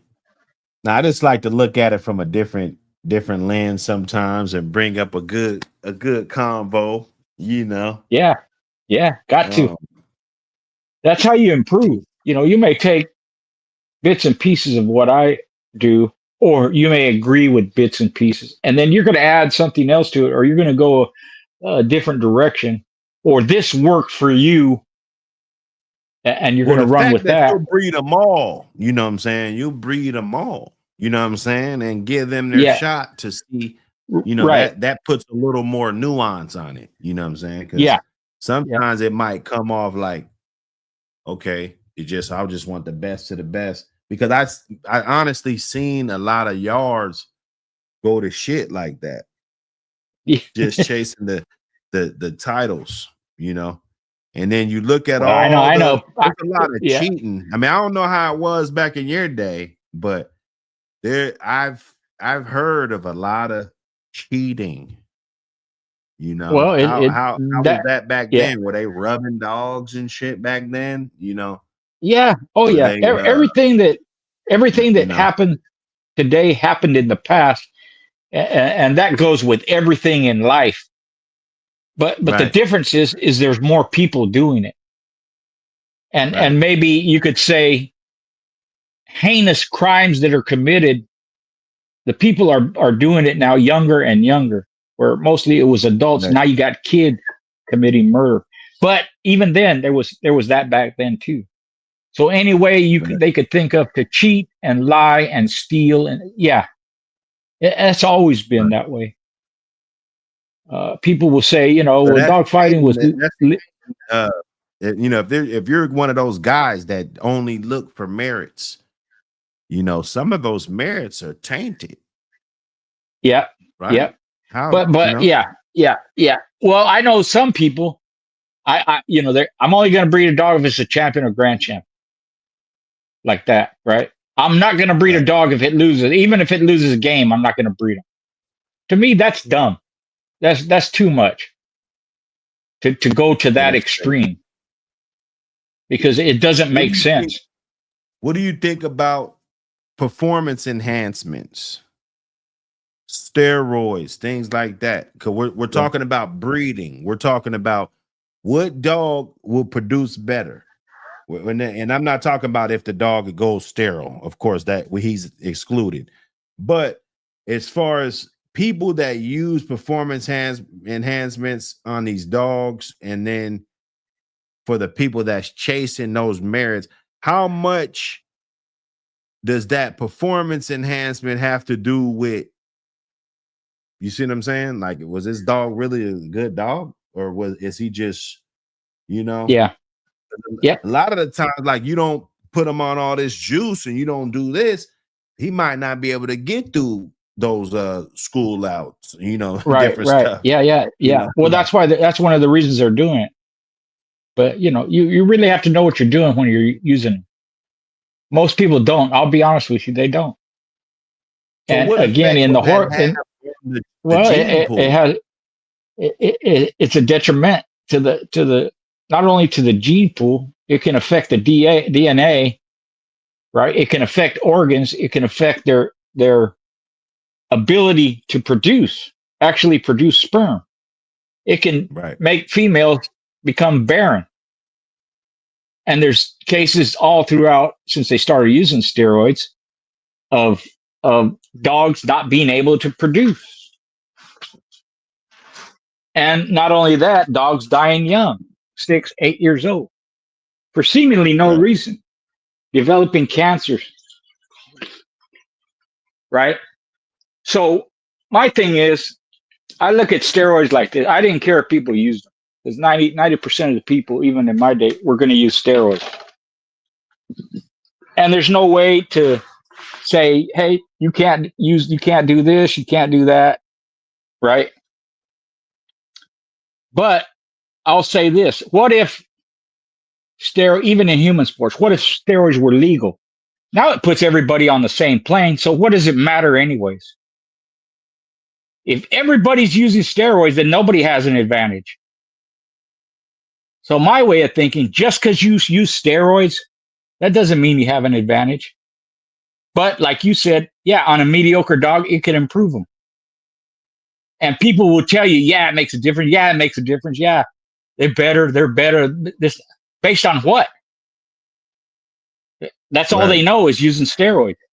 They don't know the opposite. They haven't put the work in. They haven't raised a dog from pups without them and built them up to a natural higher level than average, way above average, through food, exercise, nutrition, epigenetics, breeding, right? There's nothing you can give an animal when you're going to breed it that will make it produce better, bigger, or stronger that I know of. Maybe I'm wrong, right? So, uh, steroids are medicine. They're for the sick and dying, not the healthy, in my opinion. And there's side effects. I just didn't want to deal with it. I didn't want to do that to my dog. I wanted their natural ability to come out. So that's how I combated steroids in my day, through competition. Is I bred better dogs. I raised them a certain way. I fed them better food. I exercised them regularly. I put into them that concept in their brain.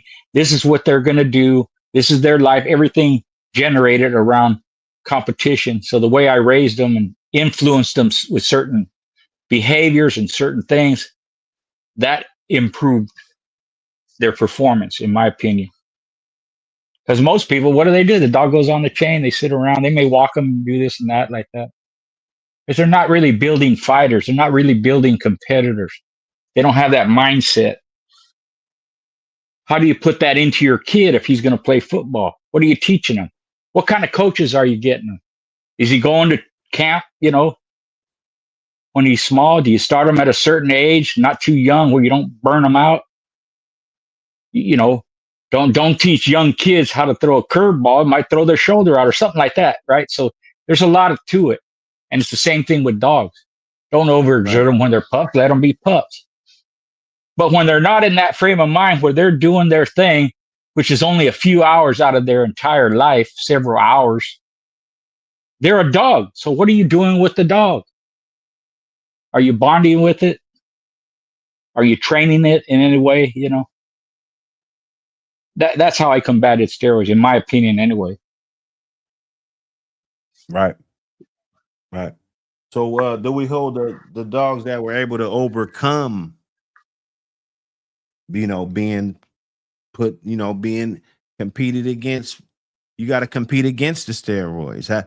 How do we hold Yeah. those dogs? Do we hold those dogs in higher regard? Well, being that maybe we don't know which ones were on steroids and which ones weren't, but a lot of the guys would tell you, yeah, they use them. Yeah. They tried in the past, the rules, they tried to make it illegal. If you look at the old rules, it says no hypos allowed, like hypodermics. Right. But they figure out, like, how can you tell? Unless you do a blood work right there at pit side or something, it would just in the rules. I don't know how they enforced it. And like I said, I don't know. They again, putting them on the same plane. In thoroughbred horse racing, they're allowed 2 steroids that I know of, maybe more, but they're allowed Bute and they're allowed Lasix. So everybody uses them. Now, depending on what horse uses which race or whatever, however they do it, any horse that wins, it's going to be because it's a superior animal, not because of the drugs it uses. The steroid use in Secretariat had nothing to do with his winning. He had a larger heart. His metabolism was a certain way. He was an exceptional horse. So that's kind of how I looked at it. And you get to that point when you start producing litters that have, more than one good dog in it, like Art's litter. So you have Grand Champion Art, you have his brother Champion Hurt, you have Double Lot, who he lost, but he was a winner also. You have Catfish, you have Divine's Patty, you have Tadpole. I just spoke with Bennett Clayton's son. He told me because I never knew anything about Tadpole, and I have a picture of him. He had a damaged foot, and he messaged me. He says, "Hey, do you have a picture with when his foot's already damaged or before that?" I said, "No, the one I have, his foot's already messed up." He goes, "Yeah, that's why we never competed with him because his foot was screwed up, but he was a badass dog." So you have a litter like that, and all of them, even Double Lot, produce good dogs. Right. Art, Hurt, Patty, Catfish, Double Lot, Tadpole. You'll see them in pedigrees. Maybe not on the scale of Art or Patty, but still people utilize them in their breeding programs. So in your chart, the lesser ones, maybe they didn't produce 5 grand champions, but they produced consistent winners, a couple of champions here and there. They weren't bred that much, good enough for someone's program, and then they move forward with it.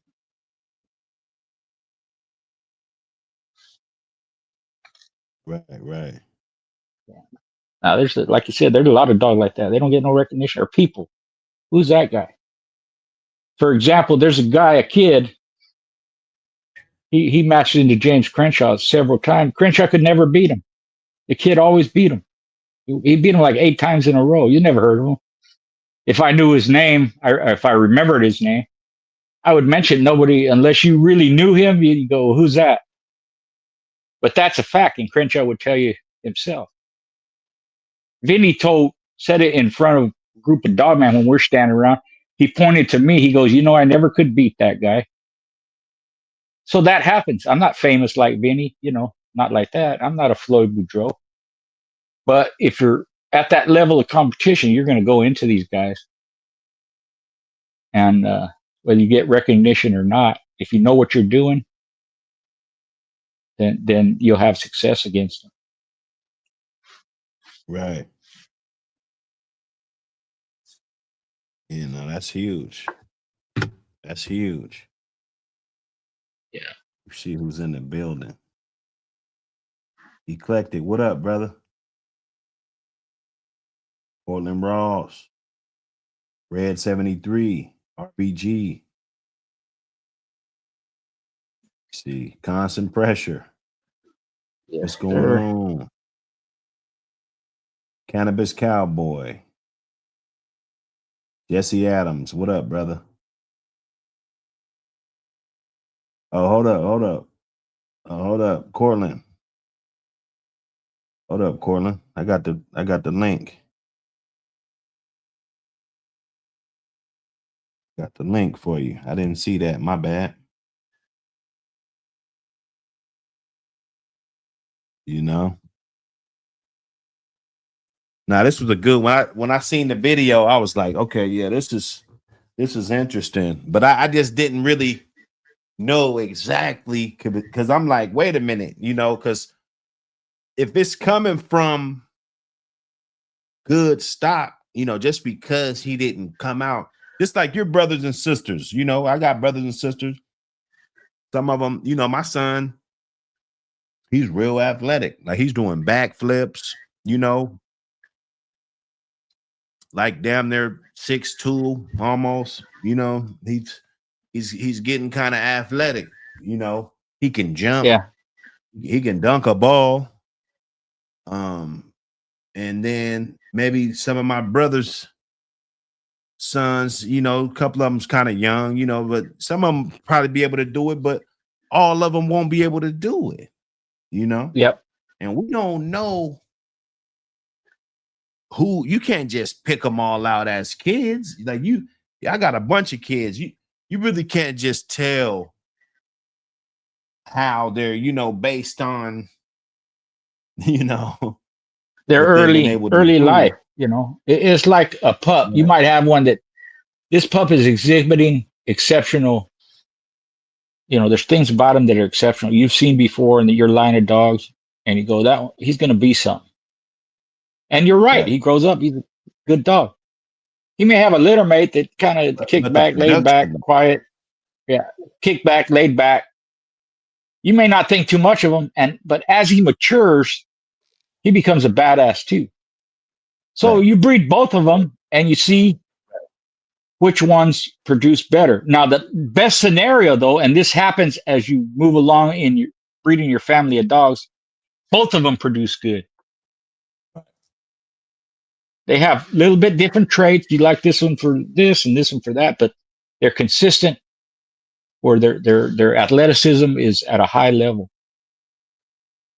And I've done this a couple of times. I held back one in the litter because I was competing with the litter mates, but I bred all of them. One point, the brother I held back and compete, the one I didn't compete with, he produced okay, but not like the other two that I competed with. Another scenario, I had a female. I held her back, same thing. She produced better than her litter mates that I competed with, and I didn't compete with her, and she was a better producer than all of them. Right. So that's why I say you got to breed them all, which is why I kept most of my litters. Really, the only dogs I let out were not what I call the pure stuff, the straight schoolboy stuff. Most of them were crosses or real loose line bred. I really didn't cut loose with my family of dogs like that because I'm going to use them for myself. Right. So but like I said, at some point you're pretty much going to know which ones are going to work out. The reason I say breed them all, because you know what, you might be wrong, and I've been wrong. So I covered even my own self, thinking that I know what the hell I'm doing all the time, and I'm going to make the right decision all the time. I have to have something to fall back on in case I'm wrong, which has happened. So if I'm wrong, it's okay. I kept the other one and bred it anyways. The lesser one, who turned out to be the better one. When some people say that they wouldn't breed to it unless it's a winner. Yeah, that's what sounds ridiculous to me. That is that I'm about to say, because I can see you having a good consistency of winners in your diet, but to say that, because we can look at it historically, and basically none of the greats did that. None of them. No, I mean, you got to look at all the breedings. You got to look at most you can look at, and it doesn't. How you going to do that? How you going to do that? Because the breed itself, the pedigrees, any pedigree is littered with dogs that weren't competed with. Right. Mine are too, and I talk about competition all the time. That's the basis for it. So the athleticism is the basis for it. That doesn't mean I won or lost with a dog that's in that program. I never competed with BJ. That's the lesser of the litter. I never competed with Lucy. She was the better of the litter. I never competed with Sandy or Louie or several dogs like that. But they came from competition dogs, and they had the athleticism necessary. But they ain't all winners, and some of them. If nobody knew who Schoolboy was, we wouldn't know that. Correct? Exactly. You wouldn't know that. And those dogs were bad as shit, and you said you never competed with them. Right. Yep. Exactly. The ones I named that I didn't compete with, the Louie and Sandy, Lucy, like that, they were picks of the litter, which is why I didn't compete with them. I didn't want to lose them.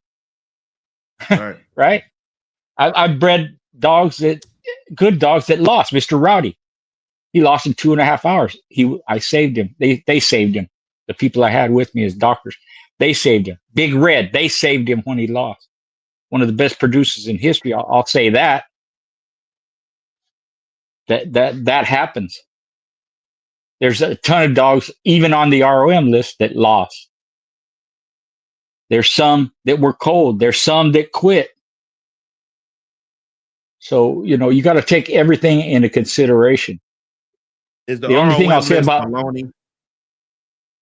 if you're looking at it from the point of view, does this mean this dog is a great producer, or because they're at the top of the ROM list or towards the top or wherever, that they're one of the best producers in history? No. Like I said, that's not So what it's it was baloney. meant for.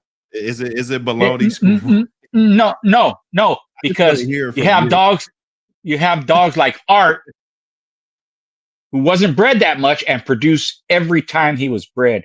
You have Jeep, who was bred a lot but produced a lot of good dogs. He gets knocked because he was bred 100 times, whatever it was. So what? He produced almost every freaking litter. You can say whatever you want. Consistent. They say thing about Mayday. How many did Mayday produce? Well, he produced a lot of good dogs too, even if he has 1,000 offspring. Yeah, I mean, So that's what you have to look at, right? They knocked Zebo. He didn't produce shit. Bullshit. Of course he did. Maybe not like some of the others, but he has several champions. He has a ton of dogs that they don't even know. Nobody, the general public, doesn't know about them because the people that had them just bred them and they use their dogs. And then you hear here and there, oh yeah, that black dog, that was a son of Zebo. Oh yeah, that was a daughter of Zebo.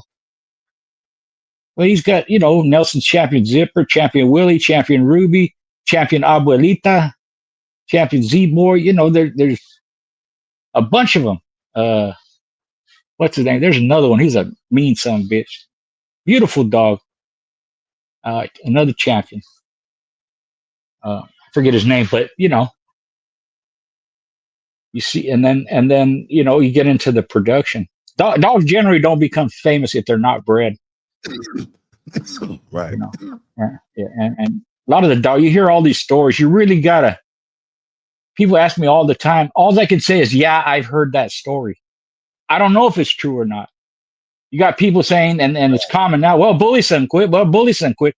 Go back to the time that he lost, where they were writing articles about it, or a few years after. Some people say, yeah, he quit. There's people that were there said, no, he didn't quit. He just couldn't go. He collapsed in the corner. So believe what you want.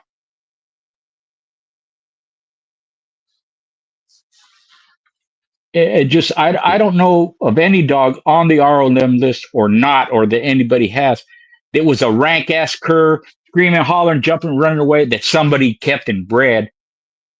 Generally, a dog that quote unquote quit was under circumstances. They were beat up, they were hurt, they weren't right, low blood count and sick, had diarrhea right before the match. People have it in their mind that a dog shouldn't quit no matter what. You could have Marvin Hagler, one of the hardest chins in boxing. If he had an ailment or he was sick, had the flu and runs and puking, and you put him in a title fight on that day, he's probably going to lose and probably going to get knocked out because he's not healthy. So that happens with a lot of dogs. They're not healthy. They put him in there anyways. He's a cur. That's your fault, dude. That's not the dog's fault. You don't know if he would have quit normally or not unless you have him under the right circumstances, and then you have no excuses. I did it right. I conditioned him right. He was felt right. He's feeling good. He gave his all, and he was done. Nothing wrong with that. There's no shame in that. But you put him in there sick, and he's a cur. Dude, come on. Yeah, it's a lot of variables. It's a lot of A lot. variables. A lot. You know? So And, just like yeah, anything you else, just take gotta them know how to on an manage. individual basis. Somebody that been around a long time, they could look at one of your pedigrees and go through it and go, yeah, this dog quit and that dog quit, that lost, and they could do that. But you can do that with any pedigree. Do that with mine. Any Carver dog, any Boudreaux dog, any Bolio dog, any Mayday dog. Somebody's that knows is gonna go in there. Oh yeah, that dog quit. Or I heard that dog quit. That's usually more accurate. I heard he wasn't shit. Well, you weren't there. Yeah. Yeah, you're right. Hey, that gets around a lot. I'm A guilty. lot. I said it because I said Bully Yeah. Son quit, even though I Yeah. really don't know. Is there truth to Right. that? I have said it. Yeah. There's Remember. truth to it. But there's also in other people's opinion that he didn't. He just collapsed. So there's a difference where you don't want to go and where you do want to go, but you can't. So there's even a write up saying Floyd Boudreaux even went to the corner, prop Bully Some up, tried to get him to scratch, and he wouldn't scratch. You ask Boudreaux, he's going to say, I never did that. He had nothing to do with the dog. That's what he'll tell you. So I don't know where that came from, but he, according to him, he didn't do that. And why would he? Why would they let him do that? It just all this stuff comes up, man. Oh, this dog, he was retired. This dog, he was 8 years old and he quit. Well, shit, what do you expect? Been sitting around for 5 years after his career's over. He's hog fat. You take him off the chain and you expect him to perform like when he was 3 years old. You push him so hard in the heat, of course he's going to quit. That, What'd you say? Common sense isn't so common anymore. it's not. No. And a lot of it, honestly, it's our fault, old timers' fault. Because we say all this stuff. Sometimes it's in context, out of context, whatever, and people take it and run with it. Wow. And that's generally, it's not really what we mean. We don't mean that a dog should never quit no matter what. What we're saying is this dog on that day, under these extreme circumstances, that some bitch didn't quit. That's a game dog. Right. And you hear all these stories. Oh, I skull drag him and I do this and that bullshit. A lot of it, they're messing with you. They're messing with these people's heads, especially if this would happen a lot. Some young guy coming in, you got to do this, you got to do that, and you got to work them hard, 2 hours and 3 hours, this and that.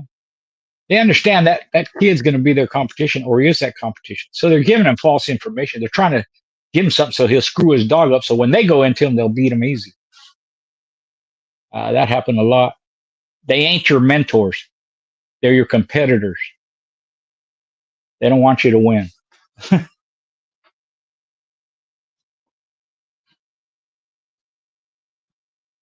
Yeah, that's crazy. That is crazy.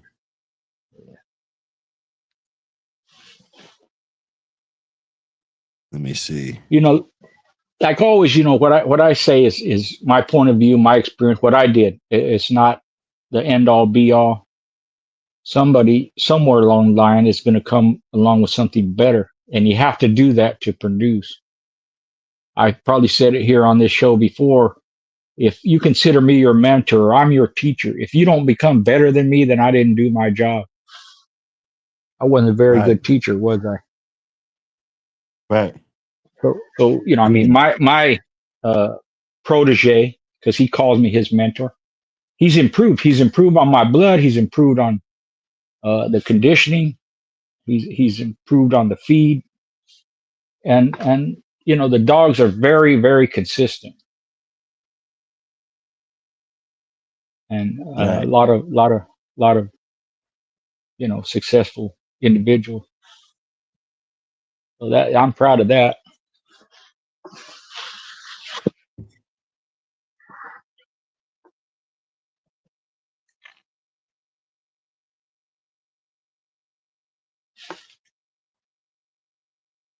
Yes, sir. Hey, man, look. Let me see. I think Cortland got a question. Did he Here pop you up? go. Pop up. Hold up.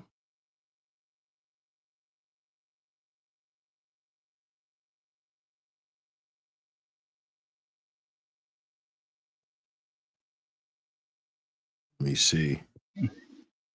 You got the link?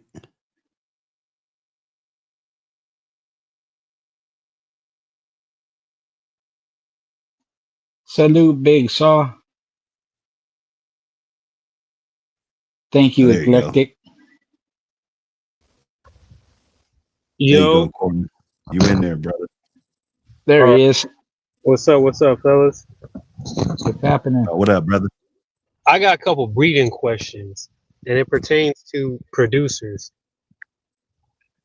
right? So, say I got a litter of puppies off of a dog, and wait, first off, I've heard being said like producing is a gene and it's a trait. So, say I got a litter, all sisters, and I breed them all to a male that's known to produce. Now, from those puppies, when I breed them to all the sisters, and to see which one produces the best percentage wise, is it going from there on with the ones that produce the most to produce producers, or is there a method to breeding or producing dogs that produce? Yeah, that's what I would do. Is from that point forward, I would take the ones that produce the best, that were more consistent, and that's something that I did. What you're saying. If I had 2 or 3 sisters, I would breed them to the same male Okay. and see which one.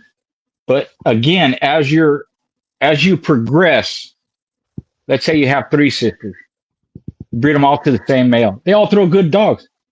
Use them all in your breeding program because you can do half brother, half sister. You can do aunt to nephew, cousin. Yeah. Right. You can got more you start incorporate. You got more to work with. You start incorporating, and then you really don't need to go at least for 1 or 2, 3 generations. You don't really have to go outside your yard because at the very least, you can make with that many females, you can make several half brother, half sister breedings.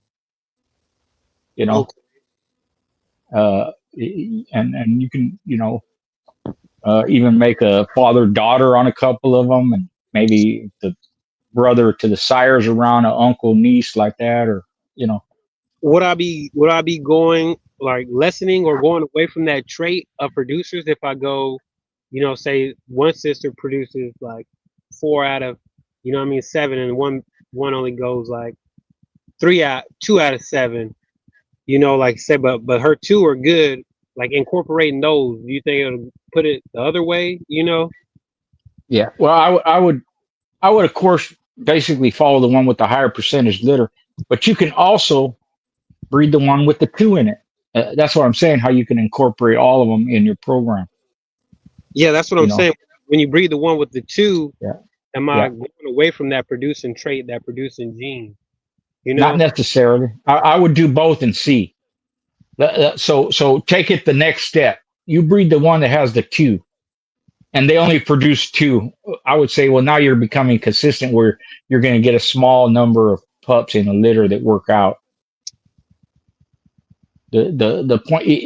A lot of times when I'm speaking after the fact, after I've done all this, so I can say I did it like this, and this worked for me, and you can do this and that. That's after going through all the processes that you're talking about. So you can breed all those females to the same male. One of them may throw a higher percentage than the other one, or 2, whatever it is. You would still need to breed the one with the lesser percentage to see the results of that. Did it improve where you had a higher percentage after that, or did it stay a low percentage? Yeah.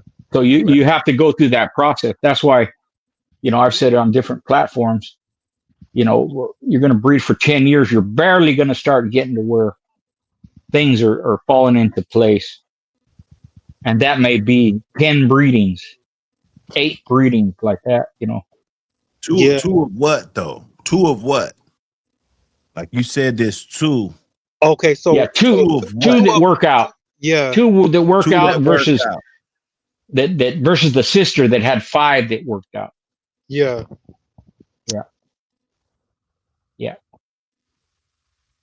Yeah. At that point, since it's you just made the one breeding like that, I would still the 2 that worked out. I would still breed them to see if that's going to improve where the numbers get higher, or if it's going to stay low numbers that work out. What would you do, Buck? And What? My bad, screw boy. I want to know no, go ahead. Go ahead. Buck's thoughts on that. It depends with me what it's coming off of. You know what I'm saying? Like if this is my power breeding right here, and it's coming off of something that I really feel, because that's what I hunt for. I'm like a shark. I've been said this. I'm a shark. I sit back and I'm gonna watch that production over a while. You know, I'm gonna see how his dogs are turning out, his dogs, you know, and then so let's say this is a breeding that I honestly feel really, really good about it to the point where let's say them 210s, you know, they got away, or you know, something happened to them, the 9, something happened to them, and I was just left with those right there. Shit. If that blood was what it was supposed to be, right? As a breeder, if that blood, and you're focusing on the right traits and you're focusing on the right dogs and not just all over the place, and they were actual producers, I should be fine with the rest of them. I should be just fine. You know, I think that those have enough genetic capabilities to maybe do a breeding, or maybe cross it up, maybe do something else with it, and you know, I won't be missing those. So I'll probably just keep them if it's the family. If that's the family, I mean, you don't want, if they all litter mates, you know, you probably don't want 3 or 4 different litter mates. You know, maybe you do. Yeah, you know, if you're talking about your breeding program, I mean, you don't need 7 of them. Unless, I mean, back in the day, you know, you could probably just keep 4 litters, you know, keep them all, you know. Right. So let me add this too.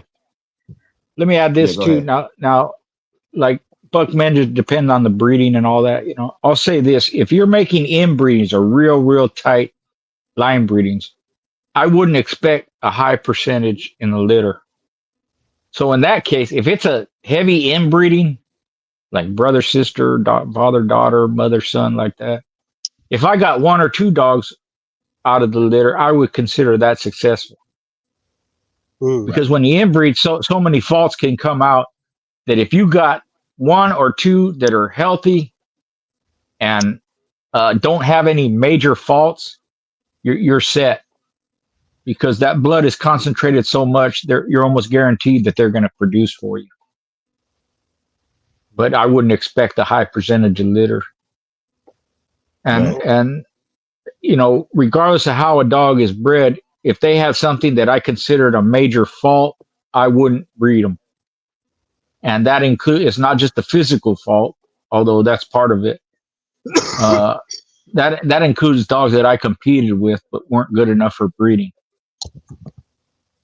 It could be something that is in my standard. This is what I expect my dogs to do. Like say something like scratch hard with no hesitation.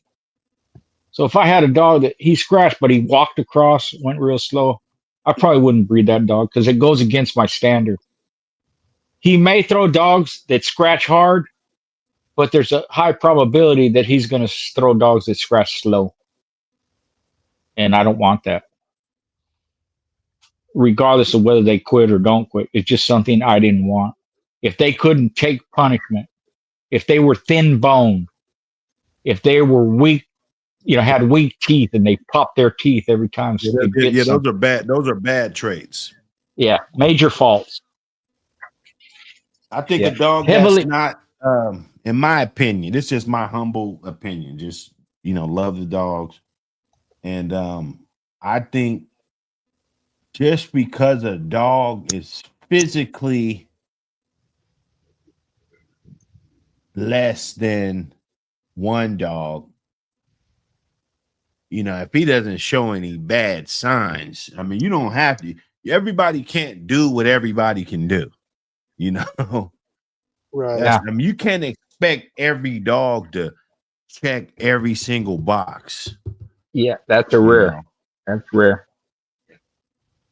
I'll say this: if a dog don't quit, I don't care if he's a piece of junk. He has no ability, no skill, no nothing. I wouldn't. I'd let him live his life out.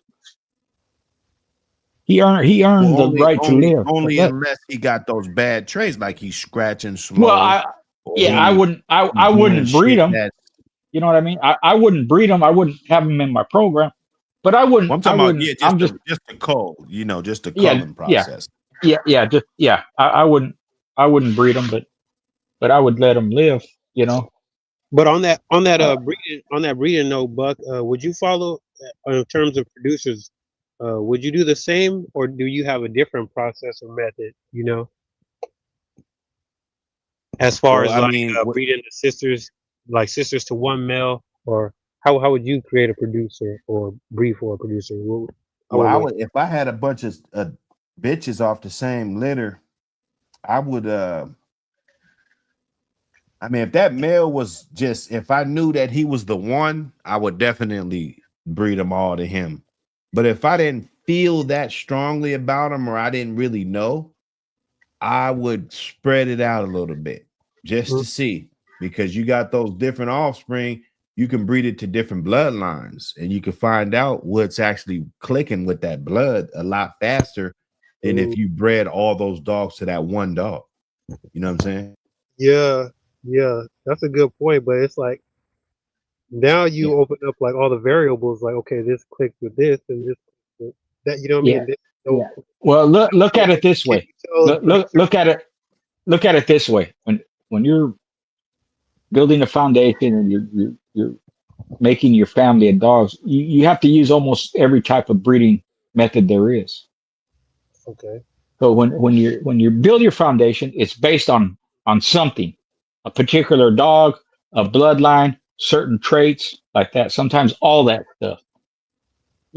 So in your scenario, you're going to breed all the females to one male. Then you're going to breed either all the females or one or two. You're going to outcross her to something that blood has worked before. Then you might outcross her to something that you don't know if it's working. You're trying something new, put it that way. Then you're going to line breed it, meaning you're breeding cousins, you're breeding aunt to nephew, uncle to niece. You're going to inbreed. You may do brother, sister, father, daughter, mother, son, grandfather to granddaughter, grandmother. So you have all these breeding techniques available to you that you have to incorporate at some point along the way. And then from that, you're going to go with which ones show you to be the best ones and which ones show you to produce the higher percentage of litters. So again, a lot of what I'm saying is after the fact. Right. And I can tell you what worked for me, and I went this way and that way, and what, like that. A lot of it is you look at your dog's pedigree and you look at the background, you see what's there, and you're just going to repeat it. Whether it's the bloodlines you're using, whether it's the method, inbreeding, line breeding, outcrossing, you're going to do the same thing because it worked before. And that's what anybody does. Even if they're not cognizant of the fact that these breedings were put together before 30 years ago, they're going to find out once you make those breedings, even if you're not doing it on purpose, they're going to work because the past has shown that they worked before. So they should work again. So it's not always, what direction should I go in? What's the best way to do things? How should I go about this? It's you got to try all these things together, and then whatever the results show you, that's what you follow. And then in 10 years, you'll be up here saying like we did. Well, I did this and I did that. That showed me the best. This bitch produced better than her sister. This was my main foundation male. I based my family on him. This female, like that. Right. Yeah. I rather wing it with a good foundation though, rather than of course. winging Of it with. course. You know what Yeah. I'm saying? You You know? gotta have some madness to your method, some Yeah, method to your method. yeah, You gotta have some kind of direction, yeah. and then hey, if it works, you run with it. If it don't, discard it and do something else. Yeah, But take that, your note. I like to take notes in that situation because you can see the dogs. You know if that litter wasn't this, yeah, and then you give it more time to yep, develop, but you can kind of yeah, see, and I think that's your job to stay away from that. If that didn't yeah, work, of course, then you should be staying away from that, and you should be yep, focusing more on what did work. yep, That's I believe when it turns into a science, because it's like, okay, I did this, I got these dogs, they producing good, and I found a way to turn it up another notch and actually make the right cross that works exactly, time and time again, for exactly, you. exactly, and That just come with the reps. yeah, yeah, Yeah, because you do kind of know which ones are the best after a while, and which one, which direction right. you want to go, and then you see Mhm. the result. But Vad Kennels asks, so how does that benefit up and coming dogman to be purposely misled? What do we do to counter that? It doesn't benefit them. They're doing it on purpose to keep you down. What do you do about it? If it doesn't make sense, don't even do it. But the only way to find out what they're saying is true or not is to try it, do it, and see where you end up, Right, see what happens, right. You still got to right? do your And own then research. still With got to do your everything, own you research. still got to do your own Just just research. just like you said, Buck. You write notes and write everything down. Right. Keep notes, because over time you won't remember what happened 10 years ago, 5 years ago, even last week. You'll forget. If you don't write it down, at some point you're going to forget, and then you're going to wish you wrote it down. What was that I was thinking? Oh shit, I forgot. I write everything down because my mind's I'm getting older. I forget a lot of shit. So I write everything down. It doesn't matter if I'm at a restaurant, I'm going to get a napkin. Angie, Angie, give me a pen real quick. And I write it down. It may be a topic for a video or something like that, or breeding or a dog or whatever. And it saved me a ton of times because I forget. So you just kind of, Right. it's like everyday life. You kind of know who's, who you're cool with, who's good, who's not. If you don't know if they're deceiving you, you'll find out eventually that they're misleading you, and then you just cut them off. Yeah, no, that's what's up. That is what's up, man. Hey, the cookout today, man. Epic. Epic. Now I'm gonna be Yeah, it's challenging you on good. some of these, boy, because I think we should No, have it's it good. It's good like because educational purposes. I can't be always right. You I'm may not come gonna. up with It's not something really a that challenge. It's just like yeah, let's chop it up. yeah, About yeah, this. dig You know into what I'm this. saying? That's Yeah. pretty much what we and did. and you may something and I tell people this: anything I put out there, if you want to borrow it, use the content, whatever, do your own thing, that's fine, because you may come up with something and I'm going to use what you said. I'm going to make a Yeah, topic. I'm going to do a video. I'm and going that's to saying put it on my imitation. face, and it may get me to think a certain, hey, I never thought of that makes sense. Yeah, I'm going to try that, or I'm going to have somebody try that, and see Well, how it works. It could be some. I used your I remember the invitation before, but I used your conditioning, conditioning a dog, getting them Yeah. back up to snuff, you know what I'm saying? And Yep. Yep. the Yep. volume 3. Salute, Yeah. that's a good read right there. Yeah. Yeah, it's that's what it's there for.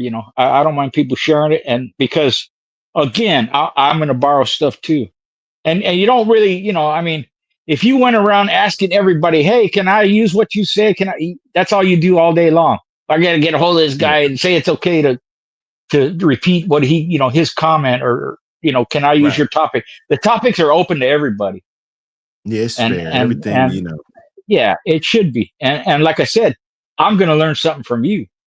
Just because you're younger than me doesn't mean I can't learn from you. I will, and I have. And some of it right. is the technical side. Some of it ideas, that you put in your magazine or something. Hey, I'm going to use that in a book. Yeah, I'm hell going to use yeah. that, Please. like that. No, hey, And before I did any of mine, I had yours in my hand. I want yeah, everybody to know yeah, that. Before I put one of these things together, I had your book in my hand that you sent me. So I right, can look at it.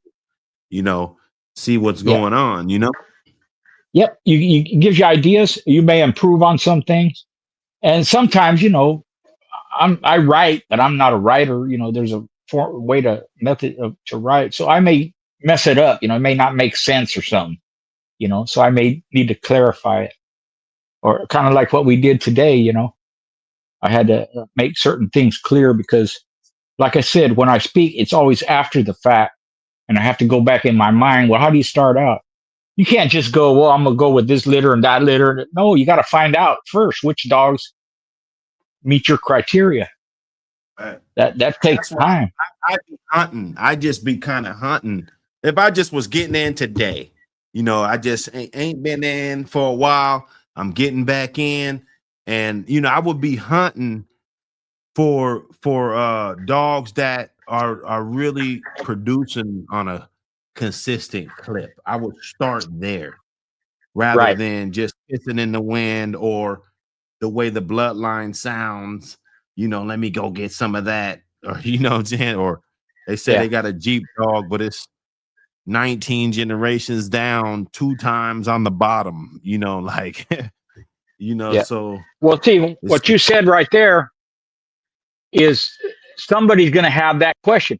How do I start? And if they're right. watching now or they watch the replay, well, Buck said, I'm going to look for something that has shown to be a consistent producer. The And best it could of be from that. the best of that from this Because every particular bloodline's bloodline. already been here. All the we could Right, admit that right, we talk about right, them. Eli, we keep talking about them, and we're never going to stop talking about them. Those right, dogs are right. in the fabric of this breed. That's what makes it fun to talk about. But let's say Macho Buck, for instance. I'm going to go inside Macho Buck. Okay, well, there's none off Macho Buck still alive. So I'm going to find out which strain was more consistent out of that. And if he has 70 different strains, then shit, you got some research to do. Sometimes they only got like 5 different strains. So then it'll be a little easier to zero in on which one of those strains. So then you crack that open. And then you want to look at those strains. Okay, where the fuck did it go? You want to find out where that gene went. It's there. It's there, but you want to find out where it went. They probably bred that dog to some bitch that just threw the shit completely off. And then now you got a strain that you got to spend your whole better half of your years trying to fucking repair somebody else's bullshit. You know what I'm Like saying? that. So Yeah. hunt that shit down. That blood's tight. That's a good dog. Because there are Bolios of today. There are Maydays of today. Believe it or not. The dogs just don't stop producing overnight. Trump passed a law and then all of a sudden the dogs don't produce no more. That's not gonna happen. We're Right. far away from this breed being not intact like most of the other breeds in the world. You know what I'm saying? We're in a great shape as far as that goes. Yeah, I But agree. yeah, Yeah, man. listen up, people. You spit some good game, and that's good information, especially for somebody starting out. That's how you would go Right. about it. That's one way of going down That's that just path. me. Somebody else might just put a write about 6 bloodlines and put it in a hat and just dig in there and just pick one. You know what I'm saying? Yeah, Like yeah, yeah, that's your choice. If that's your yeah. journey, that's your choice. Exactly. Yeah. You just go with the result. You're always going to go with the with the results. What happened? What do you like? And just it don't you don't have to be a college graduate with a PhD to get this shit. You can do it. It's always been done by regular people. And there's educated people in the dogs now. There's doctors and lawyers and people with PhD, master's degrees and PhDs. Even Richard Stratton, he has 2 PhDs. So there's a lot of very intelligent people. But the breed basically is for the common person. Overall, it's regular people, working people, class people that had them, you know, because for one thing, you know, is dog is man's best friend. For the other thing, when you're getting into sports, other breeds, other species are a lot more expensive than a dog. Uh, Even with game fowl, they're not as expensive as dogs, but you got to have 500 of them. You know, most guys do that. There's some that can do it with less numbers, but even so, it's going to be generally around 100 birds. You know, which is not uncommon. So with dogs, you can with 3 I'm or gonna get 4 out of dogs, here, 5 guys. dogs, My phone's pretty 10 loud. dogs. Appreciate you, All fellas, right, man. brother. All Thank right. you. Thanks for coming up I here. appreciate you, brother. Appreciate it. Yeah, yeah. So with dogs, it just falls in line with the human race. You know, we're mammals. They're mammals. They've been domesticated for so long. You don't have to have a ton of money to have them. You can work it with a few of them. You can have a bunch if you want, but you don't need a bunch. Horse racing very expensive. Hound dogs very, can be expensive. Uh, and then the breed is versatile. You know, you can do the legal sports. You can do hunting. You can do obedience training, lure course. You can dock diving, weight pool, all that stuff. It can be a family pet. Some people use them for drug and bomb sniffing. They're used in the military. They're used for protection and home defense. If you live out in the country, it can be used for your livestock. It can almost do it all. You know, you have to have the right one. Not all of them can do it. The pit bull isn't like you just take any pit bull and it can do anything. But there are dogs that are very versatile. Just a matter of finding which ones are. So no, my point is it's not going anywhere. It's not.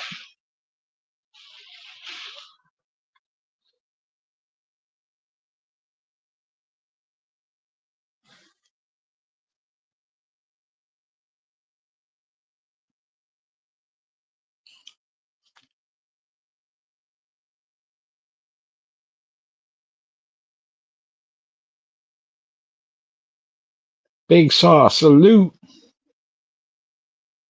You're welcome, Vad.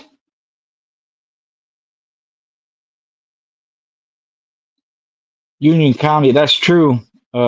Someone did a video. I forget who it was, and they had Jeep, Frisco, and Mayday. And according to his research, Jeep outproduced them with less numbers, and it was just going by the champion and grand champion, I think, maybe ROM too, offspring. So that's true.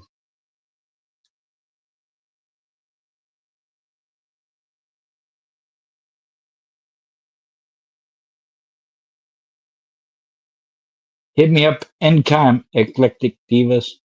Yeah, I remember you. I think I still have your name on my board. So I do that as a reminder of who's going to get a hold of me. You still there, Buck?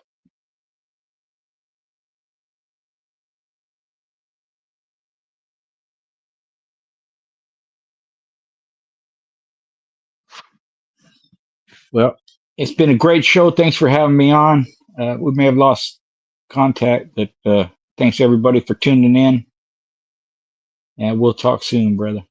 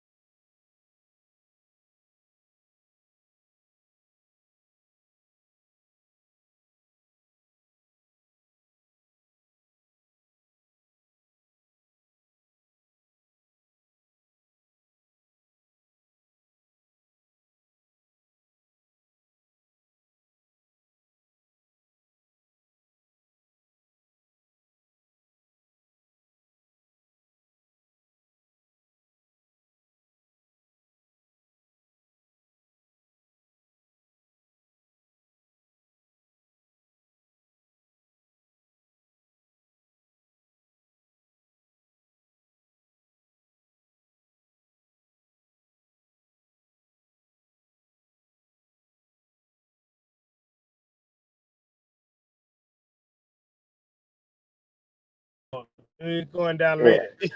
Yeah. And sometimes that's the best time to do it, though. Keep all the riffraff out the way. For Yep. sure, for sure. But Everybody sometimes I sleep. need sleep. Yeah. me, that's who sleep. I'm sleep. All right, we used to have a good old time, man. Back in the day, dogs used to be a dime a dozen, like, man, a dime a dozen good dogs. Like, at any given moment, you could see some great dogs just in a row. Yeah. And you'll learn where to put your money when they put them down. I'm going to tell you, are not used to, because I don't know what they're doing nowadays. But let's say Aries, back in the day, they had some good ones, man. Both Cephas, I watched both Junior. They were good dogs, man. Yeah. Yeah. And they I was even all seen him in average Mexico dogs. one time. I seen Raul in Mexico one time. I didn't even know he was going to show up. He didn't know I was going to show up. We just, hey, what are you doing? Same old shit. Dogs. Man, Raul got cool because for the main fight, one day, he just called me out the crowd. Nah, that's the honest guy. That's what he said in Mm. Spanish to my. That's the honest guy. I want him to go count the money. I was like, okay. Yeah. You know what I mean? Yeah. Okay, I just want to make it home, Raul. That's it. Mhm. Mexico was so fun because I grew up over there. Not grew up Yeah. over there. My brother was born over there, so I'll be over there. Okay. So Where yeah, at? he was born in Juarez, but Oh, okay. yeah, he grew up in Anapra. So we was in Anapra a lot and all of that. But he grew up poor and then made it out. But that's Yeah. where his mom was from, and you know, Yeah. Yeah. there They is had a lot. no borderlines when it comes to bad bitches. Yeah. That's true. We That's gonna true. step over the border and make a baby, and Yeah. that's what my dad did and my brother. So, Yeah. but Yeah. I used to have a lot of good shows in Juarez. I think I got a lot of good children in Juarez. Just saying. Maybe. Yeah. They'll come find me when they're grown. Yeah, they will. No, what they do is they'll just throw a little airplane kite over. Hey, you know my dad? Oh, Yeah. really? Yeah. I said, nah, Son. I'm bullshitting, but I'm not. Y'all caught me when I'm on Hornitos. It's not fair. It feels like Okay. I've been talking a lot. Let me shut Yeah. up. I'm gonna be listening. I got Schoolboy Ram. I got Buck on the line. Let me hear something great.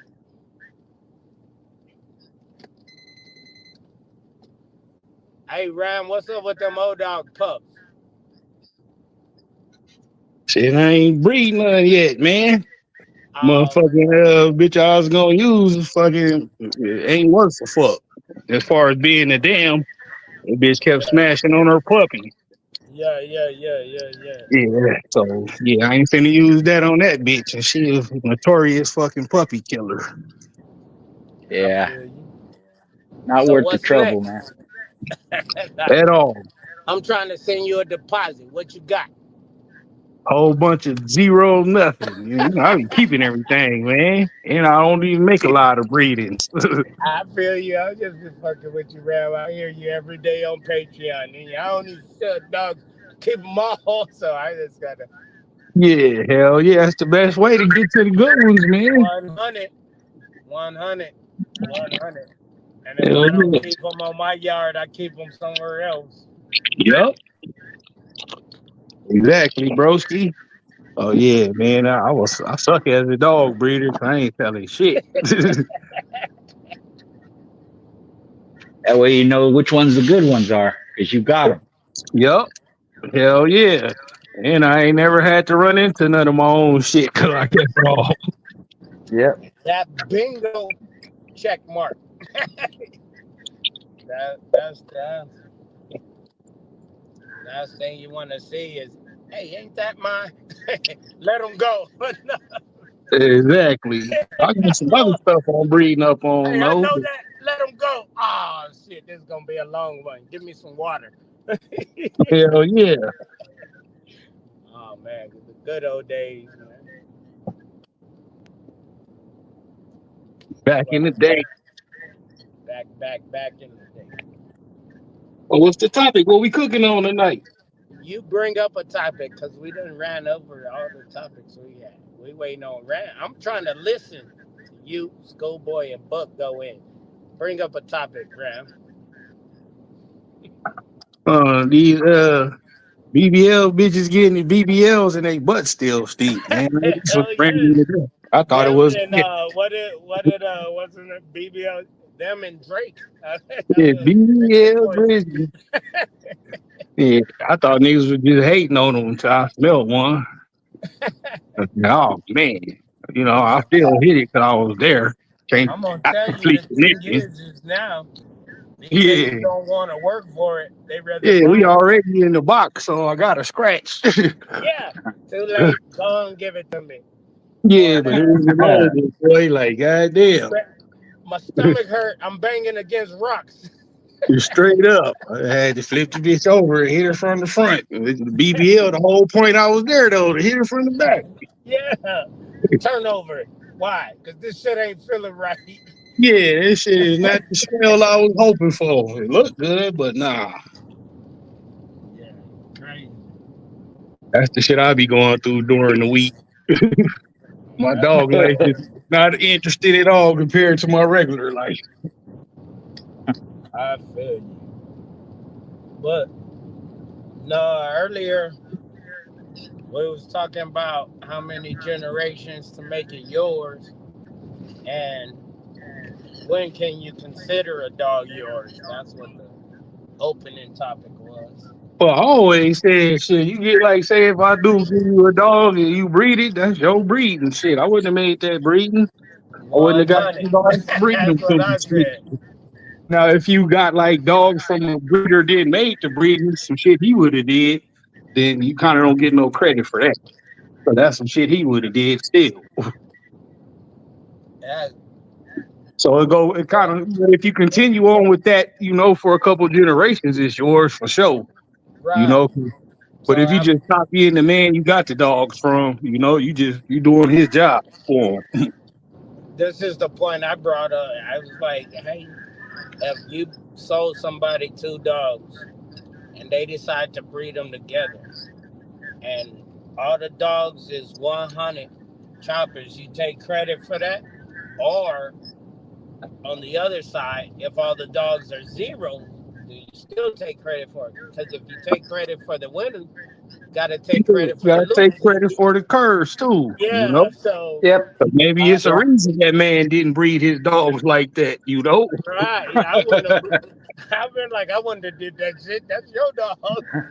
But Yeah, like at the I'm same not time, there I'd have been fucking like, doing that two was a good together. choice. Good job. I'm gonna stand behind you. I don't want to be in front of you on this. That's your dogs. Once you bought them and you bred them, after Yeah, that, you can't. To me, you're not putting borderland on. Even if you bought two borderland dogs and bred them, breeding the puppies, you're not gonna put borderland on the puppies. So those are no, your because dogs. Borderland didn't breed them. Shit, you Right, did. exactly. Those are The your dogs you dogs. got from me say Win, lose, Borderland or on them. draw, I'm gonna Yeah, stand behind them. I'm be like, yeah, I bred the parents and that people, but that's your plan. It's you. You know what I mean? yeah, And because you might not have did that one. what Schoolboy made a point at, but it's not his bloodline yet. Nope, it's not his bloodline. 3 generations to be his bloodline. Yep, but those are his dogs. Yeah, yeah, yeah. You need at least 3 generations. The schoolboy being nice really is 4 generations. Yeah, yeah, yeah, yeah, yeah. Schoolboy just being nice to y'all today for some odd reason. He came in on the happy juice. What you sipping Yeah, on, he must have had a Schoolboy? good day. I Four just woke generations. up. That's what most registries want from you anyway. Like you've Yeah, been breeding these dogs 4 generations now. You can say for sure this is your dog, your right. bloodline, the dog. But yeah, yeah, if you just get a pup from me and a pup from somebody else and breed it, shit, that's your bloodline. Because nine That's times how out it's. of ten, the And people who got them Schoolboy from wouldn't made a did that good point. cross or He did said that that's breed. your foundation. That Yeah, started your bloodline, but yeah, that's exactly. your Yeah, bloodline. yeah, yep. That'll be your foundation. It's based off of the breedings you made with these dogs you got from these two other men. Yeah. So yeah, and like I was telling, I'll stand behind my dog. Yep, that was my male. Yeah, I did that. Win, lose or draw. If they lose off, that was my male that produced it. But he made the breeding. You know what I'm saying? But the but is the quick. But I didn't choose that breeding to make that dog. Yeah. I don't It know. just if everything works out right, of course you want the credit. If it don't, you're gonna say them ain't my dog shit. But Uh, that's the You know. thing with me. I don't want the credit for the breeding. I would still be like, Yeah. "Yep, my male produced those Yeah. dogs he made." Yeah. You know, or Yeah. even if Well, it's both, it my yeah. dogs did produce it. And the Yeah. thing is that people will go to the source.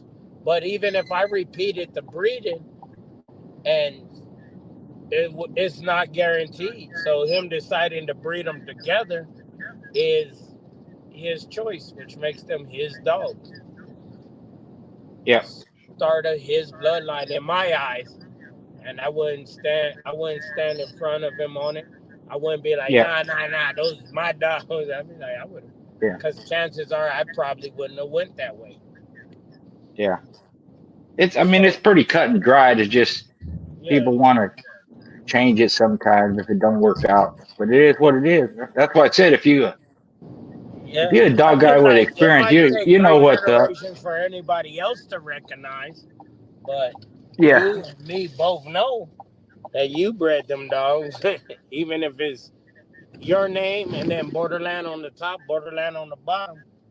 You decided to make that breed, and that's your dog. And that's all I say about to Yeah. anybody, because chances are I would have never thought, hey, these two, let me breed these yeah. two puppies together. I might And if have, it work, then you could do it yourself. Shit, he just yeah, saved I'll be you like, some well, shit, time. You yeah, I'm know. gonna bring you the source, but there's still no guarantee it'll be the same.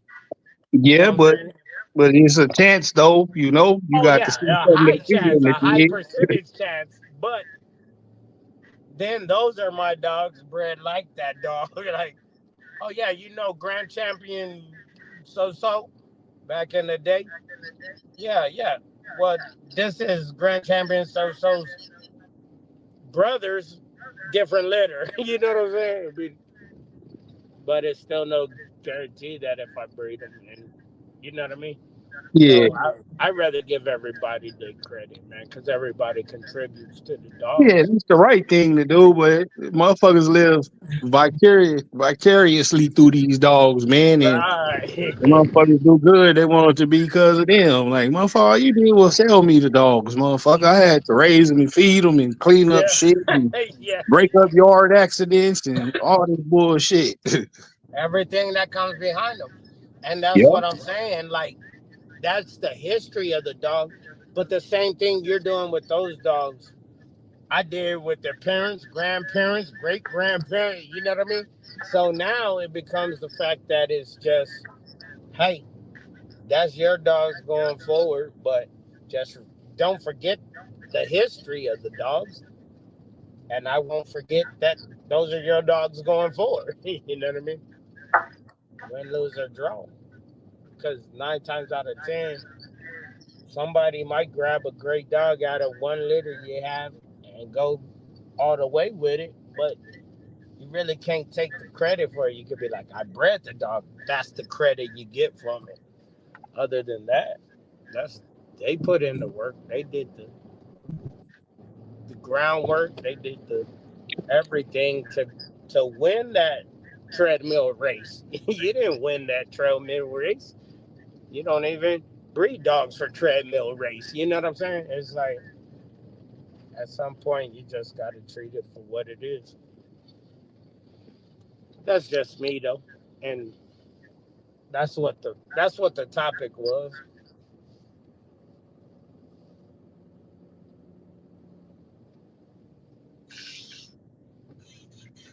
Shit, if Anybody in the chat got any questions?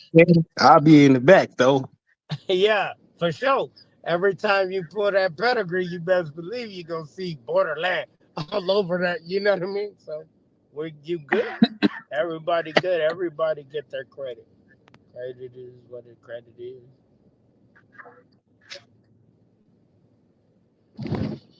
Yeah. Anybody? That was a good question. I can't even see the chat because I'm driving. But anybody in the chat got questions?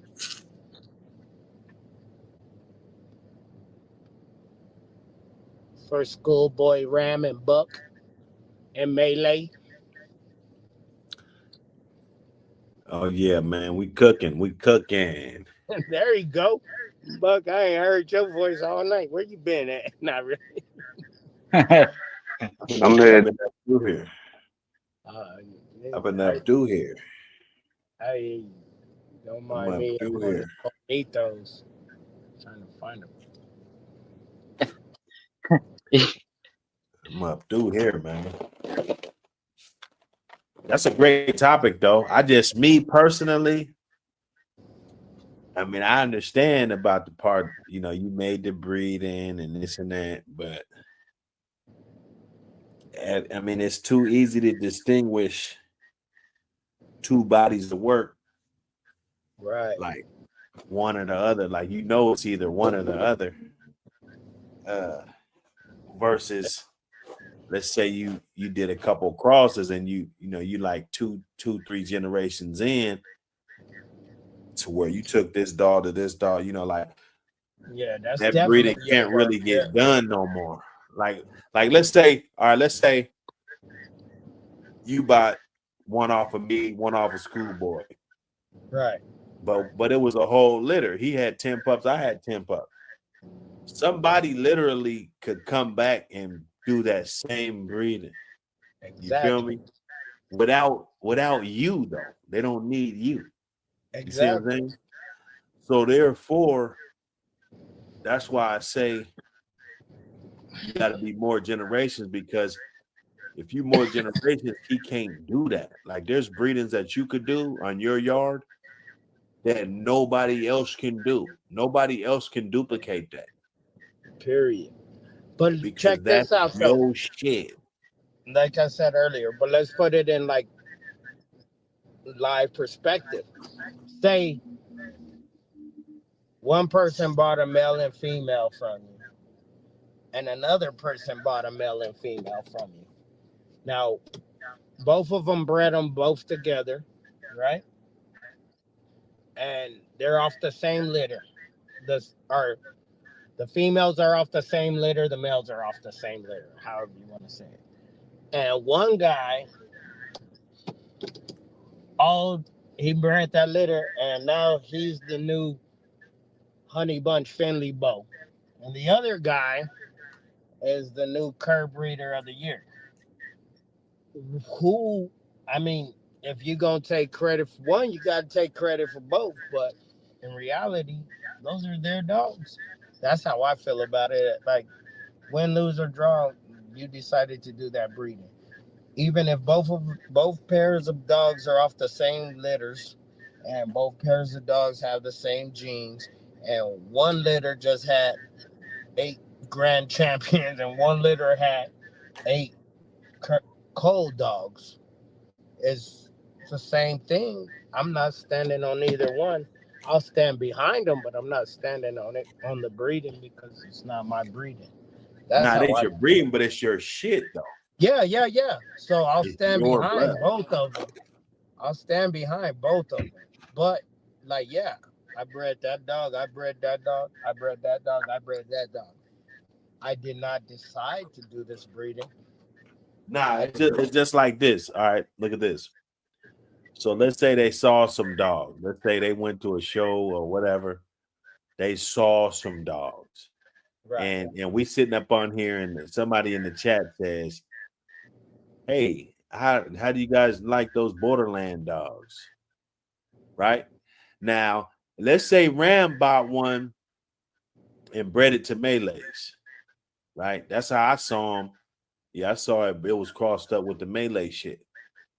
I still saw it. Now I Right. can't make an assessment off of that, but I gotta be honest to what I saw. I saw your blood. That's your blood. Right. Right. Now, if it's your choice, if you want to let other people get it, they might misrepresent the blood. Maybe they might not. You know what I'm saying? But it's still your blood, even if Right. it has And I somebody stand else's on my blood. blood, regardless win, lose, however they play out. If they seen it, yeah, that was me. I stand on it. Win, lose, or draw. But what I'm saying is that at the same time, if I didn't make the breeding, say it's a world beater, I still, though I wish I would have said, hey, I should have kept those pups and made that breeding in my head. I still didn't. So, hey, I got to give that man credit because that's his dog. You know what I'm saying? The dogs that made the breeding are mine. So, say the son and the father went out and the father didn't show up, but the son did. Well, that was my fault. The father didn't show out. But the if the son showed out, that's on you, man. You decided to do that. That's yours. That's just how I look at it. You know what I'm saying? But I'll stand behind it. Yeah, it came from him. The one I just that didn't make it, but you know, it's just what it is. Yeah, he could only jump 2 feet, but his son did it. But I didn't do that breeding. I can't take that credit. You know what I'm saying?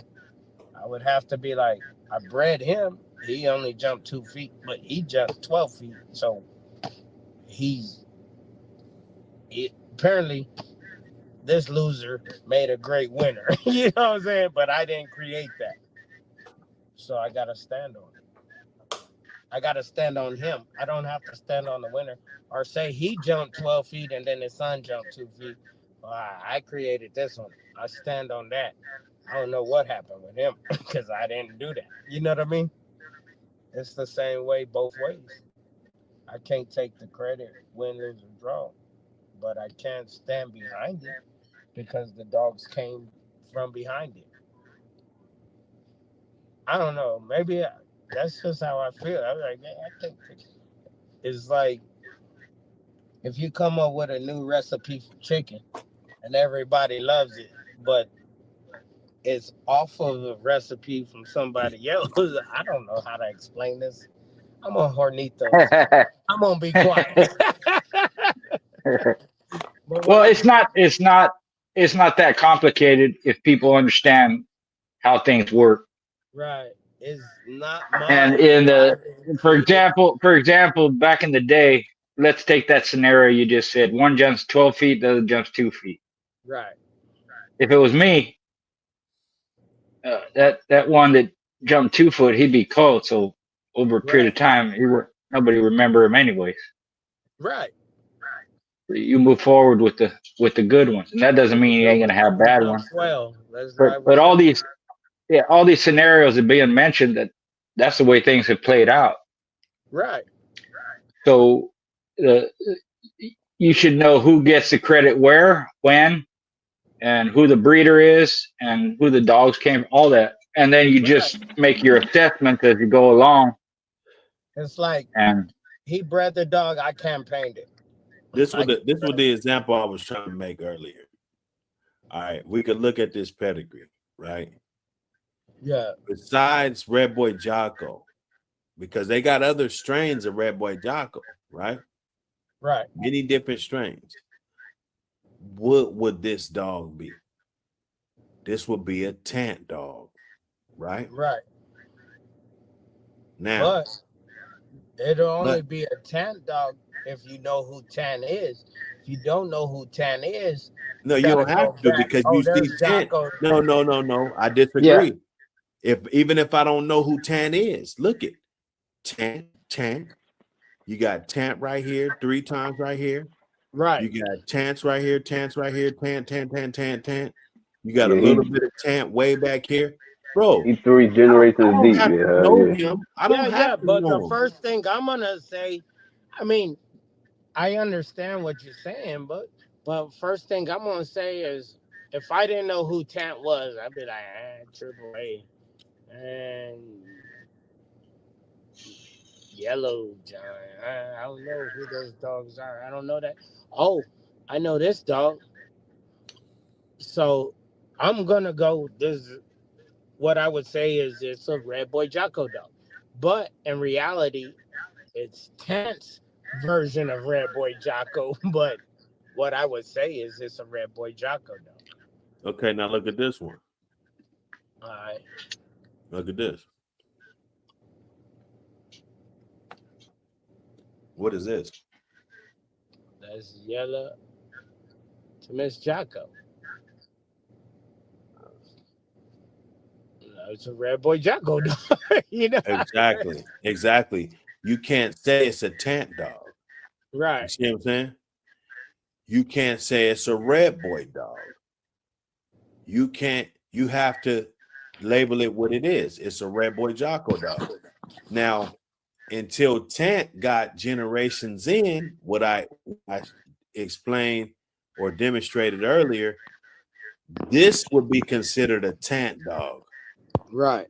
This has never been called a Tant dog. This has always been a Red Boy Jocko dog, because that's what it is. You can't get away from that. This is a Jocko dog down here. This is a Red Boy dog up here. You can't get out of that. Now, if you go more generations, then you can try to label it or whatever. But if I bought this dog and I bought this dog, I can't say that these are tant dogs, even though this is a tant dog. He named the dog. I mean, he bred the yellow. So, Right. or allegedly, it say Fletcher here, but if he owned this bitch, I don't know who owned the bitch at the time. Maybe goddamn Chavis owned them. You know what I'm saying? Right. Well, who knows?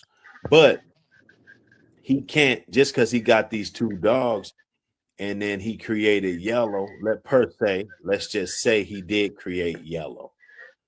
He can't say that this is a tant dog, because it's clear what the other stuff that ain't got nothing to do with you right But here. let's do this. Yeah. No, you're right. Because You're right. everybody And knows- what that is what we were talking about earlier. That's the foundation. That's where it started. Right. So it's not a tant dog yet. Right. It's not that bloodline. It's from tant, or he made the breeding or whatever. But in comparing of what we were talking about earlier, tant needs more generations than that before you call it a tant dog. Right. So But if that's what he started with, that's his foundation. That's where he started. But Right. everybody knows those dogs. I'll give you that. Yeah. Pull up 845676. Whereas the other example you gave, yeah, that's a tant dog because it's got 2 or 3 generations or whatever it is of his breeding. Even though he threw Buck in there. The other pedigree you showed. Now look at this dog. What would you call that dog?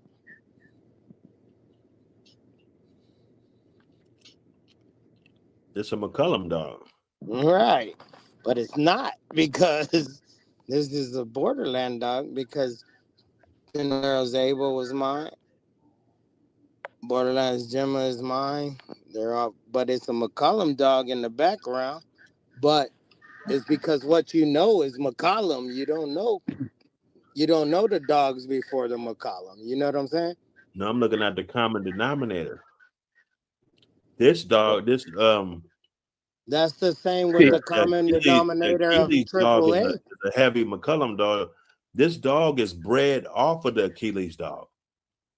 This dog is basically bred off of an Achilles dog. Right. So you have to look at the back of him.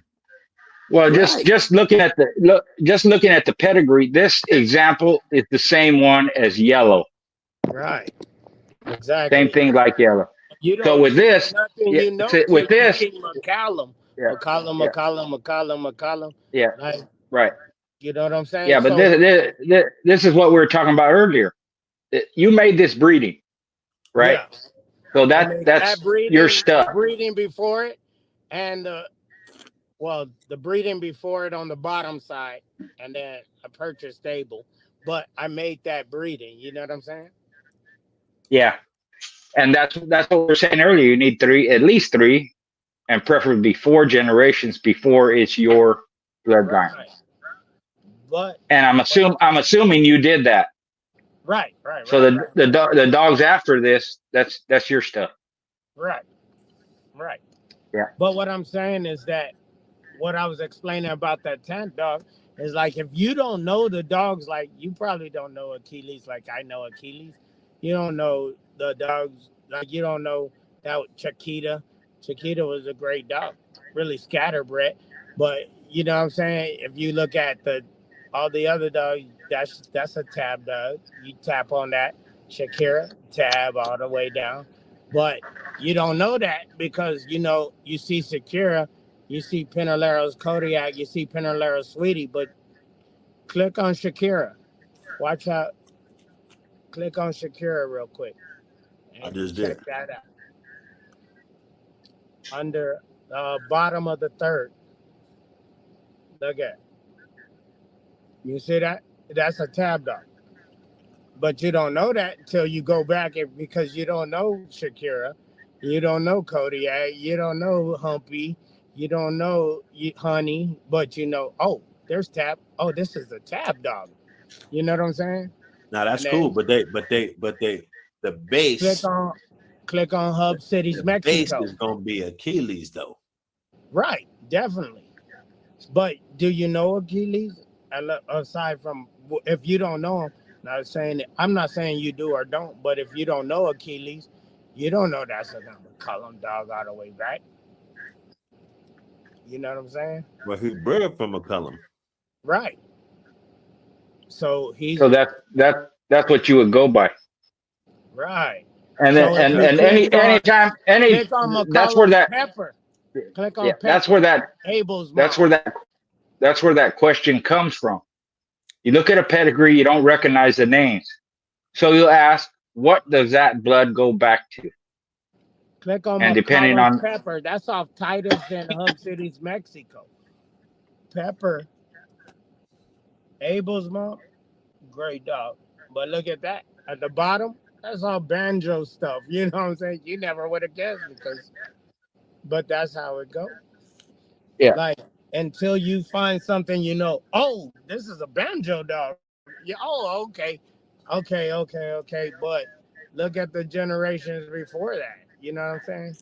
But yeah, McCullum, they and say McCullum the breeder, so he had the influence on it. So yeah, Right. and just that's like what in That's your what I'm that saying. ideology, this will yeah, When be he his that's how you choice. bred get his dog yeah, to that banjo dog, It was his choice to put it to this Titus dog. So right. exactly. So there everything you else go. is his dog.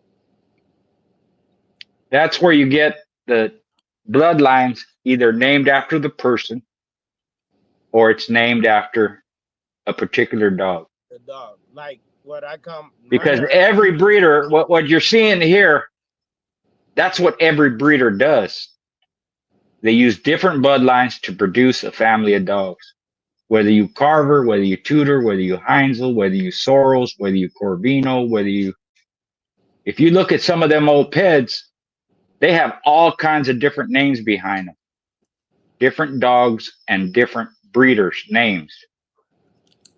So how do you know what it is? You go by either the dog, because his influence is on both sides of the peds and it's there more than once, or you go by the breeder's name because he's putting all these different bloodlines and all these different dogs together. Once he does that and establishes his foundation, that's where you see his name 3, 4, 5 generations. Even though if you go back far enough, it's going to be several different dogs and several different bloodlines that they came from. Like That's how you what make the distinction. That's how you make the distinction between the two. what I would You look can't at you Pepper, I used to call Pepper a rowdy, spanky, banjo dog. You know what I'm saying? And Truck is a Yeah, GB yeah. head dog. So that's Well, a if you go to, those are yeah, if dogs you I go, knew. yeah, the Heinzel, you're gonna see Corvino, Hemphill, Tudor, Kobe, and Corcoran or something like that. It's the same Right. thing. Because It's the same GCK is thing. McCollum. So, but Yeah, Spanky right, and Rowdy, those are McCollum dogs, but they're two different, way too differently bred dogs. Like right, Spanky right. is the uh, Yeah. Eli So based at some dog. point, it's going to be called a McCullum dog or a Right, GHK dog, right, right? Because right. there's different bloodlines behind it. That's how Right. you create a family of dogs. And that's what I'm So saying. Right. Until you know what dogs are behind the dogs, I mean, until you see something familiar, you don't know what kind of dog it is in your head. You'd be like, yeah, it's got 4 generations of you, but who yeah, are you? Let's see where you yeah, yeah. you Well, then got it people from. got to people need. That's why you need to study. That's why you need to know the history of the breed. Right. Well, The reason they're called Carver dogs is because he used different bloodline. He got Colby, Leitner, Bully Son, Ed Crenshaw, Jake Kaler, Earl Hunter, and Ray Long. All these different guys behind it. But when he put them together, he's got Daibo and he's got all that. When he put them together and bred them for several generations, they're Carver dogs. period. Stompanato,